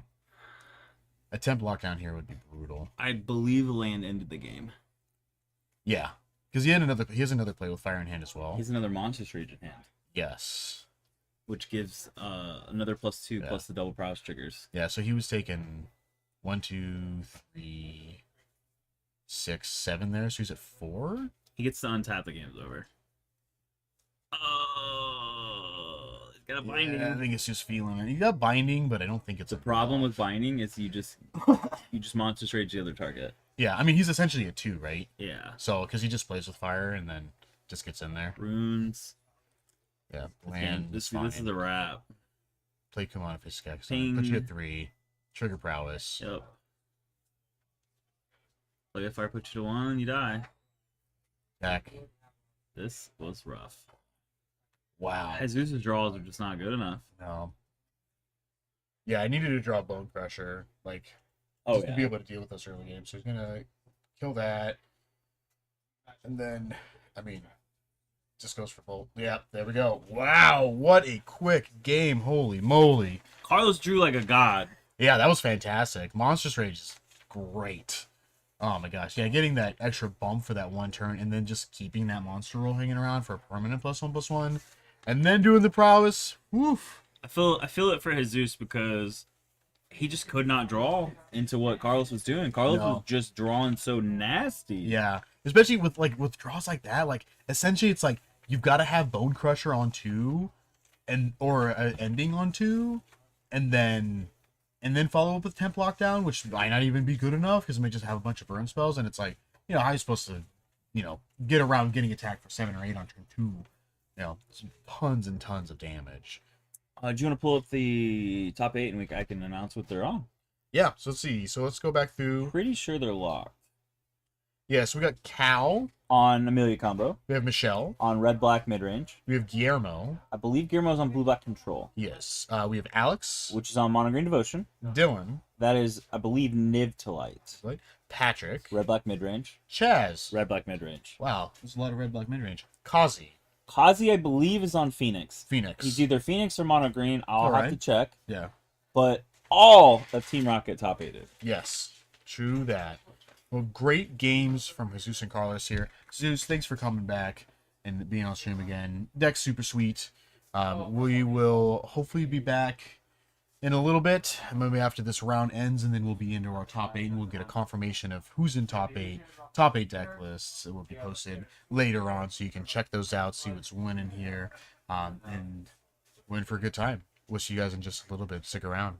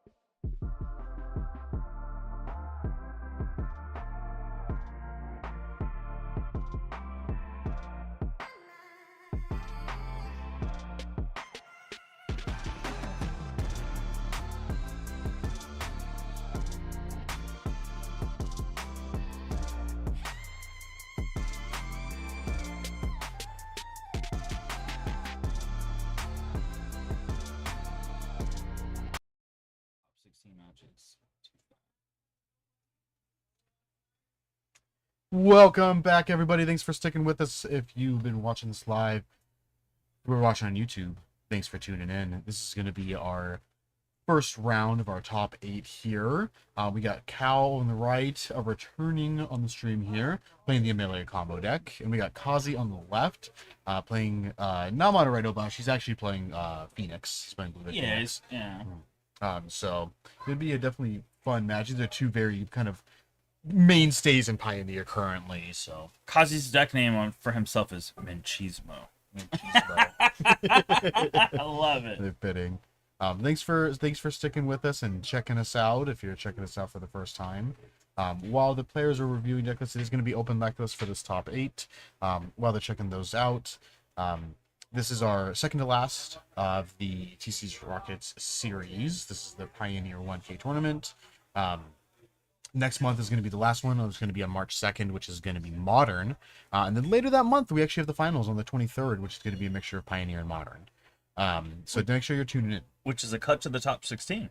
Yeah. From the collective series. Yes, it's got the top 16 from the total points of the series. You can check out point standings currently on the website at TCS Rockets, and then also the Facebook page. They just posted it pretty recently. I'm gonna pull them up and announce that we had before this tournament. It was Nick 2 in first, Devin Fong in second, Cal Petkoff, who is currently on camera, in third, Derek Grove in fourth, Chaz Tanner in fifth, Carlos Zambrano in sixth, Alex Shute in seventh, Russell in eighth, Guillermo Mercado in ninth, Dave Castro in 10th, Gregory Blakely in 11th, Brian Dorman in 12th, Michelle Tanner in 13th, Arturo Alvarado in 14th, Joshua Bailey in 15th, and Jesse Garcia in 16th. Right on. So you got a couple familiar names there. There's a few people we've seen today, a few people we've seen on previous streams as well. So hopefully everybody does nice and well and has a good time, because that's really what we're here for, right? So definitely keep a lookout for that. We also got the Fishbowl number 3 coming up on the 9th as well. So next month's going to be jam-packed with great Magic gameplay, hopefully some great commentary, and just some good times. Fishbowl is on the 9th, next 9th. Saturday. Yeah. I Right. thought it's March 9th. Is it March or is it? It might be March. Because today's the 3rd. So next Saturday is the 10th. It is March 9th. Yes. Yes, March 9th. March jam-packed with great Magic gameplay. That Lots is of a fun. lot of PRT 6 coverage. rockets. Gonna be great. That Gonna is be a lot awesome. of coverage. I'm going to be here for all of them. So hopefully you will too, because I'm gonna have a lot of fun, and I want you guys to join me for that. So it'll be awesome. So yeah, keep looking for that. Lots of fun. If you're in the area, definitely stop by, play, come say hi, buy some Magic cards. They also have some comics and toys, and whatever your little nerd heart desires. It's got a lot of stuff here, so definitely swing on by. So how are we feeling about this matchup? I mean, I feel like a melee can go pretty fast. I mean, we saw Cal kind of playing earlier, and he kind of just comboed on turn 3. Yeah, Court of Calling is a disgusting card in this deck. Yeah. It does a lot, and as does Coco, Yeah. right? You can't court for both pieces, but you can Coco into both of them. Yeah. I don't know.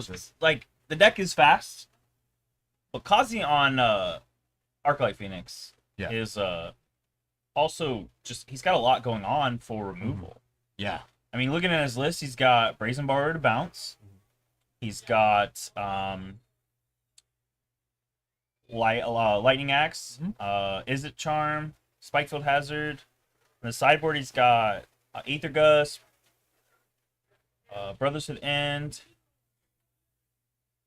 I think that's it.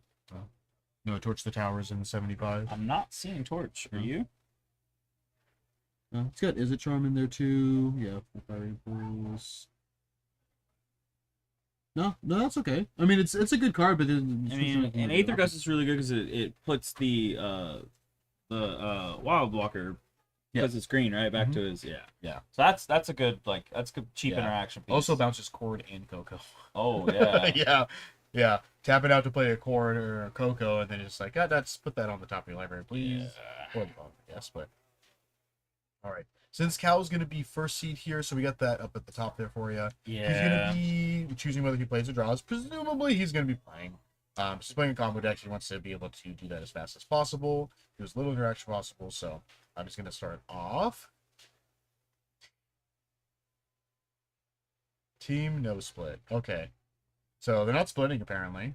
So they're just going to jam. Which is totally fine. Up to them. Cal looks like sitting pretty good amount of lands. Looks like an Overgrown Tomb, a Boseiju, a Temple Garden, Double Forest, and Double Ridge Thicket, and Adina. So 6 lands in Adina. Can we get the producer to update Kazi's deck list from Monoreto Bosch to Phoenix?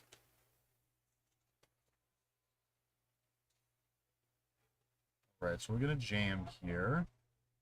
Cal keeping? I don't know if Cal's keeping here. I think he's gonna kind of debating. Talking.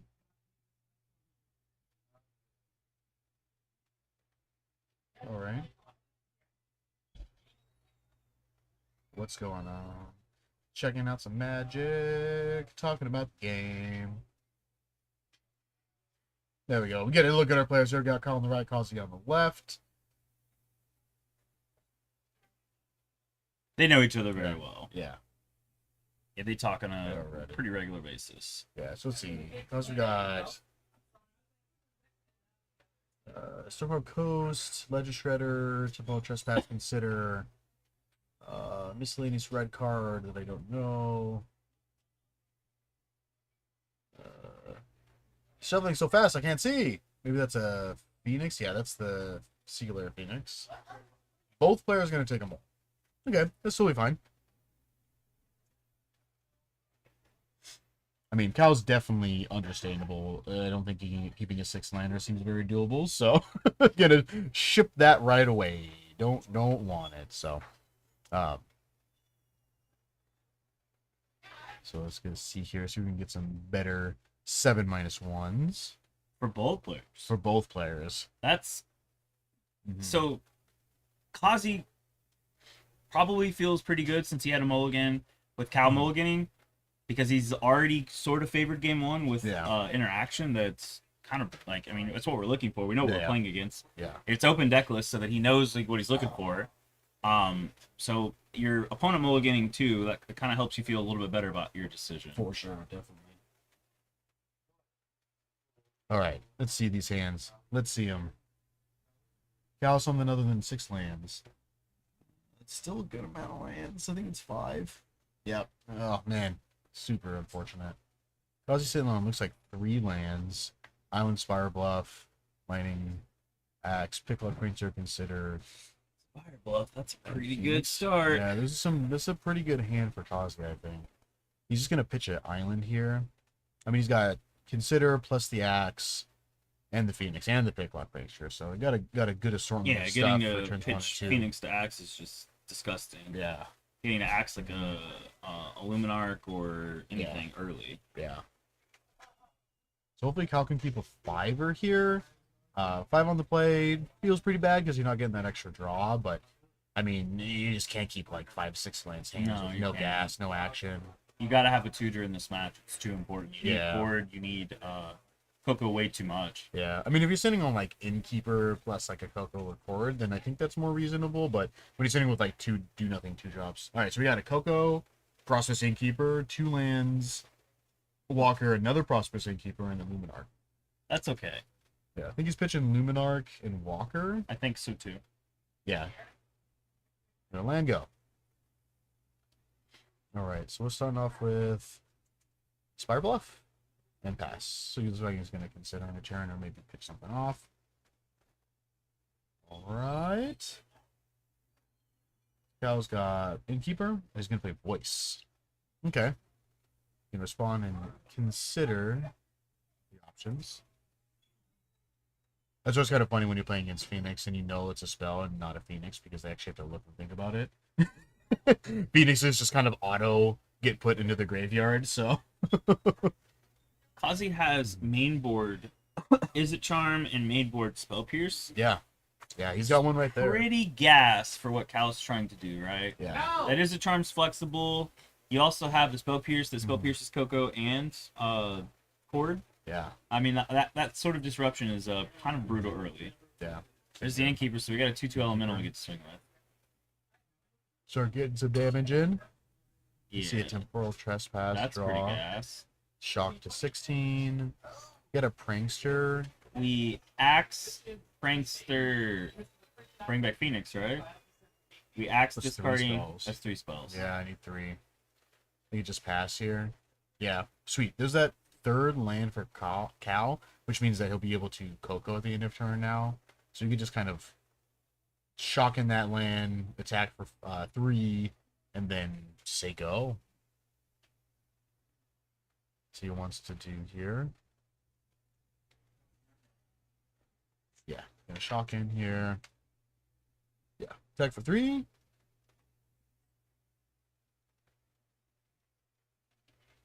Instead, Pickster. Pick one prankster. Coco in response. Yeah, not bad. Question Auto is, combo. what happened? Yeah. Xena, another Innkeeper, Mana Confluence, like 4 lands. Yeah, And 4 lands. Welcoming Vampire. Welcoming Vampire That's a is good one. disgusting. Yeah, that's solid. Double triggers. And we have a I think it only 4/4. triggers once each turn. No. It triggers Dina and Vampire, right, when they both enter? We'll get to game life, yes. Yeah, that's what I'm Yeah. saying. It's triggering both of them when they enter. Yeah. Now we have a 4/4 elemental. It's kind of a lot of pressure. Yeah. Do we axe the Dina or we leave it alone? I think he's trying to decide. Welcome. He doesn't want to deal with welcome. Yeah. I'm No fine extra with cards. that. Yeah. It does Definitely fly. reasonable.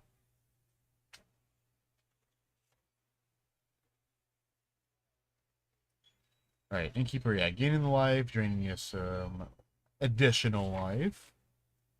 Then Prankster resolves. Sleight of hand, Spiral Canal, Treasure Cruise.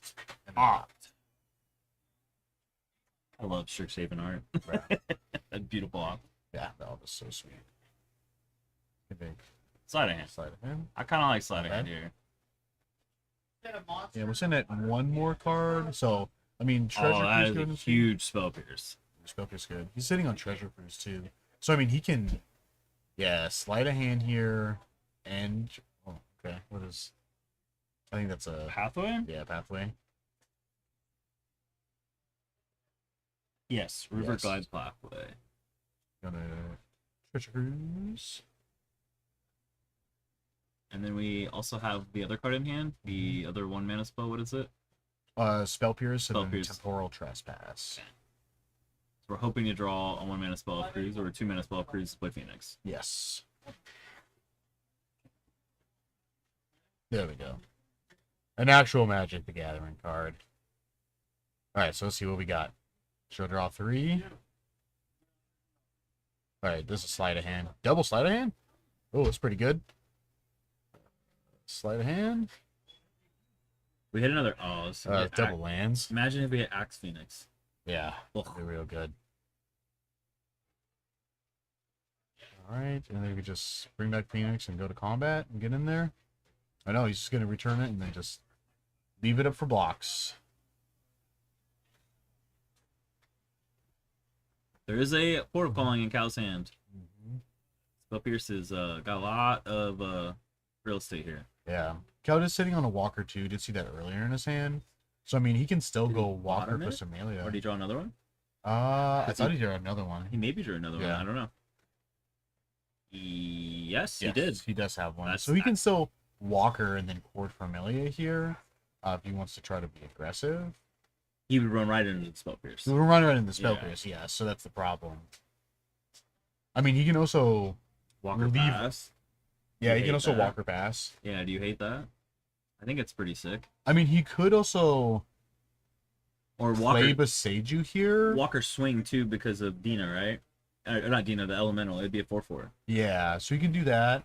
And then he can also just, okay, this he's going to play Walker here. Because he could have also just played Beseiju in the past, or he still could have corded there. Yep, there's the 4 Um, and the drains. Because he would be able to still cord and pay for spell pierce. So he still have enough mana. But I think this is also reasonable. Yeah, life totals update. Yeah. Kathy should be at 10. Or not 10, 8. From the Dina and the Innkeeper drain. Mhm. And then he swung for 4, so he's at 4. That's, I mean, we're digging. Start off with a sleight of hand. Is a Phoenix and an opt? Good. Yeah. Bottom of Phoenix getting an opt. Better. Consider. Trash a land. Get a prankster. Alright. Ghost. Gonna play prankster. I think this game is a wrap. Cal's Uh, gonna cast this cord, and he's gonna get spell pierce, and then Mhm. just swing with all that damage. You got Mhm. an elemental just getting bigger and bigger. Yeah. I mean, Kazu will be able to block with Phoenix. And then he can still trigger next turn because he can prankster plus opt plus sleight of hand next turn. Oh no, that's a trespass. It's not a sleight of hand. He needed to draw an axe and a phoenix on that side of hand. Yeah. Or not that side of hand, the treasure cruise. Straight for spell pierce. It's fine. I mean, there's a bunch of still live draws here for Cal. We haven't seen any, so that's a voice looks like. A voice is just a lot here. We Yeah. already have a elemental that's doing the most here. Yeah. Is that a Kellen? No, that's the No. walker. Another walker, right? No, that's the Sentinel Lost City. Yes. Not Sentinel. There's multiple Lost City. Sentinel of the Nameless City. Sentinel, the Nameless City. It's like almost the same thing. Lost, Sentinel, Nameless. Technically, like, whatever. Yeah. Still, I mean, Cal could just switch to beatdown plan here. It's a good plan. Yeah. Yeah, the elemental's real big. He'd be even bigger. Life totals seem, are they updated right? Am I missing something? Almost like we did the drain. From Walker entering with Dina and Innkeeper. Yeah. But I don't think it matters. Seems fine. I mean, because he can have a pretty good big turn next turn. I mean, we know one Phoenix is at the bottom, which is kind of unfortunate. Yeah. But he can pick lock and then hopefully get something good. And I then, mean, we have picklock, opt, and sleight of hand. yeah. So, I mean, I think we picklock and hope we hit it. Or not opt, sleight of hand to see if we can hit it, and then opt. That's like the last ditch effort. But if we hit it with opt, is it even enough damage? Like, because I don't think we can do all those things and control trespass and it matter. You would need to have a land. Well, that because is we could not go this, 3/3/3, which is 9, and then 9 again, which would put him to 3. So Yeah. it's like we need. It's not quite enough. Yeah. Cal doesn't have any flyers. Yeah. That's kind of a big deal. I mean, so Kazi could just high roll the hell out of this, right? Yeah.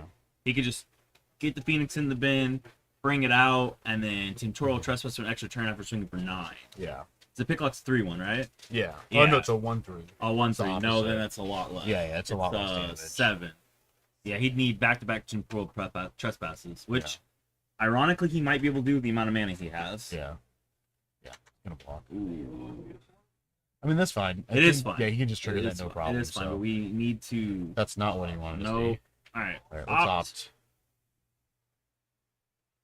Draw that. There's an axe. I mean, axe clears out that big creature, so. Spell 2. Okay, then I mean we hit elemental. Or did you just hit Walker? I want to say we hit Walker. Yeah. It I mean, also like sucks. hitting Prosperous Innkeeper is also kind of important because every single creature now just deals an extra damage on play. Oh, I just get the Dina. Okay. What makes you what makes him think Dina is the target? What are we missing? So I Her mean, second ability. the elemental he can essentially just block. And then no, every single time he plays a creature, anytime Cal plays a creature now, it makes him lose a life. Oh, okay, Yeah. okay. Yeah, so he doesn't even need to combo at that point. Just anytime he gains life, he gets to also make Krause lose a life. Which with him being at 5 is pretty doable. Dina also makes combat tricks because we can have the elemental blocked, sacrifice it, and apply it to Yeah. another creature. So that's probably why they got rid of Dina. Yeah. Dina's ability is nasty for this board state, right? Yeah. Because he could block this and go, nah, I'm going to sack it and give it this and swing and kill you. Yeah. That's probably why he took Dina. Alright, so he's gonna Prankster. We hit another Phoenix. Galvanic Iteration. Iteration Fiery was so Impulse. nice for that. All that. Oh No, man, he yeah, can like still that. do it though. He can Galvanic here, and then Fiery Impulse away. Calsport. Will kill 2 things, right? It's enough. Killing the elemental and the He wouldn't be able to kill Elemental. He has to kill 2 creatures. yeah. I mean, it shrinks the elemental. Yeah. So that works. A bunch of 2/2. We can also block Voice of Resurgent with Picklock Prankster and not Yeah. take life. Yeah. Yeah, there we go. Attack with the Picklock Prankster. Yeah, I think him and Vigil free. is insane. Yeah, it's such a weird random thing to have on that card. Alright, Cal's drawing Walker, Ford, Coco, green card. Looks like a Oh no, it's land. the episode. Yeah, it's the land and then the Sentinel. Yeah, you drew your land for turn. Right. Alright. What is he doing here?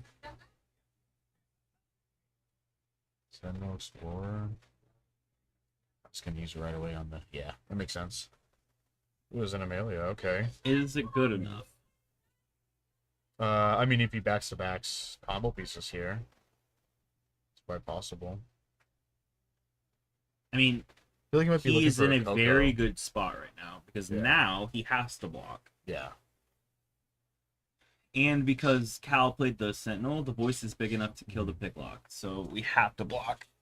yeah, We don't have to block voice. We could go to 2, but that's not great. yeah. It's really cutting it close. It's very it's also very a little greedy. yeah.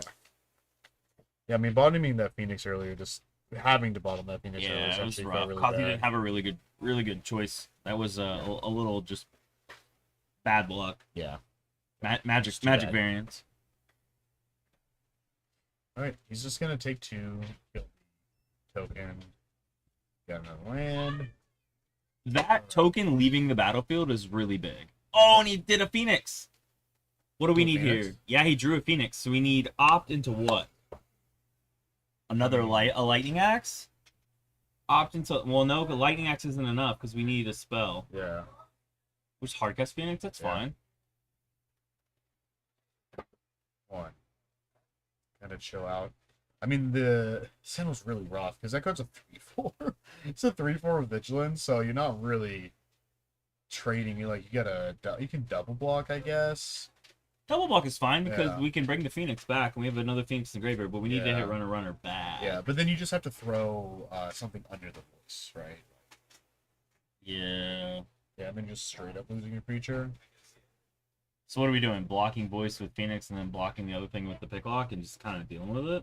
Yeah, I think so. It feels terrible. Are you gonna double block and Yeah. block? Okay.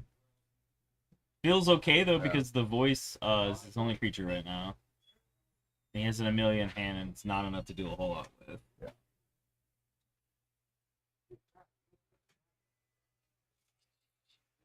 Kind of an interesting, yeah. So he's just gonna kill both picklocks.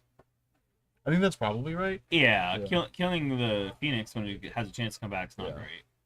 Right. Get a tomb, display the tomb. Hell is so far ahead on life that it's disgusting. Yeah, real close here. As a treasure It's a treasure cruise, that's cruise. really good. Oh man, yeah. I think opt-in here first. Oh, he's gonna treasure cruise first. Okay. Maybe some other options. Need Phoenix. Get rid of everything else. We need a 1-mana spell. Another treasure cruise and a ledger Wow. shredder. And a picklock. No, it was double ledger shredder and picklock. Oh, geez. Yeah.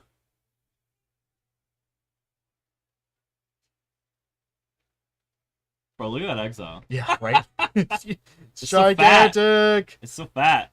I mean, I feel like, yeah, picklock here. Ooh, firing impulse is good here. Just kill the voice. Yep. Yeah. Make Maybe a set it to creature, but we 1/1. get second Phoenix. Yeah.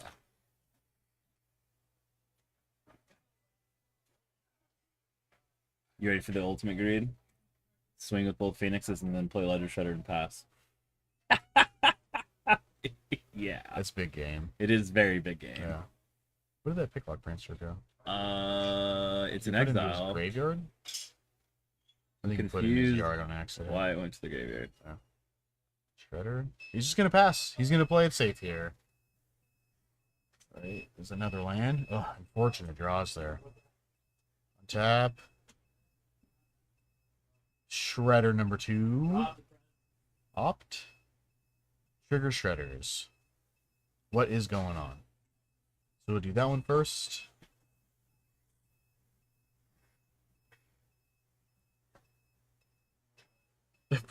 Preemptively putting dice on it, like, oh, I wonder if he's discarding a spell or not. I mean, you feel like you don't, right? With the Otawara, you just discard Otawara. I mean, you still have an opt on the stack, so I actually don't fine. mind discarding opt because we get to draw. yeah. That one, Yeah, yeah. discard him. Okay. And then opt. Try bottom draw. Ugh. Woof. Can't shock that in. Nope. Feels bad. No legendary creature for cost Land. reduction. But we have a big shredder. Yeah. Big-ish shredder. Yeah. Yeah, big butt. Yeah, cause he's still playing it safe here. I mean, because Cal's sitting. I mean, I think he knows this. The one card is an Amelia. Cal is basically a. Okay, that's really. Whoa. Okay. That's probably game because of the draining. Yeah, I'm pretty sure. Can't beat top deck. Return to the ranks. Yep, that's pretty good. Yeah, let's just scoop it up. Dang. I mean, you gotta give it to Kazi though. That was very well played. Yeah. He played to his outs. He did very well. Yeah, But at the end of the match for game 1, that top Yeah. deck's nasty. yeah, and then it stinks because if it was any other land that came into play untapped, he'd be able to Otawara Adina and survive. But not being able to cast that Otawara is rough. Yeah. Yeah. Well, let's take a piece of the sideboards. So we've seen Cal's sideboard several times today. Yeah. What do you see besides you see Get Lost for sure? I just gotta get lost. He's got Scavenging Ooze. Yeah, and Ooze. He's got Arcan of Maria, Skyclave Apparition, and then What's Guardian of Faith do again? Guardian Faith is like the 3-mana 3/3 that exile stuff, I think. So that might not be bad. Let me look at all the text. I know it has a million lines of text. I mean, we also don't hate bushes. Bushes Yeah, are pushes isn't been too bad. bushes are good. Yeah. Kazis, we see Yeah. Aether Gust for sure. Yeah. Does Brother Sitting come in? What do you think? So this is 3-mana 3/2 Flash Vigilance. When it enters the battlefield, any number of other target creatures you control face out. So it's a protection spell. Crackling Drake. That's probably coming in because it Yeah, flies. that's a big old creature Aether too. Gust is coming in. What about Brotherhood End? I think Brotherhood Zed seems fine. It kills all of his creatures except for I mean, this Xeno. negate's probably coming in. I mean, yeah, because the main deck is like yeah, Coco Rampaging Core, Frostodons. yeah, Rampage Frostodon too. for sure. Yeah, can't gain life. Sick. We don't need Hearse. I mean, No. you're not gonna play around one, even though you just lost two. You're not gonna play around turn the ranks. Yeah. One card for your Yeah. That's just rough. That's just bad beats. Yeah. This Amalia deck We is got- just being a menace. Yeah, it's good. Take him out, Brazen forward. Let's see, take him out here. Axes.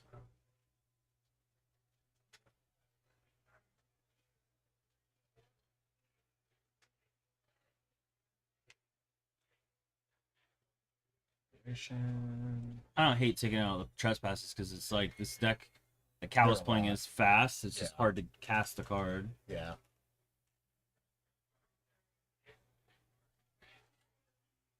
Just gonna take a peek, set the sideboards real quick, and main boards. Gotta play around. Shout out to Team Logic Knot for Kazi and Alex Soderberg. They both made top 8 today. So 2 teams have occupied 5 of the 8 of the top 8. Yeah. With Team Rockets having all 3 members. Yeah. Michelle, Chaz, and Patrick. That's quite the feat. It's pretty good for Magic for them. Pretty good. Looks like also bringing in 2 Brotherhood in for Osadon and the Gate. And the Drakes? Best. Oh, we didn't The take Drake. Drakes he just took out, actually. He did have them in there initially. And there, he is putting in the hearse. Hearse is interesting. Yeah. I guess Hearse is okay because you can grow it and then Yeah. use it as a blocking mechanism for some of Cal's. Like, it would have been really good there with the voice Yeah. because it could have blocked the elemental, and so the elemental just, beat down pound. Yeah. Cutting an opt.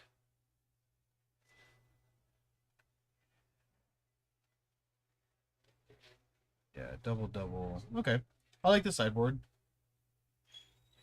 Like this here. Yeah, I saw it. Yeah, he had the Drakes in there initially, but I think it's also kind of leveraging. Oh, do I want a good efficient creature against this matchup, or do I want more answers? I think answers is the Yeah, approach. yeah. I think answers is probably better because you don't want to. That's always a problem with these types of decks too, is that you don't want to dilute them too much with trying to stop what your opponent's doing, so much so that you can't do what Play you're the trying game, to do. yeah. Can't play the game. Yeah. So we'll see how this goes. So Cause is going to be on the play. I mean, he did a pretty good job of struggling early with the way his draws and Yeah. cantrips were lining up about not really allowing it to shake his focus, and he Yeah. almost piloted himself out of that, which was pretty Yeah. cool to watch. Yeah. He played that game really well. I mean, you can't beat. Mhm. It better be lucky than good. Cal better be lucky than good there. Like, that top deck was just, you can't play around it. It's game. Yeah.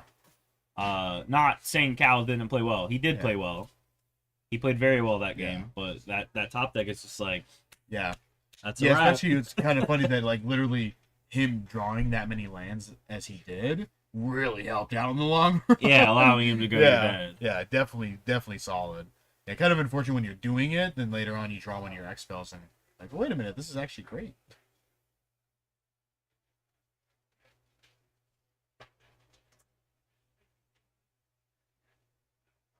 Right. Shuffle each other's decks. Get some shuffling going on. So we'll see if Fuzzy can kind of get a sweet start here. I mean, they can get some pretty explosive first couple of turns. Yeah, I mean, picklock into triple spell double Phoenix is just rough. Yeah. Yeah, and like any Phoenix in multiples is just insane. Like, can you imagine if like you're playing against Phoenix and they play Consider and then they put a Phoenix in the yard, and the next turn they go Picklock Painter and it's like Consider Phoenix, and you're just like, do I just lose? Like I'm pretty sure I just lose the game. I don't think I could beat that. Kazi's hand not looking great. Looks like sitting on 1 land. Double Phoenix though. Yeah, but he needs 2 at least for the Shredder. Yeah. Watch him keep. He's a gambling man. Yeah. If it was a Spiral Bluff, I'd be more tempted, but it's not even Ozzy is a Spiral gambling Bluff. man. Yeah, minimal. It's the consider, bro. That would have been a bad hand. Yeah. They were not consider. That was not any of the lands with the Nope. consider. Nope, no way. Yeah, I feel like when you're already down a game, gambling on a hand feels a lot less good. There's no disagreement. Yeah. I also play similar to that with gambling. Mhm. Sometimes it's part of the game. All right, let's try They this are again. team no split. Yeah, true.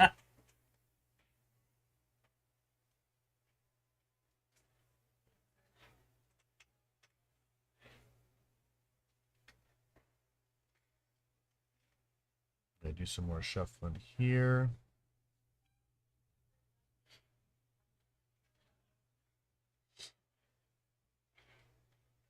I think we get some updates, see how everybody else is doing. We got 3 Rakdoses in the top 8. Alright, Ozzy, let's see. Looks like Cal's keeping. I think he's got a good assortment of land and spells. This hand's a lot better. It's still a 1-lander, but I like this one a lot more. It's a Spiral Bluff. It's got one of the 1-mana checkout cards. It's got Opt, it's got a removal spell, so still not great, but it could definitely be worse. So Spiral Bluff here. I like how you do fire opt up here to Mhm. make sure that we have an extra. Well, maybe he's doing it now. Yeah. Sometimes you just wait till you get to the turn to make sure you have Yeah. the extra chance of drawing the land. Just gonna pass here. Leave open the Impulse and the Prankster. That was looking good on his side. Looks like he did put in Scavenging Ooze. He's got the Amalia. It's pretty good. Gain a Life Explorer. Trigger. Do we fire it off now? I think you do. I think you fire Impulse right now. Just get rid of Amalia. Yeah. Ward paid the 3. That's totally fine. Why does that card have ward 3 life? Yeah. They didn't learn their lesson from It's a Sedgemoor Witch? vampire. They didn't learn the lesson from Sedgemoor Witch? Come on. Yeah. Sedgemoor Witch was a menace in standard. Right, so kind of tap in here. I think, yeah, Pessing seems reasonable. Because he can Prankster end of turn. I mean, not a whole lot of gas. I mean, he's got a Treasure Cruise, a Phoenix, and then the Picklock Prankster along with the Steam Vent. So, want a couple of cantripping cards here and not necessarily Phoenixes. So maybe Prankster will go into something cool. I mean, hitting Phoenix plus like Consider here would be great. Get some cheap spells. Yeah, sit on the Naval City.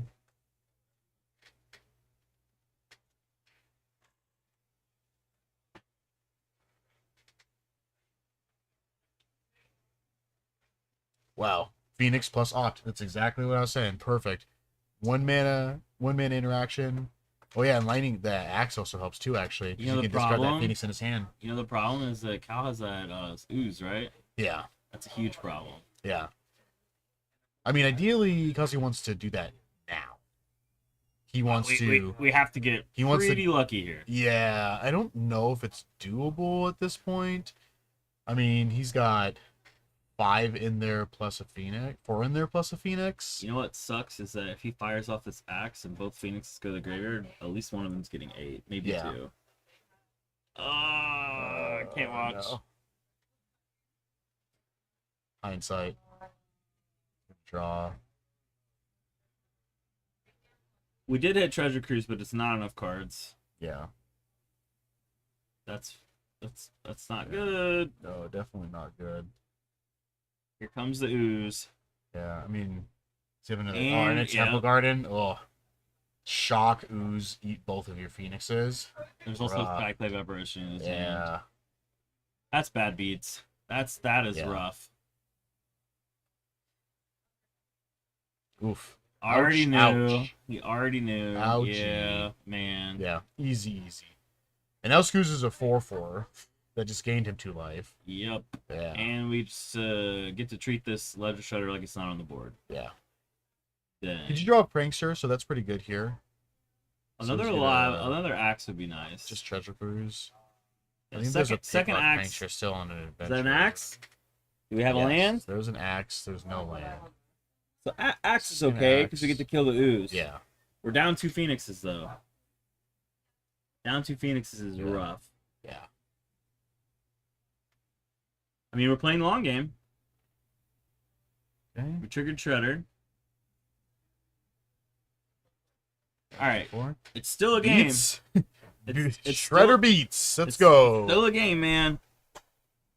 That ooze was just so brutal. Yeah, such good timing too. Like, and then drawing Temple Garden on top of it, just to eat both. It's like, oh no. Right, she sit on what? It was a fire impulse plus another treasure cruise. Yeah. And whatever that other sleight of hand. Side of hand. Sleight Oh, of hand, prankster. Picklock, yeah. Fire impulse. No. Impulse is good here if he draws a land. It exiles. Is it exile? What exiles? Which one? That's Torch. Mhm. If he had Torch for that Luminarch, it'd be so insane. Yeah, it'd be very good. I mean, Cal's got Coco here. I mean, he's got Coco plus. Yeah, I mean, got a couple options here. I mean, he can fire off this Coco main phase. No. Looks like he's kind of trying to cast a couple creatures. He can He's the Malia in yeah. hand. Yeah, That's insane. yeah, and he can Skyclave here too. Yeah, Skyclave Shredder is very, Yeah. very. Oh my goodness. Oof, that's good. That brings back ooze, right? Yes, it does. Uphill battle. Yeah. Yeah, I mean, I think at this point, I mean, after losing 2 Phoenixes, I think you're just kind of on the Shredder game plan. Yeah, but the problem with the Shredder game plan is the Skyclave apparition that Kazi's holding on, or Cal's holding Yeah. on to. Yep, there it is. Yeah. Yeah, second spell, draw, discard. Hearse Ah, might be That's- okay. That's good here. Hearse That's might good. be okay. I think discarding Picklock's the best option Yeah. with the Phoenix is gone. Now we have to find a way to kill Amalia, who's a 4/4 also. Yeah. Lose a 4/4, gain a 4/4. Yeah, yeah, right. Oh, man. That's brutal. You gotta give it to Cal. He's been playing like a menace with this deck Yeah. all day. That Brotherhood End End, is just not good enough. not cutting it. Do we still Another fire land it, he could have though? impulsed, but He- fire impulse too, but Sleight of hand. Pathway consider. Putting pathway back to he's getting the Taking the pathway. He wants to be able to do 2 spells. Yeah. Not that it's enough. First.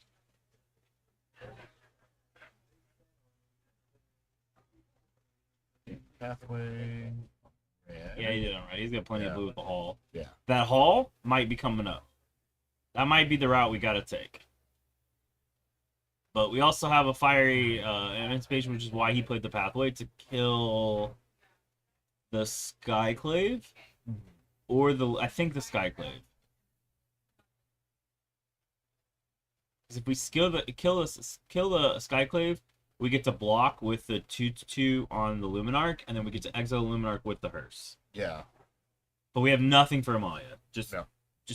We're gonna have to figure that out as we go. Yeah, it's gonna be a problem. This Hearse, you either have to force it on 2 targets and get something back with Return of the Rings, Yeah. or we're just casting this Coco and praying. I think you just casting Coco. Or I mean, like, cause like exploring- Return of the Rings is essentially the same problem, right? Like it would just get spell pierced.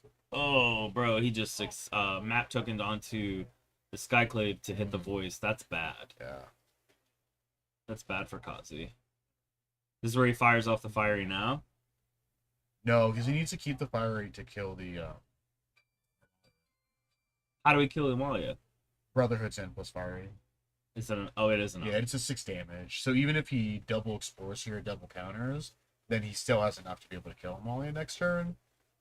The problem with that is he's gonna get a followed up Coco and he doesn't know it. Yeah. So what's he need here? I mean, land plus spell pierce doesn't do it because he doesn't have a land in hand Yeah. and isn't drawing 2 cards. Yeah. And needs 4 mana to do the play you just said. Man, that's rough. Yeah. It's a tight spot here. Return of the Rings is a sorcery, correct? Yes. So we at least get to play around that being responded to when we activate Hearse. Yeah. So we at least freely get to get rid of Amalia and Ooze. Yeah. That's what I think he should go after. Amalia Ooze. Yeah. He left Amalia? Yeah, I mean, Amalia doesn't do anything here, right? He's already got one on board. Yeah, but it's redundancy. That way, if we go to do Return of the Ranks, you have to pick both of them, and then we get everything else. Right? So if he, for whatever reason, he kills his Return of the Ranks in hand, Yeah. if there's 2 Amalias in play, Kazi has to respond. Yeah, you just wait until you sacrifice one of them. You still have one on board, is what I'm saying. It's still Yeah. one of them coming back. And then you Picking- just deal with the one that's sticking around. Yeah. I meant after this, when he Yeah. has no hand. He's about to lose his whole hand by doing this play, is what I'm Yeah. getting at. Yeah. So the whole board's wiped. We get a Yeah. 2-2. All that stuff goes to the graveyard. He has Return of the Ranks. We're gonna be forced to do the hearse, but then we have 2 Amalias, so we're at least gonna get an Amalia, Yeah, but now he can just take 2 Amalias. and then he gets everything else. That's what I'm saying. Like Yeah. he's leveraging this way more in his favor than Kazi's getting with the hearse. Yeah. Like it's substantial because of this Coco. Had there not been a Coco, this might be a closer game. Yeah. Kazi's at 7. It's fine. He's going to hit just exactly combo right here, so it's fine. Wow. Bet. Skyclave. It's real close. Skyclave Luminarch, right? Or Skyclave? Yeah, it's over. Yeah. Skyclave, the walk. Yeah. Well, no, because he can just kill the Walker. Amalias. He can just snipe the Amalias, because those are the only cards he cares about. He's Right now, currently, that's all that he What cares I'm saying is he's at 7, right? You take the Walker, take the Skyclave, kill the hearse. Now we get Amalia back with Return of the Ranks. Well, you exile Amalias in Right now. response. Right Yeah. now. But then we get back Voice and the other thing that the other Skyclave and we swing because we're at 7. Yeah. This is just horrible. Yeah. This is bad all around. Yeah. I mean, it's just, because he's just trying to prevent combo. Combo is not even relevant at this point. Sure, it wins the game, but like so does the value that he's about to have. Like he's about to just bury him in pure value. Yeah, but this is the difference between this turn, like this next turn, Kyle's next turn, or like 3 turns from now. We have 1 card in hand. That's so Yeah, but I mean, bad. Kyle just gets two more draws in theory, like, because he can block Skyclave, he'll end up getting another 2-drop from it, and then he can block other creatures, and then he also still has Lightning Axe plus Fiery Impulses, plus he still has a second Brotherhood's End in his deck. The second Brothers in would be nuts. The Cal is untapping Return of the Ranks, which is a Voice and another Skyclave to take the token. We swing for what's that? One whatever and a 2, so 3. It's a 2/2 and a 1/3, 1 3. Yeah, so we swing for 3, put him to 4. and block the 2/2. It's about to leave with this Skyclave. It's about to come back with Return You of the can't hit a Ranks. token. Oh, you're right. It's not token. You're right. Yeah. You're right. Can't hit the token. Yeah, it's gonna suck. I mean, I think blocking here is just probably right. Yeah, block the Skyclave to make a new 2/2. Yeah. Because, like, him also just returning the ranking Skyclave doesn't do anything. That makes sense now. Yeah, Is Beseiju in his hand? there's a Beseiju in there. I mean, he can only return for 3. Like, getting Skyclave doesn't really do a whole lot. I mean, you get, like, Voice, Luminarch, Skyclave just for value, I guess, and then you get to... Voice No, is insert really games hard to for deal life. with this board state being at 3. Yeah. Because you can't kill it unless you give them a giant creature. Because they have 4 things like a 4/4. Yeah. That's just brutal. Yeah. Cal's top decks and the order they came Yeah. into this match have just been so backbreaking. Yeah. Like the Ooze when he got the double Phoenix, Mhm. the Coco, and the Return to Ranks, and it's like Kazi has sat here and fought this off the whole game, but Cal is just drawing way too good. Yeah. Yeah, so return for 3. We're going to return for 2. Okay, it's just going to bring back those. I'm not even going to bother bringing back the Skyclaves. I mean, that voice, this voice is essentially insane to deal with right now. It's got to get exiled. Lightning Axe. That's Firebluff doesn't really help. Not a great draw. I mean, just killing that, Yeah. and you can, Block the Luminarch. yeah. Take 2, go to 1. If we block the voice, we make it 2/2. Yeah. There it is. There's the sideways. Go to 1. Yeah. The awkward thing Oh, about we blocking can- Echoes, that's also a flyer. Yeah, we can play the backside of it now. Yes. Yeah, Sarkozy needs a flyer now. I mean, a Shredder would be nice. Shredder stalls the game another turn. Yes. And then we have a 1-1. well, no, he doesn't have to swing with this. He can just swing with the voice. You just box with Shredder. Yeah, I'll get Yeah. it true. Yeah. Huh? What What was it? I didn't see it. It was too fast. Kazi, too fast for me. Impulse that. Okay, he's got another turn. If he blocks, then he gets to make a voice 1/1, depending Yeah. on what Cal draws, which blocks. was a land. Make an elemental. They say overground. Land? Oh my gosh. Huh? What is it? I need to know. Oh my gosh, another like impulse. It's so dumb. Dude, we have to. It Impulse. sucks. Impulse. The Sage Mana Impulse. Confluence. Confluence. Oh my gosh, so much mana. Dude, look at his mana. Oh, so good. Yo, that was nasty top deck. Yeah, it's nice when you don't have any phoenixes in there and you can just exile whatever. It's like this stuff doesn't matter. Oof, oh my gosh. Living on the edge. You know, the worst part is the drain happens. Yeah. He's dead. We were literally Oh, a God, no. forward or a Coco from game. This is such like. Can he an not play awkward- creatures now? He can't play any creatures anymore. I think he's going back. I think he's thinking. Okay, he's thinking. Okay, he switched it. Okay. Ooh. That My was boy. scary. Oh my gosh. When I saw like tap 3, I was like, oh no. Oh no. That- Row, that was row, scary. Raggy. That was scary. Oh my god. Is it happening? Shredder. Is he doing it? Ah! Oh no. End. I don't like it. Yep, I'll discard this other cross. Ah! All right. Oh my gosh, attack for 2. Ah! Oh my I'm gosh. so nervous. I know, right? My nails. I'm so I'm nervous. buying them. So voice. Voice is really good right here. Yeah. How's that a healthy 19? Yeah, take a damage. Oh my gosh. Still 2 men off from Hall too. Dude, we get to swing with Yeah. Frostodon now. Yeah, I think you just jam and cross it out over and over again, right?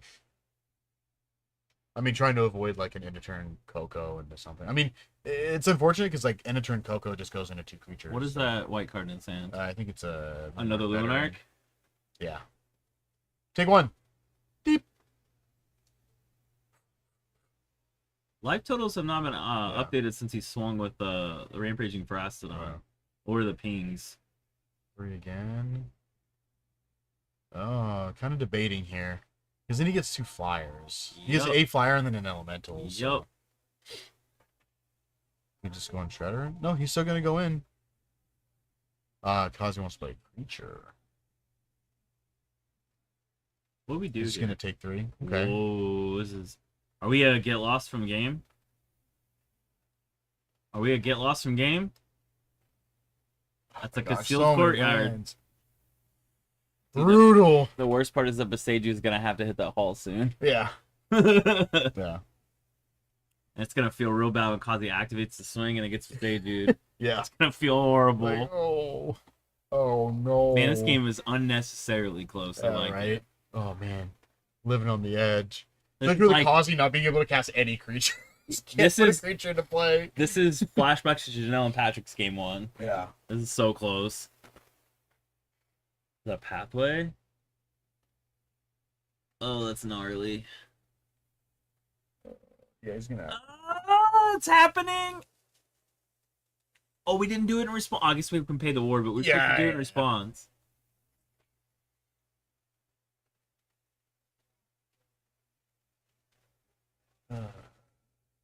Do we block with the veteran and then play double veteran and the next thing that leaves the battlefield Kazi loses? Right? So block with this, cast the backs. Oh no, the other one's that gone. That one's Okay. gone already. Well, I mean this one too.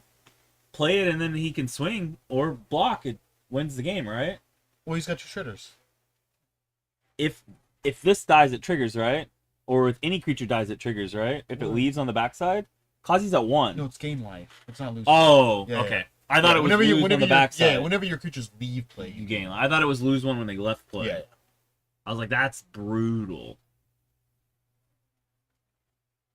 Frost it down. Dang, that haul going Yeah. away was sus. Yeah, super rough. Oh, Cal settled at Beseiju for how long? Yeah. That was a while. Yeah. Yeah, until because he had 7 lands in play to activate Hall and then attack with Hall. He's had that since the beginning of the game. Yeah. Yeah. The long con. Ooh, man. This is close.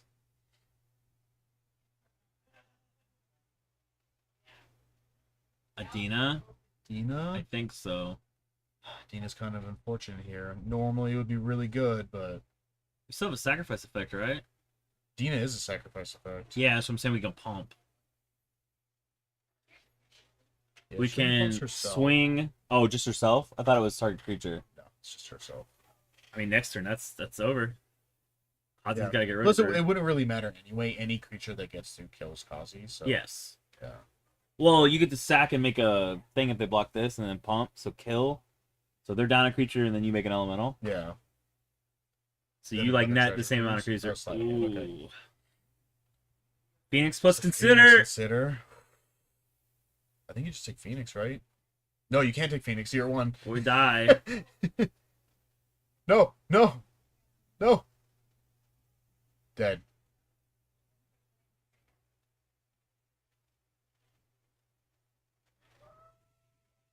I was thinking he's gonna try to kill his own Frostodon. That doesn't do it, my dude.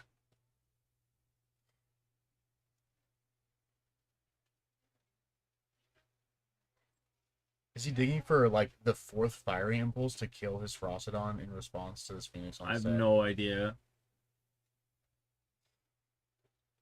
How did we get here is what he's saying. He forgot about the Frostodon. Yeah. Woof. Oh, that's rough. Yeah.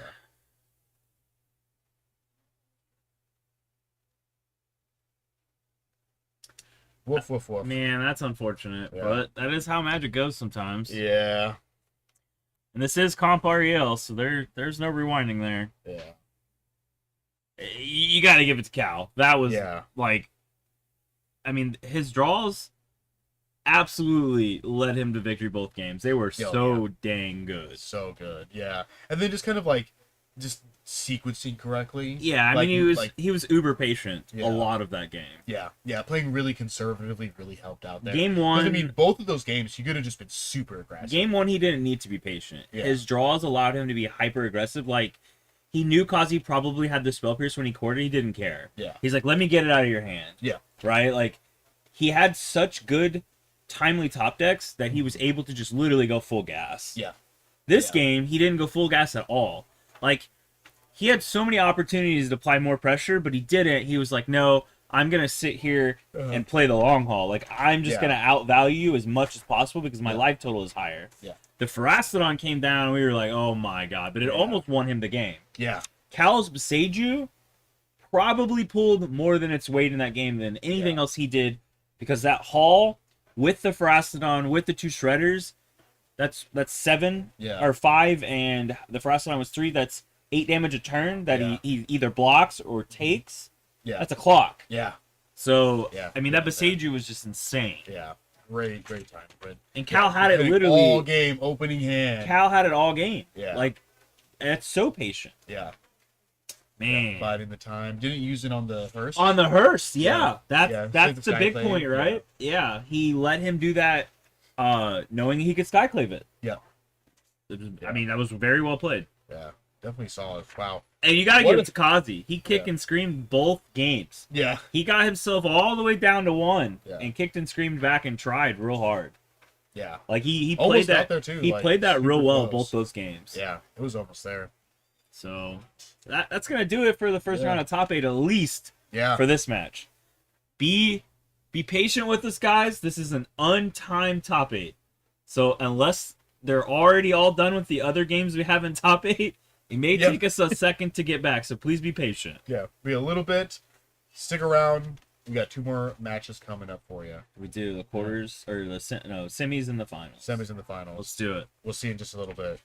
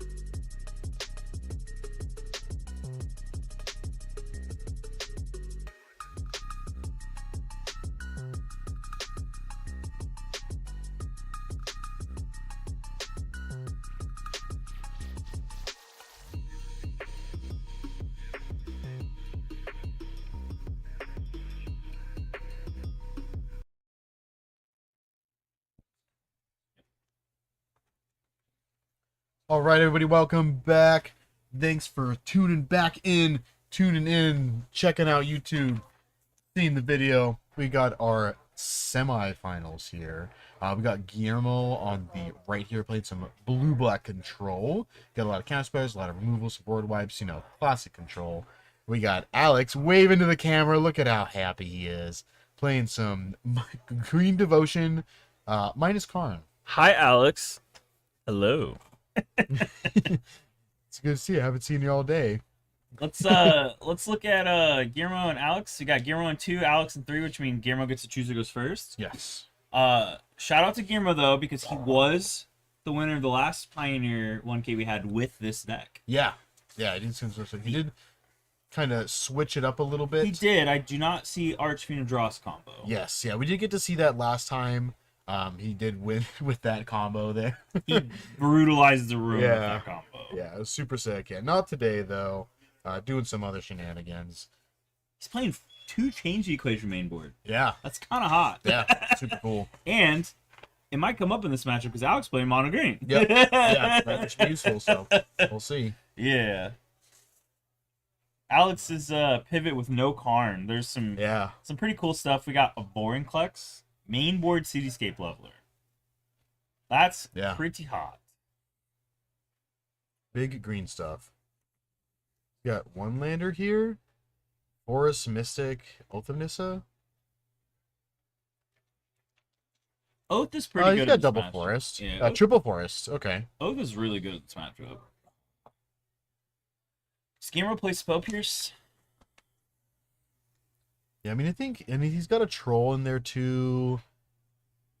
Do you go Forest Mystic or do you go Forest Oath of Nissa being on the draw? Mystic, easy. Always Mystic. Because if Guillermo doesn't have an answer for it, then he gets to cast a 3-drop. I'm just turn worried 2. about Guillermo countering the Oath of Nissa, which is pretty big in this matchup. Yeah. Yeah, I like Mystic. Getting ahead on mana. There we go. Yeah, plus, waiting on Oath of Nissa, he doesn't need anything right now. He has lands, he has good creatures he can play early, so he's got a decent amount of stuff, so he's not hard-pressed to search for anything quite yet, so waiting for Oath, I think, is totally... Is that 2 Sinister Sabotage and a Change Equation in his hand? 3 Sinister Sabotage. That's what that is, right? This? No, that is the, Quick Study. Quick Study, Yeah, okay. it's an instant speed divination. I was like, what is going on over here? Alright, so he's going to try to play Wolfwillow Haven, which is getting countered, and then playing another elf. Drawing another land here. We could just slam Oath Growth. Yeah, you could just slam Oath Growth here. I mean, maybe he's going to bait here with a Oath. Yeah, maybe draw something else. Because you can do a 4-drop if he gets one here. It's a Cavalier. Sweet. Insane. Take Cavalier. Insane. Yeah. Can't cast Cavalier this turn, unfortunately, but he can go Forest and he can go Troll.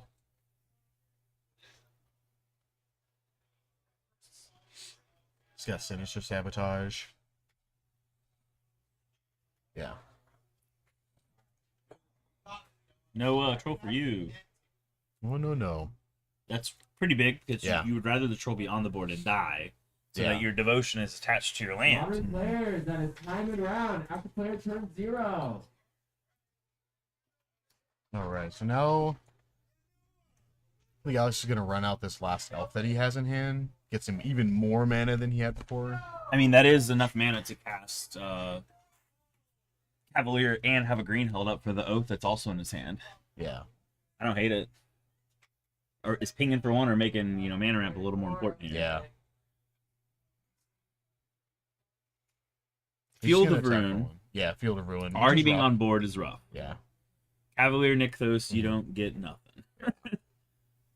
No good. He wants to play here. He doesn't have another land. No, he's got a Watery Grave. He's going to shock that in. That is one very loved Watery Grave.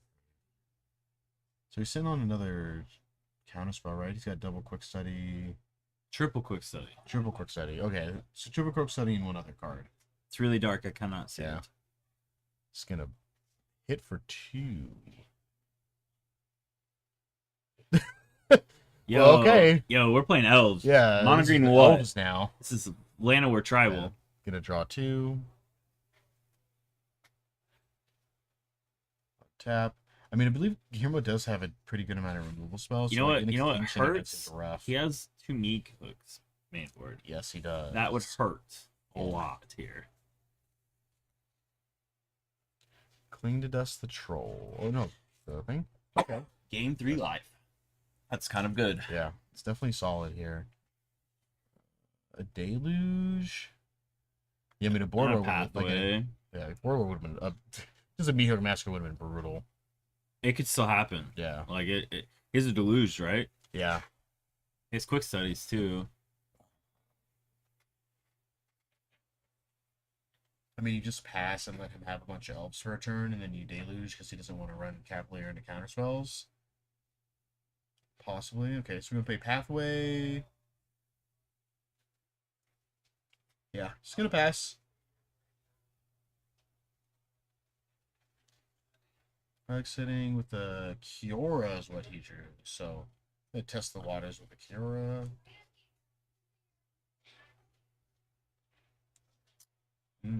Quick study leaves us 2 mana to draw a 2 mana answer. Deluge leaves us with just the fatal push, right? Because we're gonna leave open probably Yeah. the shipwreck marks fatal push. Mhm. I think fatal push is a little weak here Yeah. because there's already 4 redundant elves. Yeah. So letting Cure resolve is not the end of the world. I guess Just we're going casting in. the Cavalier, yeah. Okay, Cavalier.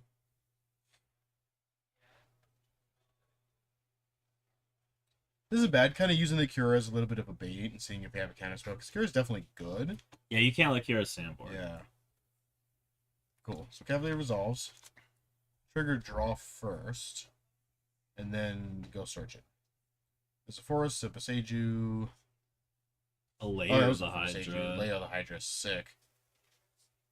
The Uvenwald already. Layer of the Hydra is very good because it's gonna force this Field of Rune. Yeah. And if we top deck Play a land.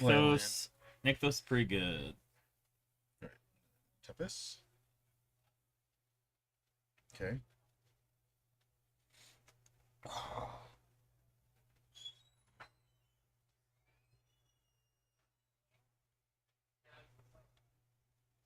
Memory Deluge. Deluge. Deluge into Fatal Push. Yeah.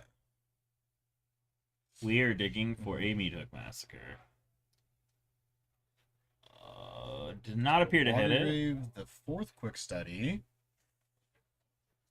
And some more blue cards in the control deck. Someone Would've needs never to guessed. let Guillermo know that he's not being very stream friendly with these hands. Yeah. We cannot see your hand, man. I think a dig through time. Believe What so. is this? It is definitely Quick Study Watergrave. Yeah. Shark Typhoon. Shark Typhoon. Yeah, he's seen that. We'll see. I mean, presumably Shark Typhoon plus Water Grave. Getting an right? untap with this field on the Hydra is gonna feel real good when he's got all this mana. Yeah. Alright, taking Water Grave plus another quick study. Why do we want the Watergrave here over the other thing that he showed, the Shark Typhoon? I'm not sure. I mean, more lands is never bad. You could play multiple cards, especially when you're sitting on multiple quick I guess studies. he's just I guess he's just playing the long haul, right? Yeah. So we are a land away from double quick study at instead. Mhm. Yeah. So that maybe that's his approach. 4 quick studies is ridiculous. Yeah. There's a lot of studying going on. I mean, we're trying to rocket propel to 7 mana to flash that deluge back for real value. Yeah. Because a meat hook right now would deal 1, 2, 3, 4, 5 damage to Alex. Or he would gain. I'm sorry, he would gain 5 life and kill yeah. all of Alex's creatures. I mean, you have to meat hook for bunch. We're gonna be there by the time we flash deluge back. Yeah. Isn't that Llanowar Elves untapped? I don't know if it's relevant. I don't know why he did it, but Maybe not. I don't know. okay. Whatever's going on, I don't know. Yeah, he's gonna shock in a Water Grave and just pass. So we got double quick study up. Bunch of elves. Draw. What do we got?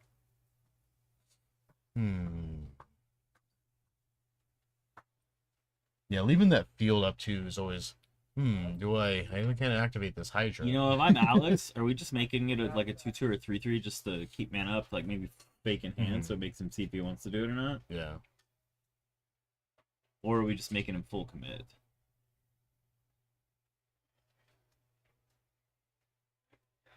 That's a tough call. Yeah. Alex has played this really well, though. He did Yeah. run out the Kiora to bait and then Yeah. slam the Cavalier. Instead of just running his head into the wall with Cavalier and running into a counterspell. So he did test the waters. Ooh, Haven, okay. 2. Untap 4. 5. Activate? 6. Activate for 5. 7. Activate for 6. Make it a 6/6, 7 mana. Swing for a lot of damage.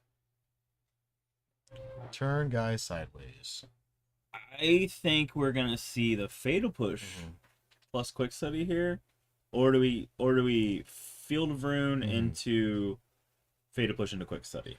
Because we get Yeah. Field of Rune on the layer, get a swamp, Mm-hmm. push one of the elves, and a Quick Study, Yeah. or in some form that's what's gonna happen. Yeah. Guillermo put his hand under our banner. Is that another Fatal Push? That's Yeah. an island for sure. Is that second Fatal Push? Yeah, looks like another push. Wow, that's so insane. Yeah. Not really doing much about this Cavalier. We don't though. even really need to Field of Rune. We could just push and hold Field of Rune in case he draws Nykthos. We just push the higher push another. Yeah. Take 6. Are we not taking? Oh, okay. I was like, are we just gonna cast a quick study and take this space? Whoa. Yeah, doubt that for sure. Yeah, and that put would it have in been one. crazy. This is not too good for Alex because we're at a part of the game where we are playing solely off the top into a control deck that has cards. Yeah. Not even just cards. They have a ton of mana with a Memory Deluge that can be flashback at any time. Yeah. Still, I mean, Cavalier is really what's like pushing this and making I this agree. difficult. Like, because right now Guillermo does not have enough to kill it with Meathook Massacre. I think it's just exclusively like a singular extinction event he think he saw in the main. Yeah, he has a singular extinction event in the main, so that's the only answer right now to Cavalier. I mean, he's got Sheldred's Edict, but he's got plenty of creatures, so he's kind of has to follow it up with kill all your elves plus Sheldred's Edict you to get rid of Cavalier, and it's like, and then you just get another Cavalier back. Like, there's one in the graveyard that was milled from the first trigger, so like you just get another one. And then always a 2/2 backup too with the Wolfwillow Haven. So his main phase in something here. Quick study.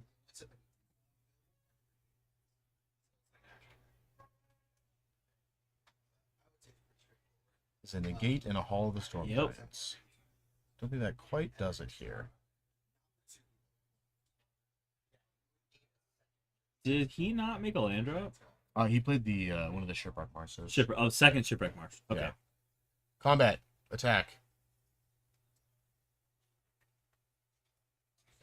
Quick study for your darkness. Psycho Shark Typhoon. Okay. Yeah, make a 1/1 gonna, like, block the buy a Cavalier. turn. Yeah. If you're Guillermo, are you fatal pushing one of these elves? Like, I feel like we got to be firing these fatal pushes off just to save the ping damage. 'Cause Yeah. we're so low. Yeah.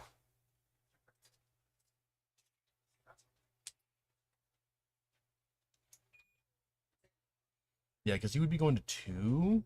Yes. Yeah. Yeah, because we're blocking the Cavalier with the shark. That's not even a Yeah. question. Yeah, I feel like he kind of has to pop one off here. Yeah. So then he goes to 3, and then he gets an out. Because he also, like, Alex also still having that Wolfwillow Haven. If he goes to 2, then if even a board wipe doesn't do it, because then he could just play, he could just make a Wolf with Wolfwillow Haven at the end of turn and then just attack. Yep. Alright, so block. Logically. And then fire off. Yeah, he's gonna check it out real quick. If I make a 2/2 wolf. Yeah, that's kind of thinking here. I mean, probably really wanted to draw a board wipe way earlier. Oh, yeah. I mean, a Meathook Massacre right now would be set. I mean, you still have to deal with the Cavalier. We're a land away from Cavalier though. It's a 5/6, right? 2, 3, Yeah, well, plus a 4, meat 5, hook. 6, 7. Oh yeah, Yeah. And you also need to get that. yeah. Just gonna main phase quick study here. He's still just digging for that extinction event. Yeah, that on odd, and then you'd be able to land, and then leave open the push for the wolf. I think we are dead. That is 2 memory deluges back to back. Oh yeah, that's not too good. We are probably dead. Mm-hmm. Is a Omen of the Sea? Is that what the thing is over here? It's a negate. The second to last card? No, the Oh, negate that's a before. sinister sabotage. Sinister Sabotage. I don't quite think that's it. Yeah, he's gonna scoop it up. You'll see where it's at. Well, that was pretty far down. That was looking very, very bad for Alex by having to just test the waters, but Guillermo just Yeah. didn't have anything the whole time. Yeah, even with 4 quick studies, Yeah. you drawing 8 additional cards plus a Yeah, deluge. yeah. Like, oh my gosh, like drawing 10 additional cards and still not drawing the answers. Rough beats. I mean, Alex played that super patiently too. Yeah. He said, "Oh, I'm gonna play this Kiora over the Cavalier," knowing the Cavalier would get more value with playing Kiora second by activating Kiora if you hit Nick those. Yeah. You know, so he played that in reverse to test the waters. Yeah. Then said, "Oh, you can't do anything about Cavalier. I'm gonna play Cavalier," Yeah. and that Cavalier just won in the game. Yeah. But like early on, there was 4 turns before the Cavalier where the meat hook would have capsized his board. Oh, yeah. Yeah, when he was just sitting on only elves. Yeah. And not enough mana to cast Cavalier. It's Also, not taking the ping damage for those turns, getting to a point where you're only having to block the Cavalier, doing the Yeah. Shark Typhoon, like that gives us like almost an extra 3 turns Yeah. to deal with that Cavalier Yeah. with a deluge in the graveyard and 2 deluges in hand. Yeah. Like at some point we're gonna hit the extinction event, or he has a Hopefully. Hall, so play Hall, activate Hall, Yeah. to block. It's true. It's not great, like. Yeah. It doesn't survive, right? Because it's a 5/6 into a 5/5. Yeah. But I mean, it's something. Yeah. It's not nothing. I mean, take a look at sideboards. Guillermo sitting on 1 Kalitas Trinity of Get, 2 Narset's Reversal, a Mystical Dispute, 2 Raven Fieldments, a Thoughtseize, 2 Summary Dismissals, a Hullbreaker Horror, 2 Narsets, Parter Veils, Meat Hook Massacre, and 2 Chrome Host Sea Sharks. I see the Chrome Host coming in. I see the what's the other thing you said? The dismissals, right? Yeah, Dismissals aren't too bad. I like Dismissals a lot. It's just essentially just big old counter spells at exile. I mean, there is I think bringing in another Meat Hook Massacre isn't too bad. Just kind of stall early game, and then just like wipe the board later on is definitely solid. What- I mean, Hullbreaker Horror is actually also really sick because they just can't do anything about it. Yeah. Like, look at my Hullbreaker- 7/8 that's gonna flash in and block your stuff. Well, also bounce everything you played Yeah. in existence. Oh yeah, So for Alex, I see a Scavenging Ooze, yeah. maybe Stonebrains, but like, what are we Stonebraining? We're Counter not- spells. Yeah, but like, aren't we applying enough pressure early that we're just trying to kill? Yeah, but I mean that's just like theoretical if he does want to bring anything in. Yeah. I mean, I feel like Scoos is like something that you can just kind of add in to hit deluges. I think but it's Scoos is not- coming it's in. like fine. Scoos is coming in regardless Yeah. because of Torrential Gearhook too. This is open deck list, Yeah. so like I think that's a fair option. But I mean, do we need to really board? Yeah. That's what I don't know. I don't know. Yeah. Like that's Looks what like I'm looking Guillermo's at. bringing in a bunch of counter spells. He brought in actually looks like a Thoughtseize, and then he had a Mystical Dispute that he brought in, and the 2 Summary Dismissals. So he's at least citing those in. I could have sworn he saw 5 cards, but I couldn't. I mean, the Hullbreaker Horror would have been sick. Yeah, Hullbreaker Horror would be sweet. That card is really dumb. Yeah. 7/8 flash can't be counterbalance all your stuff. Yeah, definitely good. So we'll see what he wants to do.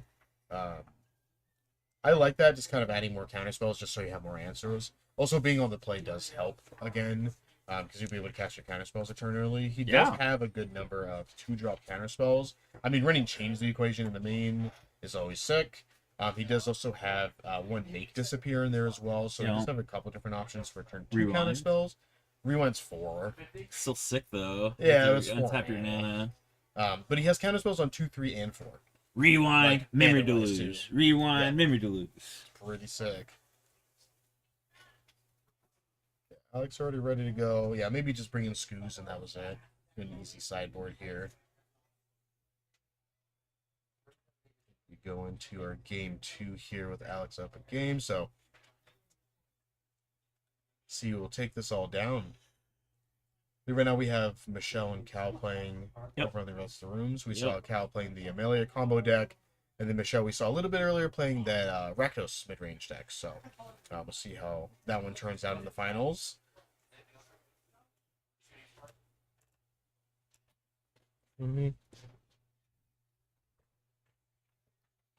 Do some double check and some sideboarding. And you all know what time it is. A little bit of free time. A couple reminders. This is the TCS Rocket series. This is the second to last one. We got one more coming up next month, March 2nd. That's going to be Modern, so it's going to be a lot of fun. I'll be here. We'll be Chen having a good time. And then we got the finals on the 23rd. I will it's also gonna be be top here 16. for the second. Oh, yes. We'll be right back here in not too long. Hope everyone is ready to see a room full of Yawgmoth and Amulet type. Yeah, Because our community here for Modern loves them some Yawg and Amulet. they do indeed. Oh, Fun, we can get fan favorite Nick 2 back on playing Amulet. I know. Yo, shout out to Nick 2 because Alex here put deck designer Nick 2 on his deck Whoa. list. What a home slice. Shout out to Nick 2 for the deck. Yeah. Thank you, says Alex. Alright. Didn't get a look at Alex's hand, but he didn't like it, so he's going to ship it. I saw Boseiju and Nykthos, and then some flip cards. What flip cards does he have in his list? Like the The Vorn clicks? Pelucanos, Uvenwald Aldi. Vorn clicks and Plukernos, right? That's it? Uh, This is the Saga Vorn clicks. Yeah, right? this is the actual Saga. So it's Vorn front and back. Yeah, so he's got a couple of flip cards in there, so that's pretty cool. Alright, let's see if this 7-1 is a little bit better for Alex. So looks like it's Cityscape Leveler hanging out Layer there. the Hydra. Yeah, Lair, Forest, Nykthos. Nykthos, Troll. I don't An hate elf? this. This seems fine. Yeah. Land elf, land troll. Double Field Thoughtseize Make Disappear. It's an interesting keep. Okay, so no turn 1 play. No elf? No elf. Yikes. Yeah. I'm just going to follow up with a Thoughtseize here. Okay. Trying to hit the Wolfwillow Haven. Not a whole lot. Looks like a Cavalier. I'm and taking Troll. the troll here if I'm Guillermo. Yeah.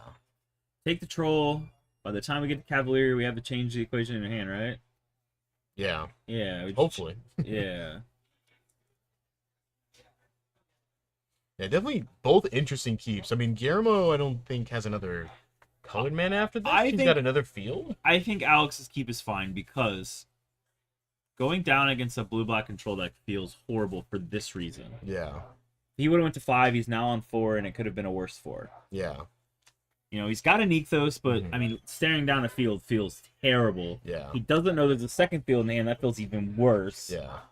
But, you know, we get to test the waters with the Hydra Yeah. over the Nykthos first. There's that elf. It's a turn too late, unfortunately. Yeah. That's okay. And then a Narset. Okay, so we're gonna go no field. Can't play Narset because we don't have blue, Yeah. but we will filter here, killing the Hydra. Yeah. This would have been really awkward too. Because what if Alex didn't play Hydra? And he was sitting on double basic, and then Guillermo has double field, and then I always forget the name. Drown Catacomb thing. He has like trying to remember the name of the card. Then Guillermo's just stuck with only one Yeah. colored source. Oh, here we So, go, Elf Tribal. Alright, so he's gonna pop that off now. He's like, I would like multiple blue sources, please. Landor Elf and Elvis Mystic. Yeah. Elf Tribal, let's go. Elf Tribal, too good. Give them. Well, we can't give them the Hydra to throw. They Yeah. got deuced by that Yeah. field. Unfortunately. Yeah, it's really Guillermo's looking to draw. It's some more really range wild at that this people point. play Field Burn and no Demolition Field in this format. Yeah. Airboard's legal. It's a little crazy. Ooh, not another land. Looks like a quick study. I mean, Guillermo just can't tap out here, though, for quick study. I mean, he can try to quick study and get a black source and then try to push one of the elves. But Alex has another land, so he can still cast Cavalier that turn. I think we just skip the land drop, which hurts, but it hurts less when we Yeah. don't telegraph the quick study. We do it in step Yeah. and get 3 cards. Pushing an elf here has real estate, but there's 2 of them. Yeah. Yeah, so pushing them doesn't really do anything for preventing Cavalier. Make disappear is probably what we're gonna see. Yeah.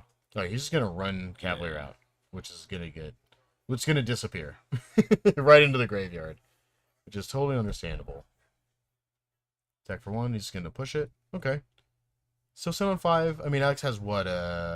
Nykthos in hand plus a Forest troll. troll. Yeah. All right. There's Guillermo's 4th land. That's definitely what he was. The troll's wanting. troll's gonna pull its weight here. Troll's good. Is that another Cavalier? Yeah. Oh no, that's an elf. Okay. I was like, oh my gosh. Jeez. Wild. Starting off with troll. We have another elf. What do we? Summary dismissal. Just more counter spells. Let's get Exile, right? Yeah. Play an elf and pass. Alright, so looking good for Guillermo in this spot. Still got a pretty good number. He doesn't have any answers to anything currently, but sitting on Narset plus Quick Study. Castle Definitely Vantress helps. is really gross at the sports stage. Yeah. Filtering draws this early when you're ahead. I would say that they're about even, but Guillermo has more cards in hand and a Castle Vantress. Yeah. If he starts nailing his draws and lands a threat like this Narset, we're gonna start down ticking for answers. Yeah. We still have. Is that another quick study? I think this is a quick study right here.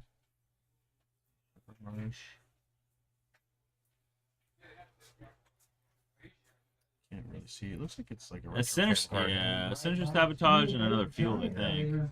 Your first And an Narset round and a is quick already study. sent to your Magic Companion. ASMR Rob. Is that a Storm the Festival?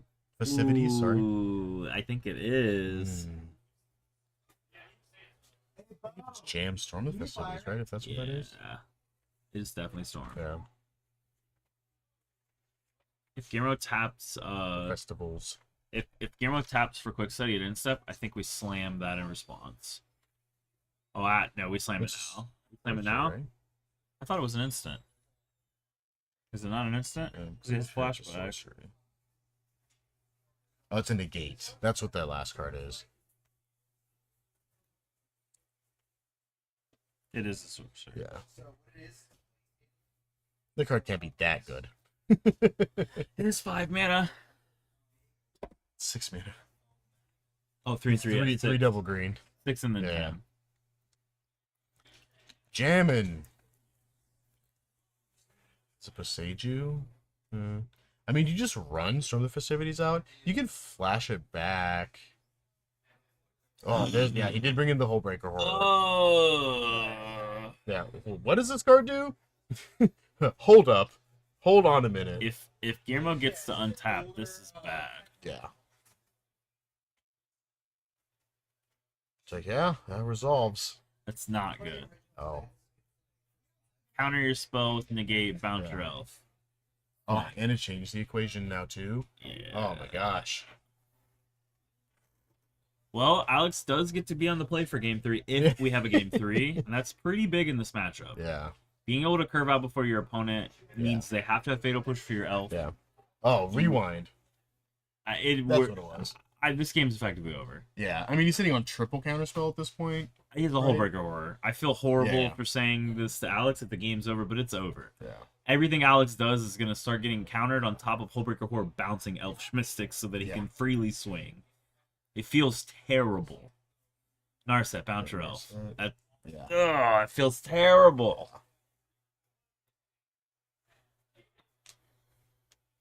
Ugh. Oh, no.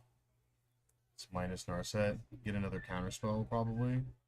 It's That's a quick study, a water grave, summary dismissal. and a sabotage. Yes, and a sabotage. Oof. That's terrible. Yeah, I Like, mean- it's hard to look at. Yeah. I mean, just more counterspells, right? Yeah, he's just gonna scoop it up.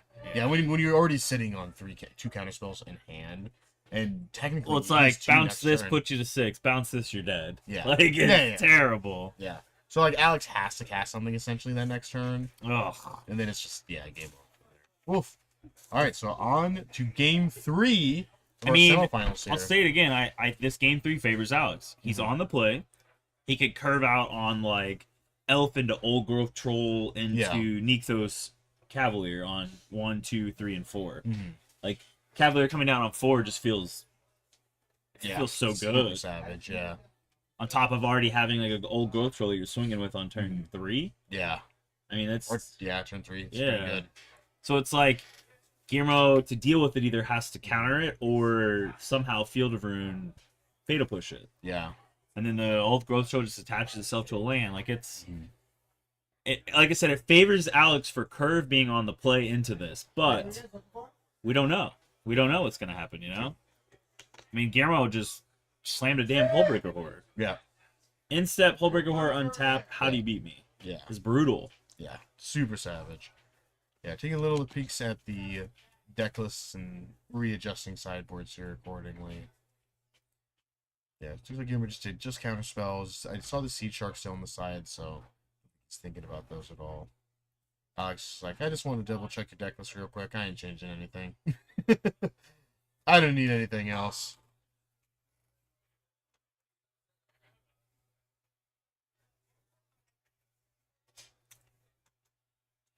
Next week is also a busy weekend for Magic, just not for us. It's Denver RCQ. Oh, well, it's the RC, right? RC, and Yeah. then the no, it's the RCQ. The well, yeah, RC, Yeah. and then the weekend after that is Pro Tour Chicago. Oh, no. Nice. So very definitely cool. very busy month here. Yeah. Or very busy month in Magic in general, into us having a slammer of a month next month. Oh, yeah. Yeah. You know, 1K. Oh, and, and there's our wonderful Steven. Take it spot. You have a puppy. Getting up. Go take a little potty break. you know, There we go. we got on the 2nd the modern 1K for the last part of the series, the Fishbowl on the 9th, and then Yeah. the 23rd for the championship. Yeah. I think there's also a So huge much stuff. Pokemon event going on. It's also probably gonna be streamed by here. Woof, man. It's a busy month. Busy month. Sweet. You love to see it. Also, what's nice about Chicago is it's got the probably best Magic sticker that's ever been created. The deep dish pizza with a Magic Planeswalker symbol on it. Woo! You need to have Zach Woo! speak to Jesus, who was here earlier, 'cause he's Yeah. going. He qualified. Yeah. To maybe pick you one up. I would love it. I'd throw it right on my binder. I always get to see it. It always make me nice and hungry. Oh yeah, standard RCQ on the 17th too. Yeah, Yeah, it's a busy month too. popping off. Magic popping. Tons of magic. Magic popping off in the winter. more magic. Magic popping off in the San Diego winter. Yeah. Well, can't do stuff outside. Let's do it inside. yeah. We can't go outside in our lows of 55. It's frigid. It's frigid. Too cold for me. Oh, I pay my shoot. sunshine tax. I Yeah, want it to be 80 degrees year round. That comes out of my my monthly rent or mortgage. Come on now. Yeah, right. Oh man. Man, here we go. Looks like they're shuffling up. Looks like he's back. Oh, did you notice Alex sleeves? Yes, he's Ronald also playing Weasley the Harry sleeves. Potter sleeves. Yeah. Yeah, Nick was also playing them earlier too when we had him on. I pointed out Wall of Fatigue on what I was doing Mm. this huge sale, and Nick went for him. He's like, "Bro, I need sleeves." And I was like, "What'd you buy?" He goes, "The Ronald Weasley sleeves." And I was like, "Nick," he goes, "I bought like 5 packs of them. They were $5 a piece." Yeah. That's a laugh every time I see them now, because I enabled that. Yeah. You That have was done my this. that was my fault. Yeah. Oh Hey, jeez. sometimes those sleeves are sweet. They I are. dig 'em. Ronald with his Ronald. Yep. Like, come get wrecked, scrub. Yeah. Like, I can't, Expelliarmus your I deck. can't believe I got beat by somebody with Ron Weasley Oh. sleeves. Expelliarmus your deck. Oh man. Yo, I Those are better got control a schemes. shout out to tournament organizers in the process of this tournament today. It is only 6:25. Yeah. And we are already at the semis. Yep. On game 3, and I'm gonna go on a hunch and say that I bet Michelle and Cal are probably done before this. Yeah. I mean, Guillermo's playing blue black control, so that definitely Yeah. makes sense. So, we might be just ready to jam right into the finals. That'd be sick. Oh yeah, that'd be nice. So it's been a good Right day. away, Magic content. Love to see it. Love to see it. I know I took a break earlier, and then they come out of my break, and they're like, "Oh, we gotta go." Yeah. It's like, oh, woof. Nick, I knew you were in chat, my guy, and I feel for you for the blue white. It's okay. Next time. What's happening? He's still making some cyborg too. choice. Yeah. I don't know if he split a sleeve. Oh, I hate that. Yeah, I That's split. the worst. I split 2 of them last night playing Legacy, and Ugh. I was very irritated with myself. I would just rather lose all night than split a sleeve. Such a pain in the butt. It was not fun. Especially when you like sleeves, you're like, oh, I really love these sleeves, and then you break one, and you're like, I like them a lot less than I did before. How dare they break on me? Tragic. Ugh. Yeah, really too bad. That's Jesus. Oh, got on the stickers. Yeah! My boy, I'm excited. Love those stickers. Woo! Looks like Alex Mhm. is deciding if he wants to keep the 7. Guillermo the same. Torrential Gearhulk, Watery Grave, Basic Island, Watery Grave. So 2 Watery Graves and Island, Torrential Gearhulk, Quick Study. I didn't see what Alex said because he's like, this 7's terrible. Yeah, I think it looked like it was Triple Forest, Kiora, one of the flip cards that he has in his deck. He's got a couple in there. And then a Cavalier, and then maybe a Troll. I think that he's a little bit too slow. Alright, so we got land. Needed another land in that hand, I feel. His 2 Mystics. I think he's okay. Yeah, but I mean, if you get your turn one Guillermo Mystic brought in shipped- Mystical Dispute. That is Yes. a Mystical Dispute in his hand. Yes, he does have multiple of those, so I think he's pitching that card. Okay. So going Forest into Elf. He has a Yes. single Mystical Dispute. Yeah, on the side. Yeah, it's here we are in the hand. Yeah. That is a memory to lose for turn. Yeah. There is no push here, so that definitely helps for Alex. Hopefully, Alex, I didn't see another land in Alex's hand. Another land in Alex's hand is Gas. Because of the troll. He's a Troll, so if he can land Yeah. Troll go, oh my gosh. Gonna really put Guillermo on the clock. See if he does. That is the Did you forest. draw a Forest, so never punished. Easy. Ooh, and an aspect of the Hydra. Ooh, I love it. Gotta sneak in a bunch of damage there. Woof. Alright, so you see Watergrave tap. Wow, he's gonna take a pretty hefty chunk of change on this turn here. Because of the aspect. Oh, he's just gonna play a second Troll. Whoa, okay. This is a great start for Alex. Not hitting another land, but double Troll in Battlefield on turn. I'm sorry, Really? aspects makes a troll a 10/10 because it's 7 devotion. An 11/11. The Trolls are 4/4s. Oh my Yeah, those are goodness. 4/4s with trample. Guillermo might be dead. I guess he has to counterspell the. The aspect. Yeah. He has to literally counterspell aspect in order to not die. in that. Yikes. I mean, even counterspelling He's aspect gotta doesn't make stop you from disappear into taking Sinister 8. Sabotage. Taking 9, right? If we swing with the LP. Yeah. I mean, you can also just kind of play it safe here. I mean, you can also just attack. And then... Well, I mean, I also don't really want to aspect the elf. Another elf. I don't hate doing that. Mhm. He's just going to play it safe. I mean, I guess you just try to go for it, right?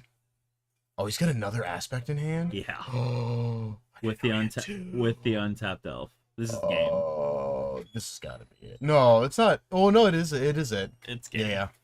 Holy moly. Turn 4? Mm-hmm. Yeah, because that's an extra 8. I would be shocked if Exactly- Guillermo exactly survives. lethal. I would be shocked if Guillermo survives. Yeah. I mean, it would have to be like counterspell, like make disappear plus push in order to get the devotion down low enough. But then you're at 1 with 2 trolls and an elf left on board. So, in response. Oh! Holy moly! Ah! So good. Wow, what a sick curve out. Holy moly, the double aspect. How many of those he's got? 16. How many of those has he got? 2. Both at the top. He's got 2 in the side. Alex, that What a was so champ. sick. What a champ. Oh, that Holy was so moly. sick. That was so good. Oh, jeez. Oh man. Yeah, thanks, Alex. I definitely agree. That sick aspect of Hydra. Holy moly. That was so I'll give my hot. dude +7, +7, +8, +8. That's fine. Oh my my gosh. gosh. That's some like back in the day because you used to do that Dude, with you're probably sitting there like, what just happened? yeah, just dazed. Like, oh my gosh. Dang. Oh, Bad beats. jeez. You guys, that's gonna do us for the Who needs semis. Scarn? It was great. That's gonna Great do it for the game. semis. Don't go nowhere though. We will be back with the finals pretty quick. Yeah, we'll That see in was just so a little bit. sick. Stick around for a sweet finals. Oh, that was so good. We'll see you guys.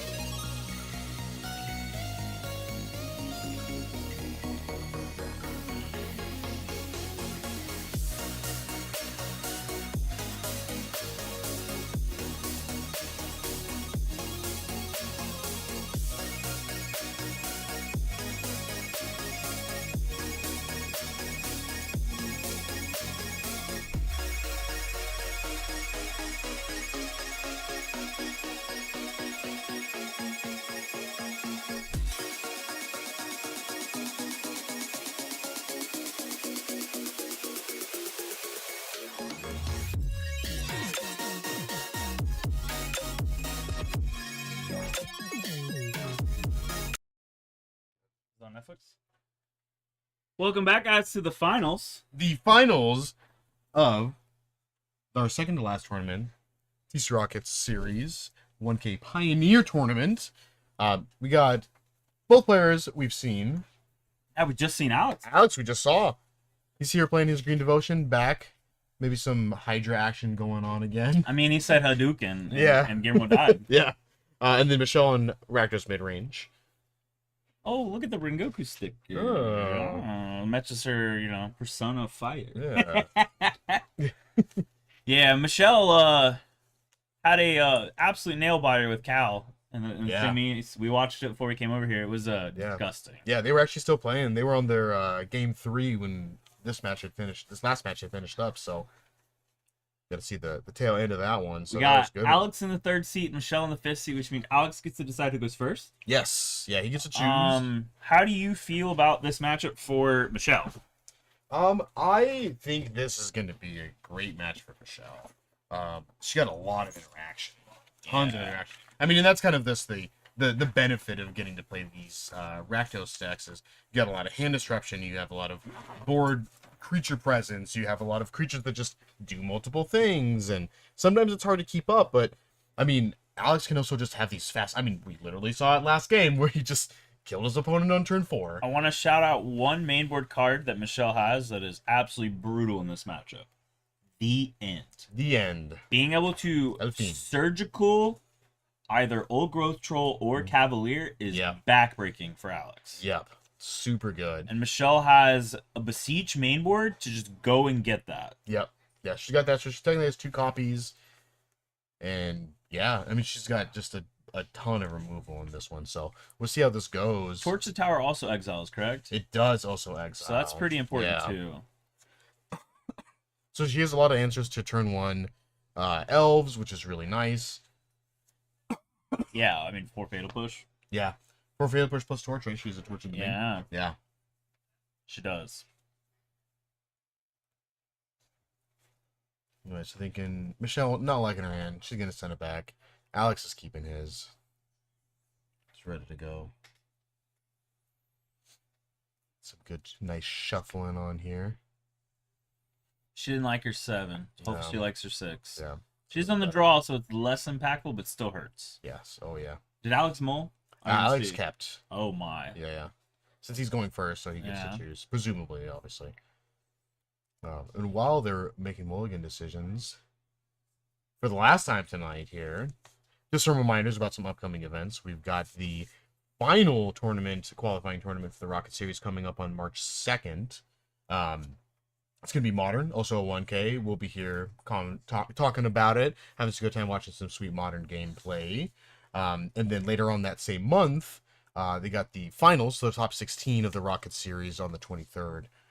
This is going to be a mixture of Pioneer and Modern, which I will also be here for. Talking about it all day long, hanging out, getting some good games of Magic in, checking them out. Definitely have to tune back if you want to watch that. There also is the Fishbowl. The Fishbowl. On March 9th, which is a CDH event. Yes, CDH on March 9th as well. So we got 3 big tournaments next month for you guys. So definitely want to tune in and make sure you're tuned in here and checking out these sweet Magic gameplay. Let's also note that most of these tournaments start at 10 o'clock in California time. Yeah. Pacific. However, the Fishbowl does not. It starts at 9 a.m. It's at 9, so it's a little earlier. Yes. I don't know if the streaming starts right at 9, but that is when the event starts. So Bone stomp. crushing, yeah. The You elf. can't stomp the troll. Man, that is just rude. Rude. Let's see if we can take a peek. We got Forest, Oath. What is he? I like Michelle's. Forest, Kira. Oh, yeah, Kira just slammed auto it. take Kira. Easy peasy. I like Michelle's Mhm. easy plan of just playing the Bone Crusher and trading with this troll. Yeah. She is gonna take 4. That's the Mhm. not so great aspect of going second. Yeah. There's, no way to stop that. She has 2 Haunted Ridges, a Blood Crypt, a Graveyard Trespasser, and something else in her hand. Looks like a Fable. Yeah, I believe it's a Fable. That is She's a gonna Graveyard Trespasser. Trespasser. We're gonna go up to 17, and Alex is gonna go down to 19, and we're gonna trigger day. It's Day. Oh. All right, getting the elf here was definitely good too, because then now Alex can't go land into Cavalier this turn. But that is going to be A Plukernos, right? yeah, Plukanos looks no, that's an Ulvenwald Oddity. Oh. Yeah, that's a 4/4 also. That has haste. What's the transform part? It becomes like a 8/8. It's cost 7. It becomes like an 8/8 that gives all your other creatures +2/+2, I think. Like +2/+2 in haste. It's like actually Ooh. crazy. Mainboard Chandra's Hope speaking. That's kind of sweet. Life totals are Yeah. not updated, right? She took 8. She should be at 9. That's spicy to meatball. Yeah. Let's see. Oh, it's other creatures you control get +1/+1 and have trample and haste. So pretty brutal. It just costs 7, so I mean, I feel like, I mean, if the game keeps going how this is going, I mean, think Nykthos we and might get before Kiora then. does some things here. We have That's 1, true. 2, 3, 4, 5, 6. Kiora would be 7 devotion. Yeah. So yeah, Nykthos plus Kiora is the business. Yeah. A Sheldred here would be sweet. Yeah, because it could block either of those. Block either. She has a Hope Speaking, another Graveyard Trespasser, a Haunted Ridge, a Blood Crypt, and a Fable. Fable. I don't hate casting Bone Crusher here. Yeah. I kind of wish we cast Bone Crusher last turn over playing the Graveyard Trespasser, so we could have traded with one of them and didn't take the 4. But she's got something going on here in her scheme that she's working with. So we'll see what she wants to do. I also don't hate playing Blood Crypt tapped and playing Fable. Yeah. I like that for 2 reasons. Mhm. We may be able to loot into that Sheoldred, Yeah. right? And we have a blocker in the Shaman. Yeah. Because we might have to double chump block here because we're at 9. We're not a great help. No, not a whole lot. Not out the But, gate. like, I believe Alex actually also has another Ulvenwald Oddity in his hand. Oh my so goodness. we'll see if that's accurate. It was another flip card, so it looks like it. It's got a bunch of lines of text, so let's see if that's how this goes. Yeah, also another land and then into Cavalier also is real good. I mean, Kyora's in his hand. Yeah, but that doesn't allow him to create Cavalier this turn. He can swing and then play Kiora and untap, right?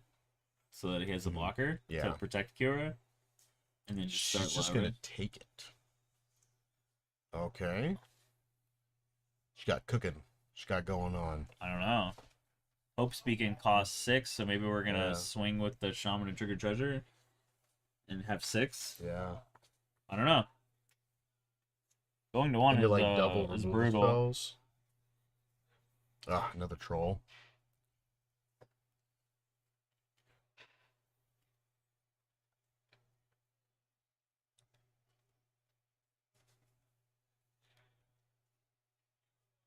All right. Draw another land. A Den of the Bugbear.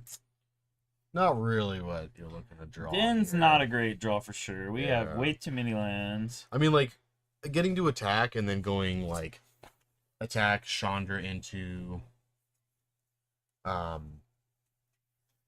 Yeah. like, Chandra into, like, a removal spell, like a 2-drop removal spell. I mean, she has Power Word Kill in there, and then leave up the Trespasser and just kind of deal with So he it. discarded Trespasser, Den of the Bugbear, which is Yeah. great. We drew Swamp Thoughtseize, which is Thoughtseize. those are not great cards here. Yeah, no.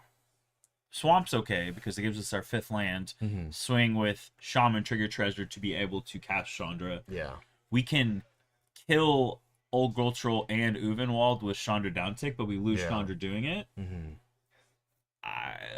It's something. Yeah. Because then we lose our Trespasser having to block the Old Gultrol and the Crackback. Yeah. So, but you did say you think there's another Uvenwald in Alex's hand. Yeah, I think there is another one hanging out in there. And that would wrap game 1 up pretty quickly. Yes.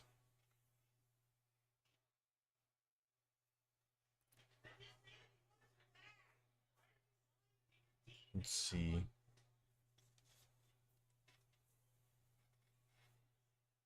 Definitely interesting how she wants to sequence this here.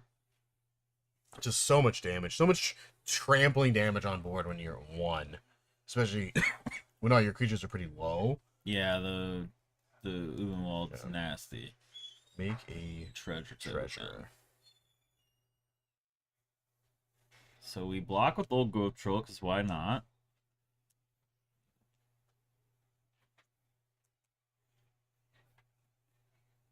Oh, just taking it. Man, no I blocks. kind of wish this was the other 6-drop Chandra where we get to downtick and deal 4 to all non-elementals. It's 3. Is it 3? It's only 3. That's Awaken Inferno. Yeah, it's Awaken Inferno. Yeah.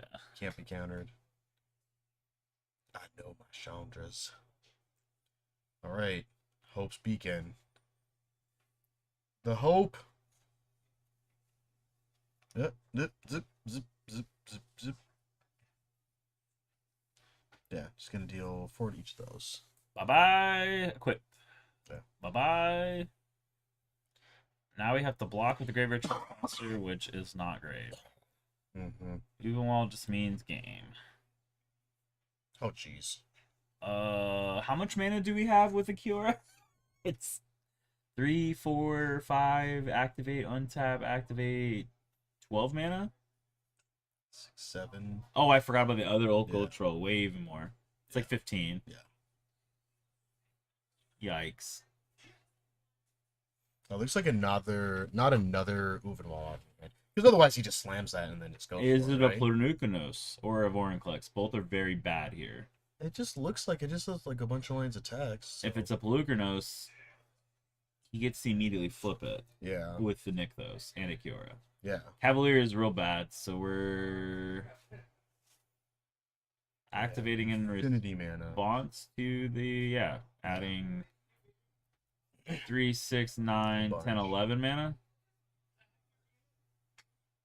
11 mana, we did not hit second Nykthos. Boo-hoo, but yeah. Yeah. We have, Oh, she's sitting on 2 Uvenwald armies. That's got to be 2 Uvenwald armies. No, that's a Vorinclex. And a Pelucanos. Pelucanos. Okay, so not an Uvenwald army. the crazy thing is, we get to play Pelucanos, right? It costs 4. Yeah. We still have 7 mana Mm-hmm. with an untapped land. Yeah. And Those a, are just flip and a Pelucanos, Cure right? activation. He already activated Cura. Did he? Yeah, he activated to untap the Nykthos. Okay. And then Vorinclex. The grand equation. Get your flip cards out. This is still not really looking too good. I don't think Michelle has that extinction event in the main. Maybe they're the side, so Yeah, on odd, it's pretty nasty here. yeah. Wipes Alex's entire board. Yeah. Just hold your hand up.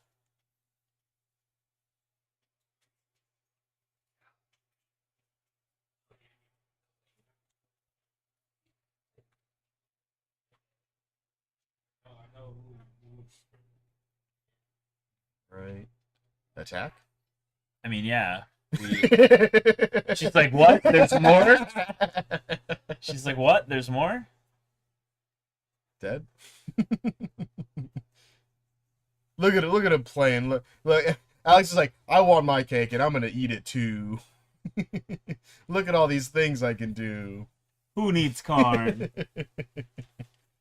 Karn who? Oh man. that Dude, was who too needs good. Karn when you have aspects of the Hydra? I wonder how many True. people he's killed with that today. Yeah. Can we get some statistics on that? What set is that from? It's from Born of the Gods. Why is that even a card? Because it was the devotion set. It was one of the devotion sets. Such a strong card. Yeah. Used to play it a long time ago with for those old growth troll you had Leatherback Bailoff. The triple green 4/5. Yep, that was it. It was like Woolly Thoctor. Oh man, triple green's so hard to cast. Yeah. Let's They give need it a mono 4. green Maybe deck. Text is a 4/4 with something else, or make it a 4/5. Yep. Seriously Too good. crazy. Because that was an uncommon from Worldwake, I want to say. I played that mono green deck for a while. It was super sweet. You just throw a Rancor on that bad boy, and then you just attack, and they're like, alright, I'll block it with my 4/4, I guess. And you're like, Aspect of the Hydrant! Take a bunch! Nasty. My devotion to green is currently 8. Oh, It was a lot. nasty. Deck designer, Nick 2. Look at that. What a Chad. Not even taking credit for it. Yeah, what a Chad. Absolutely stallion today with this deck list. Alex could not be more pleased with Yeah. the 75. Yeah, he's probably pretty happy, you know. Yeah, that 75 finals here. is that 75 is delivering. Yeah. It's like, yeah. All right, let's take a little peek at sideboards here. So for Alex, he's got the 2 Chagos's Welcomes. That is not his deck list. That is Cal's deck list. Where is Alex's deck list? There we go. We got 2 Aspect the Hydra, Scavenging Ooze, a Crawl Harpooner, 4 Stonebrains, 2 Citizen Petitioners, 2 Tranquil Fillbacks, and 3 Tail Swipes. Tail Swipes might be pretty good here. Pick off some creatures.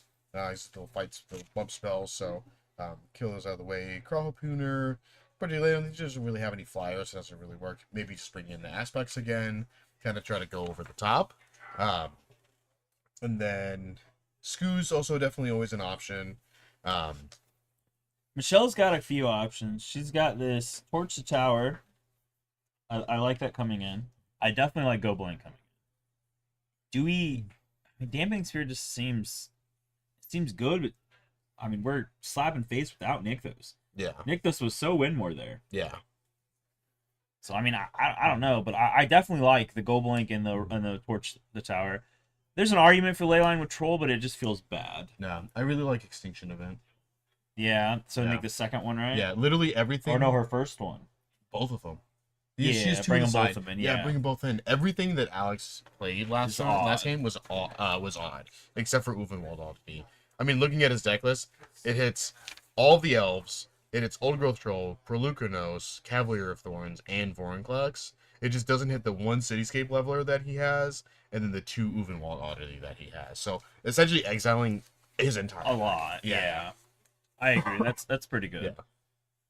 A Braid seems not great. No. Seems I don't know. It does not kill Old Gold Troll being a 4/4. Yes. That's just brutal. Yeah. Yeah, I think you'd either want I think you'd want removal spells that hit more stuff. Yeah. Like, because the Braid is a little bit too linear, because, like, Torch can still hit, like, Kiora, and then it can make it so those cards get exiled instead of, going to the graveyard, like, it won't trigger the... With the ley lines? Triggered. Like, with Torch. playing Torch, With yeah. play- So yeah. you can, like, sack your Blood Tithe Harvester to give an Old Growth Troll or a Cavalier Negative. -2, and then Torch the rest of it, or something like that. So, gives you a little bit more options. Plus, it is 1-drop. Which I like a lot over a Braid 2 because it picks off a turn 1 elf. It does. Yeah. I agree. Turn 1 elf being picked off is pretty huge. That's why we have 4 fatal pushes Yeah. too. Go for the throat, power word Mhm. kill, Liliana. Those aren't all turn 1s, but they do come up. Yeah. Michelle did not see the end. Nope. She desperately needed the end there. Yes. Yes. The end, that Old Growth Troll does Mhm. not die. It gets exiled. Surgical exile the rest of them, Mhm. and that's not as much of an uphill battle there. It doesn't do anything for the Uvenwald, Yeah. but Yeah, it luckily, does slow the tempo down. yeah, she's a little bit better positioned for her removal suite because she does have those, quote unquote more costly removals. They cost 2 and 4 manas, for power word kill. She had a over the Chandra. throat, but She had a Chandra, so when she untaps, she could have started like bashing with double spells. yeah, I mean, just like being able to go plus Chandra, go for the throat 2 of your creatures, just like, oh my gosh. Because Alex would not have had 6 devotion had she had the end. Yeah. Because the Old Growth to attach land would have not been there. Yeah. The Old Growth Troll that was on the board would also not be there. So I mean, he may have got to play either Vorinclex or the Pelucanos. Yeah. She still had the blocker, Yeah. but it's like now I get to untap a Chandra and who knows what happens, Yeah. So yeah, I mean the end is I feel like that card carries a lot of weight here. Yeah. Well, because Old Growth Troll is just an absolute menace in this match. Yeah. Yeah, That is the super Thought big. Seize. Thought Seize, Swamp, Fable, Pathway, Trespasser. What's Shadowblood? Haunted Ridge. I kind of like this hand. Mm-hmm. We don't have a turn 2, but we have double Thought Seize. So we go turn 1 Thought Seize, turn 2 Thought Seize, Fable. Seems okay. It appears Alex is still trying to decide. Oh, nope, he kept. That looks like a Pelucanos, a Kiora, and a Storm the Festival, and 4 lands. Oh. Are you taking the Kiora? Is that the first target? Because she has double Thought Seize. Yeah, I think you're taking Kiora. Yeah. Yeah. Definitely Kiora. Kiora, and then more than likely Pelucanos, unless we see something worse. Yeah.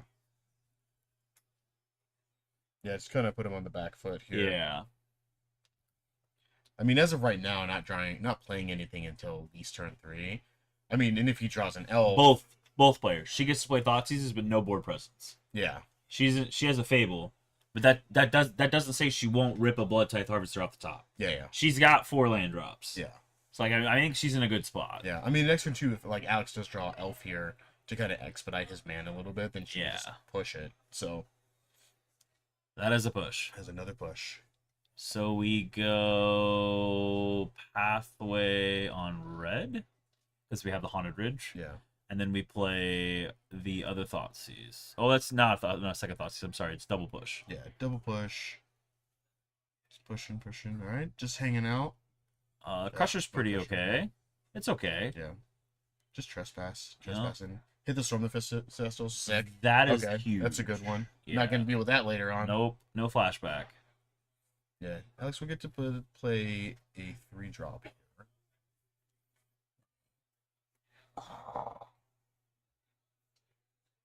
Leading with the Kiora.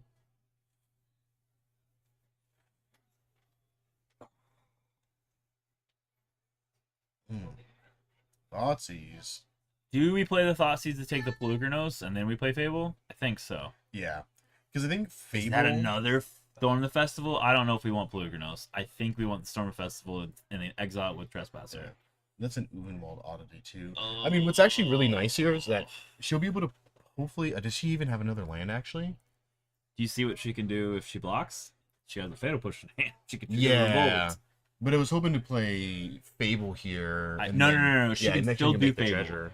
She can still do Fable, but she can Mhm. also exile whatever she takes with Greater Trespasser Yeah. on its wings. She hasn't made her land drop. Yeah.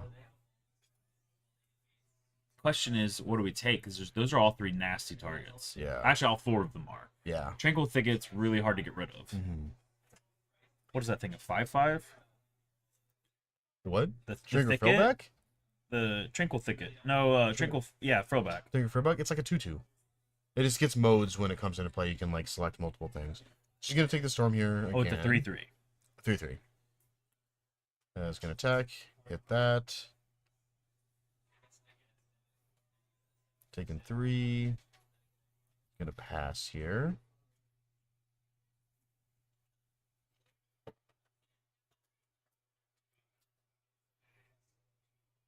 Draw here. We need forest in hand still, so we'll be able to play that. As the forest. Oddity? Yeah. Keeping on curve. Also draw a card, which is rough.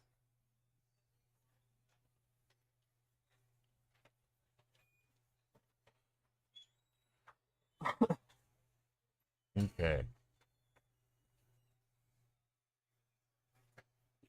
Yeah, just gonna beat in for 4. I mean, Gonna yeah, go to 12 here after the double Thoughtseize. we're not blocking. Leyline. did bring a Leyline. A little late. Do we pump fake here, not swing, block, stomp? Or do we slam Fable double block? What do think you we- like? I mean, the option is that, yeah, because if you stay here, you block, you take 1, you stomp, and then he plays a Pelucranos, then you get to push it. You get to Fatal Push it away. That's true. But no, she's just gonna attack for 3, and you play the Fable. Yeah. Fine, make a chest hander token. Man, I always feel like we either see him a lot or like not at all.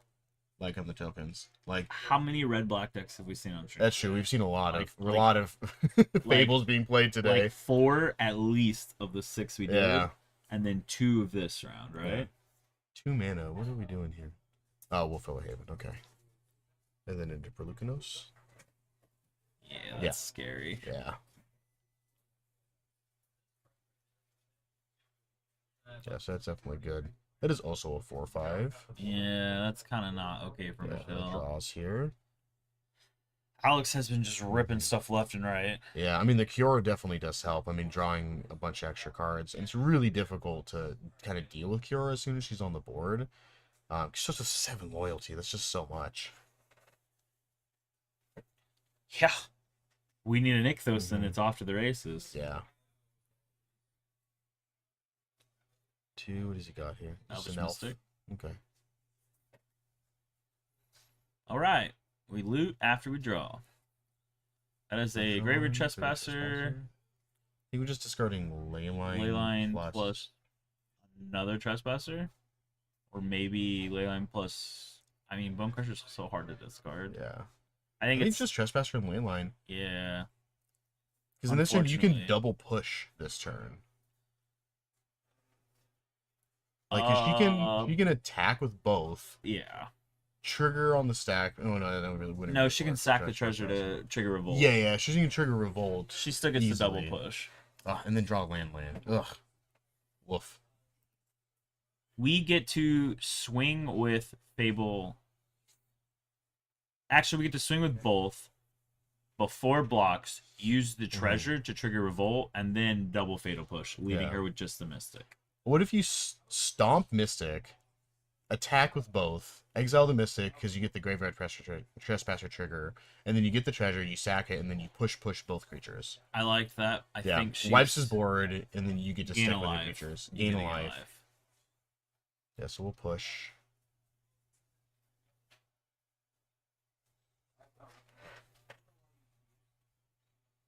Yeah, I mean, Elf isn't super relevant. I don't really Oh, know what she else. used a trigger on the stack. So she Okay. stacked her triggers where the Fable happens first, resolve the Fable trigger, use the treasure to kill Pelucranos, and is Yeah. coming back down to the Trespasser trigger to exile it. Yeah. That's Okay. hot. Nope. Maybe I'm wrong. That's the way it looked like they were explaining. Maybe I'm wrong. It looked like that's what was happening, though. It's gonna stomp that. That's so cool. 5. Why are we not pushing the oddity? Yeah. Sequence is a little odd, but I think it's just doing it after the fact. Okay. And then push. Okay. I was making sure that she was actually doing that because I Yeah. didn't see if she had something else. Yeah. Leave him with nothing. I mean, they both have nothing. She has a She had a pathway in hand. 3/3 and a 2/2. Yeah. I mean, on board. Hey, he's got a Kiora Yeah. with 1, 2, 3, 4 lands, right? And then the So he's fifth got 5 mana. 5 mana untap, Mhm. 7 mana with Kiora. Yeah. That's So a still lot. good. Good thing those Storm the Festivals are gone. They cost 10, but 7 to 10 is not far from where we're at. I mean, if you just slams like, Old I mean, I Gold guess Trolls. Nykthos doesn't really do it, but yeah, like Old Gold Trolls. Troll would Okay. have hurt Yeah. real bad. Yeah, Ogo Throw Nykthos. Oh, Ugh. maybe a Caliphate. So we are making 3 mana for Thicket, Frillback. and then we're gonna throwback. We're gonna pay 2, 3 times, 3. gain 15. Is it 5? Well, I think you have to choose the same. You can't choose the same mode more than once. At least I thought. These Aftermath cards I'm never super familiar with. Choose. It says when it enters the battlefield, you may pay green up to 3 times. When you pay this cost 1 or more times, choose up to that many. Doesn't have restrictions if I'm reading that correctly. Yeah, Gain 4, so gain 12 is kind of gross. it's not bad. But it means you also destroy the Fable. Oh, I didn't even Exile see the the Fable. Graveyard. Yeah, I yeah. didn't see the Fable play. Yeah, destroy Fable, exile Graveyard, gain 4 life. That's pretty good. Yeah. And an Ooze. Ooze pretty good here too. Ooze will slow down the leech from the Yeah. Trespasser, and it will also grow enough to block. Looks like a. Ooh. Okay, so that's decent here. You're firing off the Bone Crusher on this Ooze immediately, right? Before it even has a chance to grow. Yeah. That's what, yeah. Like, we cannot have that Ooze on the board. That's Yeah. just too much. And then, probably feels wrong, but we swing, use the treasure to cast Bone Crusher. Yeah. Or, no, we had the land. We don't Yeah. even need it, yeah. And now we catch Bone Crusher. This is a pretty good spot for Yeah. Michelle. Did I miss something? Did Alex not gain life from the Frillback? He did tap 3 because he tapped the that thing. The, One card. Ron Weasley.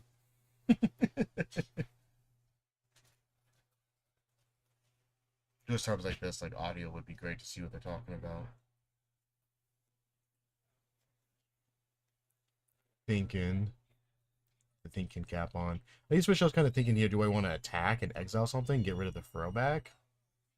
I like I that. think she's thinking yes. I like that. Yeah, because the only reason not to is to pretty much just be like, he doesn't have a spell to play, and then it'll flip.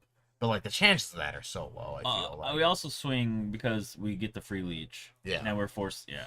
Yeah, I don't getting hate other that. Creatures. Yeah, and then she still has 2 creatures. But so it's obviously that's also of note. There's a second Bone Crusher on Adventure like coming down probably Yeah. next turn. That is a pretty substantial Mhm. creature. Oh Is that a lair? no, that is a Beseiju. Yeah. Beseiju Forest Elf. Yeah. Not a great oath there. He's gonna take the Beseiju. Okay. It is good for Restless Fence Yeah. and more Fables. Yeah. Yeah. So it's not bad. I mean, also Den and then Hive. So Yeah. Oh, yeah, does there's a she on lot Hive? ahead. I thought she had one. Yeah, she does. Yeah. I knew she had Mm-hmm. the she's 2 Den, 1 Hive, 1 Restless. That is a another Aftermath card. That's a Tranquil Fillback. Yeah, That's the the showcase one. showcase Spellback. Yeah. Yep. That card is obnoxious. That was very good. A draw? Another Bone Crusher Giant? Jeez. Giants! Slam these Ah, four turn threes. sideways. Yeah, slam these 4 threes. Ah, that was good. All right. Do we swing with both and Yeah. then just stomp when she blocks, or when he blocks the shaman? Of course. Yeah. He probably sees this though. Yeah. Yep. I mean, that seems fine. You don't really need Take the mana 4, at this go point. to 12, stomp, and cast the Bone Crusher. Bone Crusher number 3. Second stomp. I'm sorry about your Or third stomp of the bones. game, and second Bone Crusher cast. Yikes. Yeah. Wish she had a cure on board. Draw for each of those. Oof.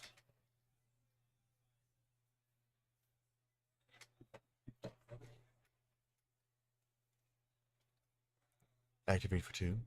Oh, there's the Nykthos. And That a is- Kiora. That is mana 3, right? current. It is 3, so it's not technically Yet. mana positive, so need to play another Oh no, spell. it's night. Bum, bum. Yeah, ripping a Trespasser would be nasty right now. 8. We'll go to 4. Do we make the wolf or do we leave it? So that's instant speed, right? It can be played at instant or activated Yeah. instant speed. That is a Black Cleave Cliffs in her Yeah. hand. I'm surprised her husband has not stole it from her deck. Yeah. 3 Bone Crushers. Those bones. That's so brutal. I feel like we're being trolled here right now. I think we're being trolled. This is counting. It's like, yes, any of those is lethal. Okay, 2, 4.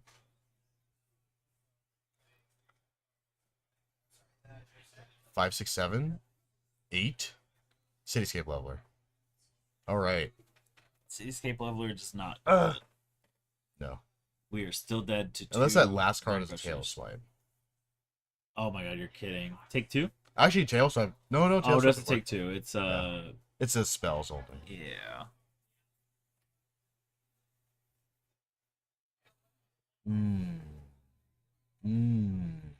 There's no way that's tail swipe.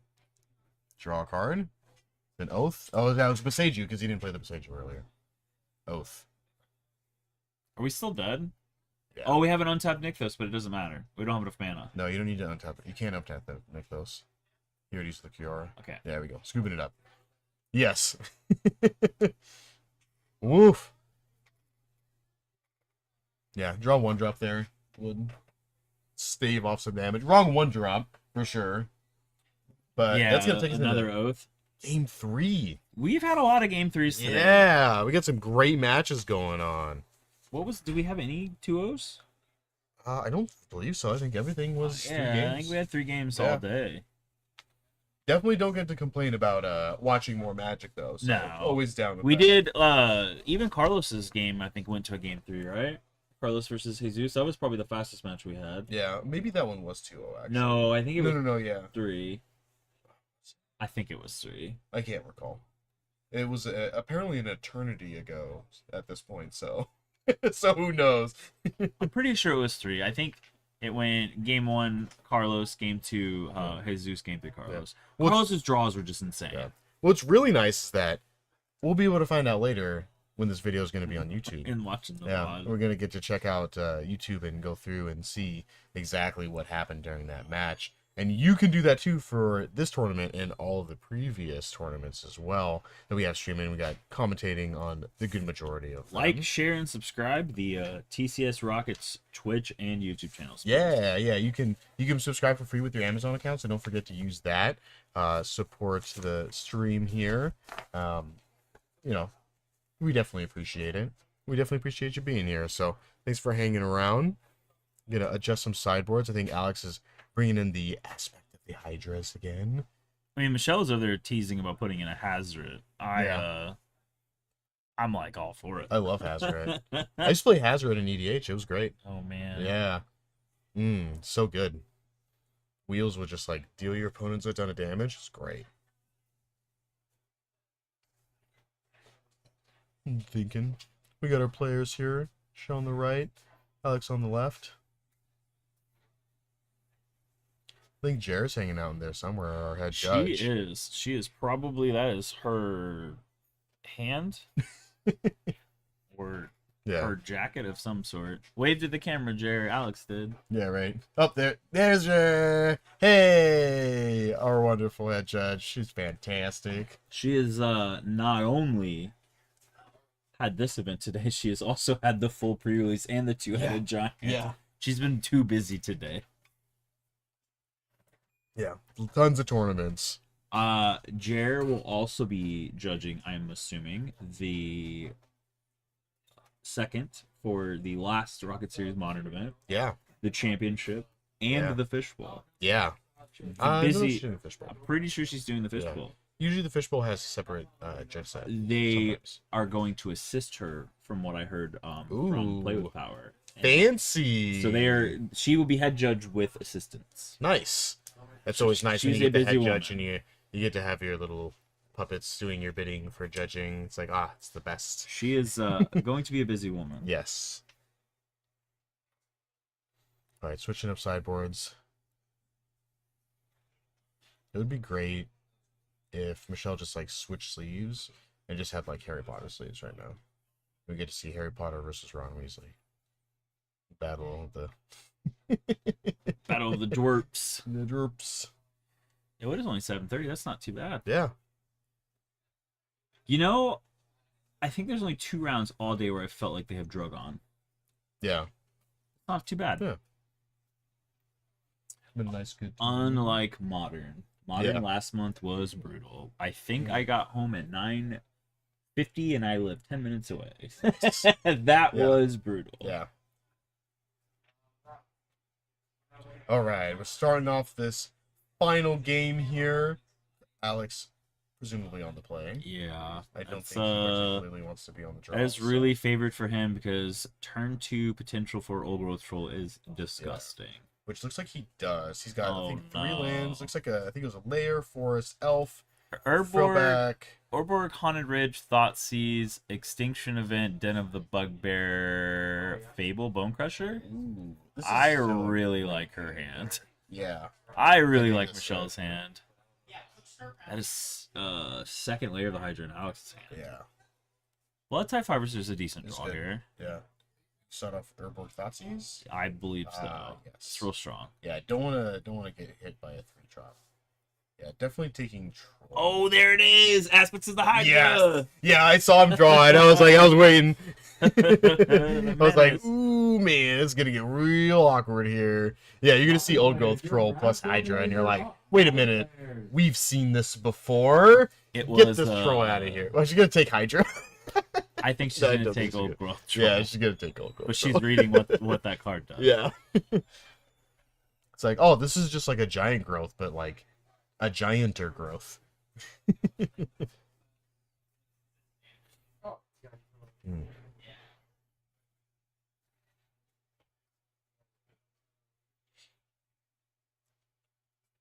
Hmm. Let's see.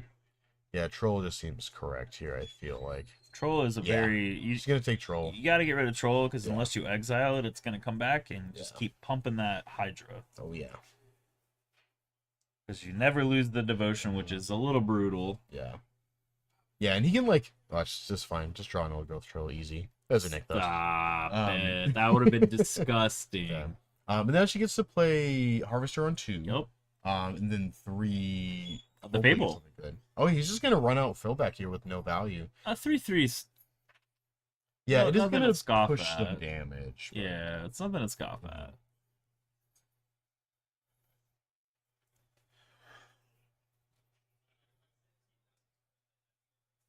Okay. What are we doing here? We just playing the Harvester so we can block the Tricket or the Frill? Yeah, I think so.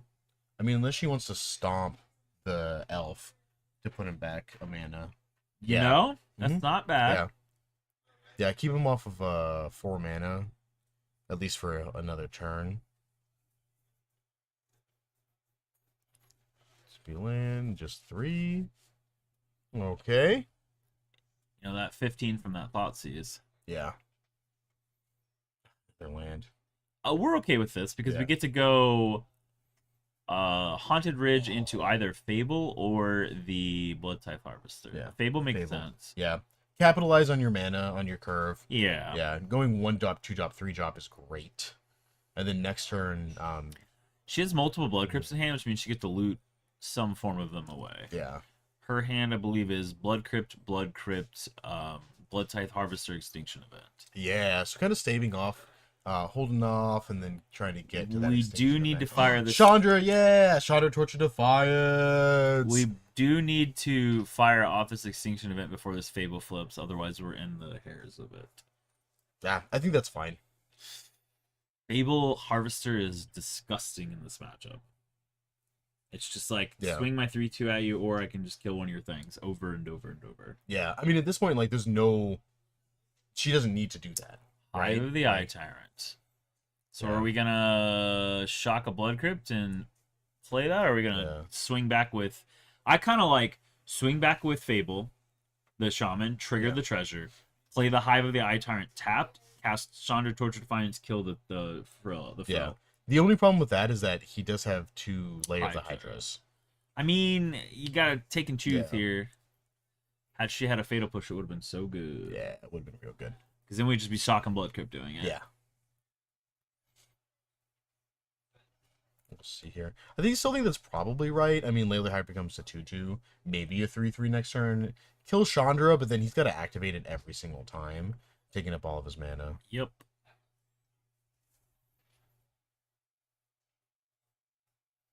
Yeah, I think minus in here. Get that Frobuck out of here. Pew!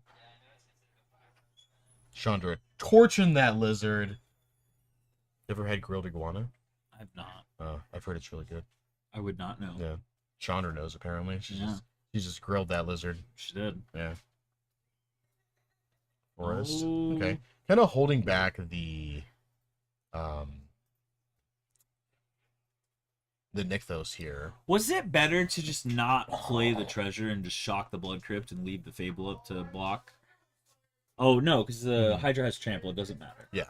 Never mind. That was no Yeah. difference. Yeah, like really the only reason why you do that Yeah. is to try to like You're not to block salvaging a Chandra. fatal push Yeah. at that point. So Yeah, you're not salvaging Yeah. Chandra. Well, yeah, a Black Cleave Cliffs that she Mhm. drew. The Bordeaux one, I think that's Yeah. what it was. She put it in her hand so fast. Oh no, Restless Vince. cool. That's actually decent here. It is. Yeah, I like that a lot. I think we played the Harvester here. Yeah. I think we play Harvester. That gives a actually We can get Harvester plus Bone Crusher here. Yeah, it's really good. Yeah. And then that'll block Lair of the Hydra. Yeah, Even Or if he potentially plays an double additional block. hand. Yeah, or potential double block. Right? Yeah. Yeah, Harvester. make a blood token.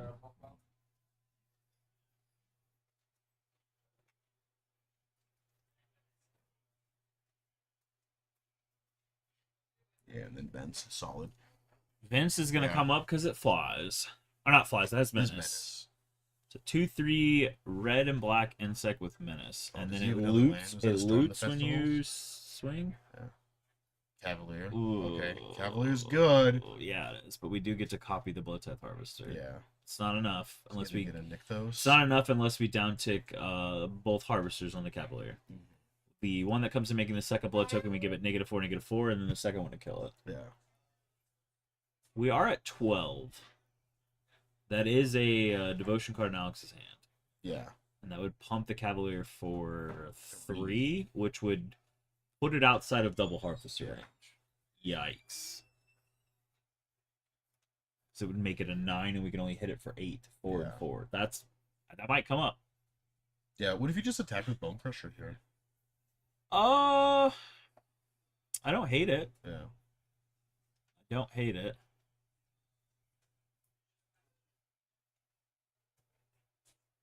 She also swing with Vince, Yeah. and then we can copy Harvester. No, we can't copy unless we play land.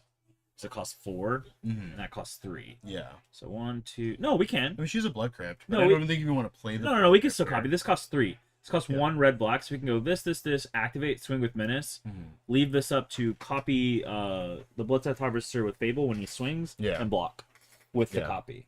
Make a blood token, come to turn, make another copy of the blood token, and then down tick, and Cavalier takes Yeah. a lot. I don't want to do the math. It's a Yeah. lot. Sitting on double extinction event now. It's a little awkward. The first one is just kind of a backup plan, and this one's just kind of like, oh, what are we doing? Well, we She's do gonna have a rummage it away. crusher. We do have a crusher and a Fable that get hit by that. Castle Walk Thrain.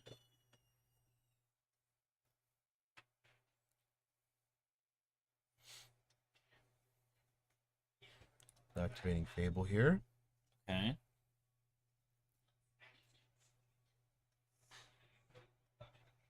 Still good amount of options here. What did we tap the Hydra or Hive of the Eye Tyrant for? Did To we- sacrifice the blood token. The blood to token. Okay. rummage. Okay. The rummage. Okay.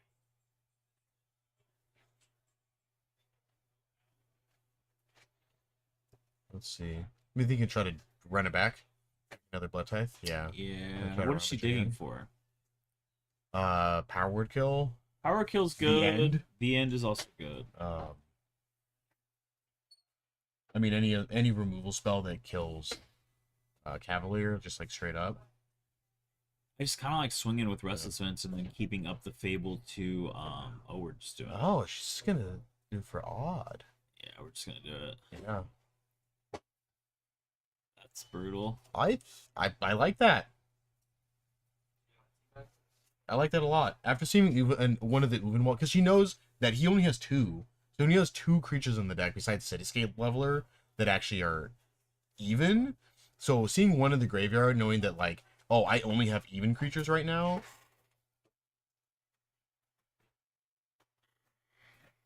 Yeah, there's no way that he has enough. Because the next turn too, she can also activate the Vents or Hive. She got both of those as options, and she has a blood left over from that token, which she'll be able to activate it. It's a little aggressive. Can't Yeah. say I hate it. I don't mind it. Yeah, drawing a forest. I here, just kind of like not the line. great. I kind of like the line with activating Restless Vent, swing, leaving the Fable to copy the blood Yeah. type to block. But I Yeah. guess the Hydra has trample, so that would have killed her in the long run Mhm. because of the aspect of the Hydra in his hand. Yeah, he's just gonna activate an attack for 5. So in hindsight, Michelle's play was way better because it avoided that. And she did know that the aspect was in his hand because she thought seized. Yeah, So that's a very heads up play by Michelle. It's very good. We activate Den and it's about to get ugly. Is that game? that's just game. Yeah, Dang, look at Michelle. Absolute monster. crazy. That was such a good sequence of turns for her. Yeah, that was solid. She I played like that a so lot. well. Yeah. Like even just 2-for-1ing yourself, just to like get rid of the 5/6 on board. That's just like impossible for her deck to get through.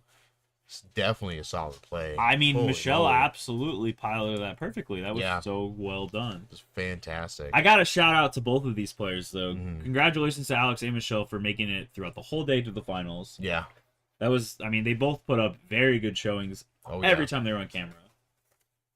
You know, so that was fun and exciting to watch. This was actually a really good final to watch. It was very back and forth, all Yep. 3 games. Yeah. There was no point where it felt boring.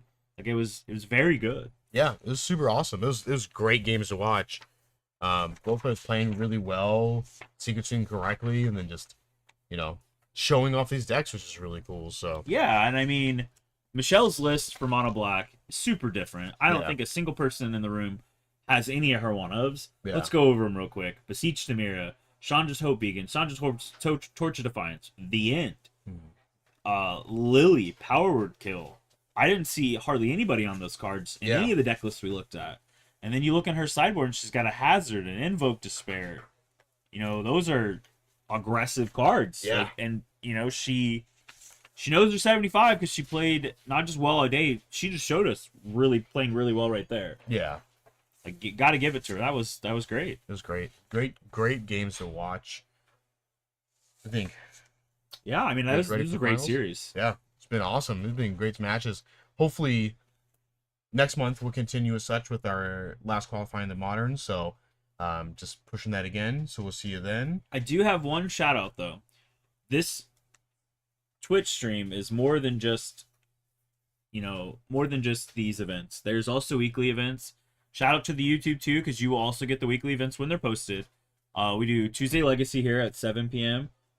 Usually is about the time, because 6:30 is when we start, but 7's about like when we actually get into the thick of the match. Mhm. There's a lot of people that run late. We don't start till like 6:45. Yeah, There's also Pokemon on Wednesdays. Sometimes there's Yeah. Modern on Thursdays, and you know it's not just these events; it's those events too. So you can tune into the Twitch channels throughout the week to watch matches, or catch them on YouTube when they get uploaded. yeah. Get some notifications. Sign up for that, and then you'll get notified whenever we're going live. Yeah. Thank you for joining us, guys. That was excellent. Thanks a lot, guys. We'll see you next time. Have a great night, and thank you.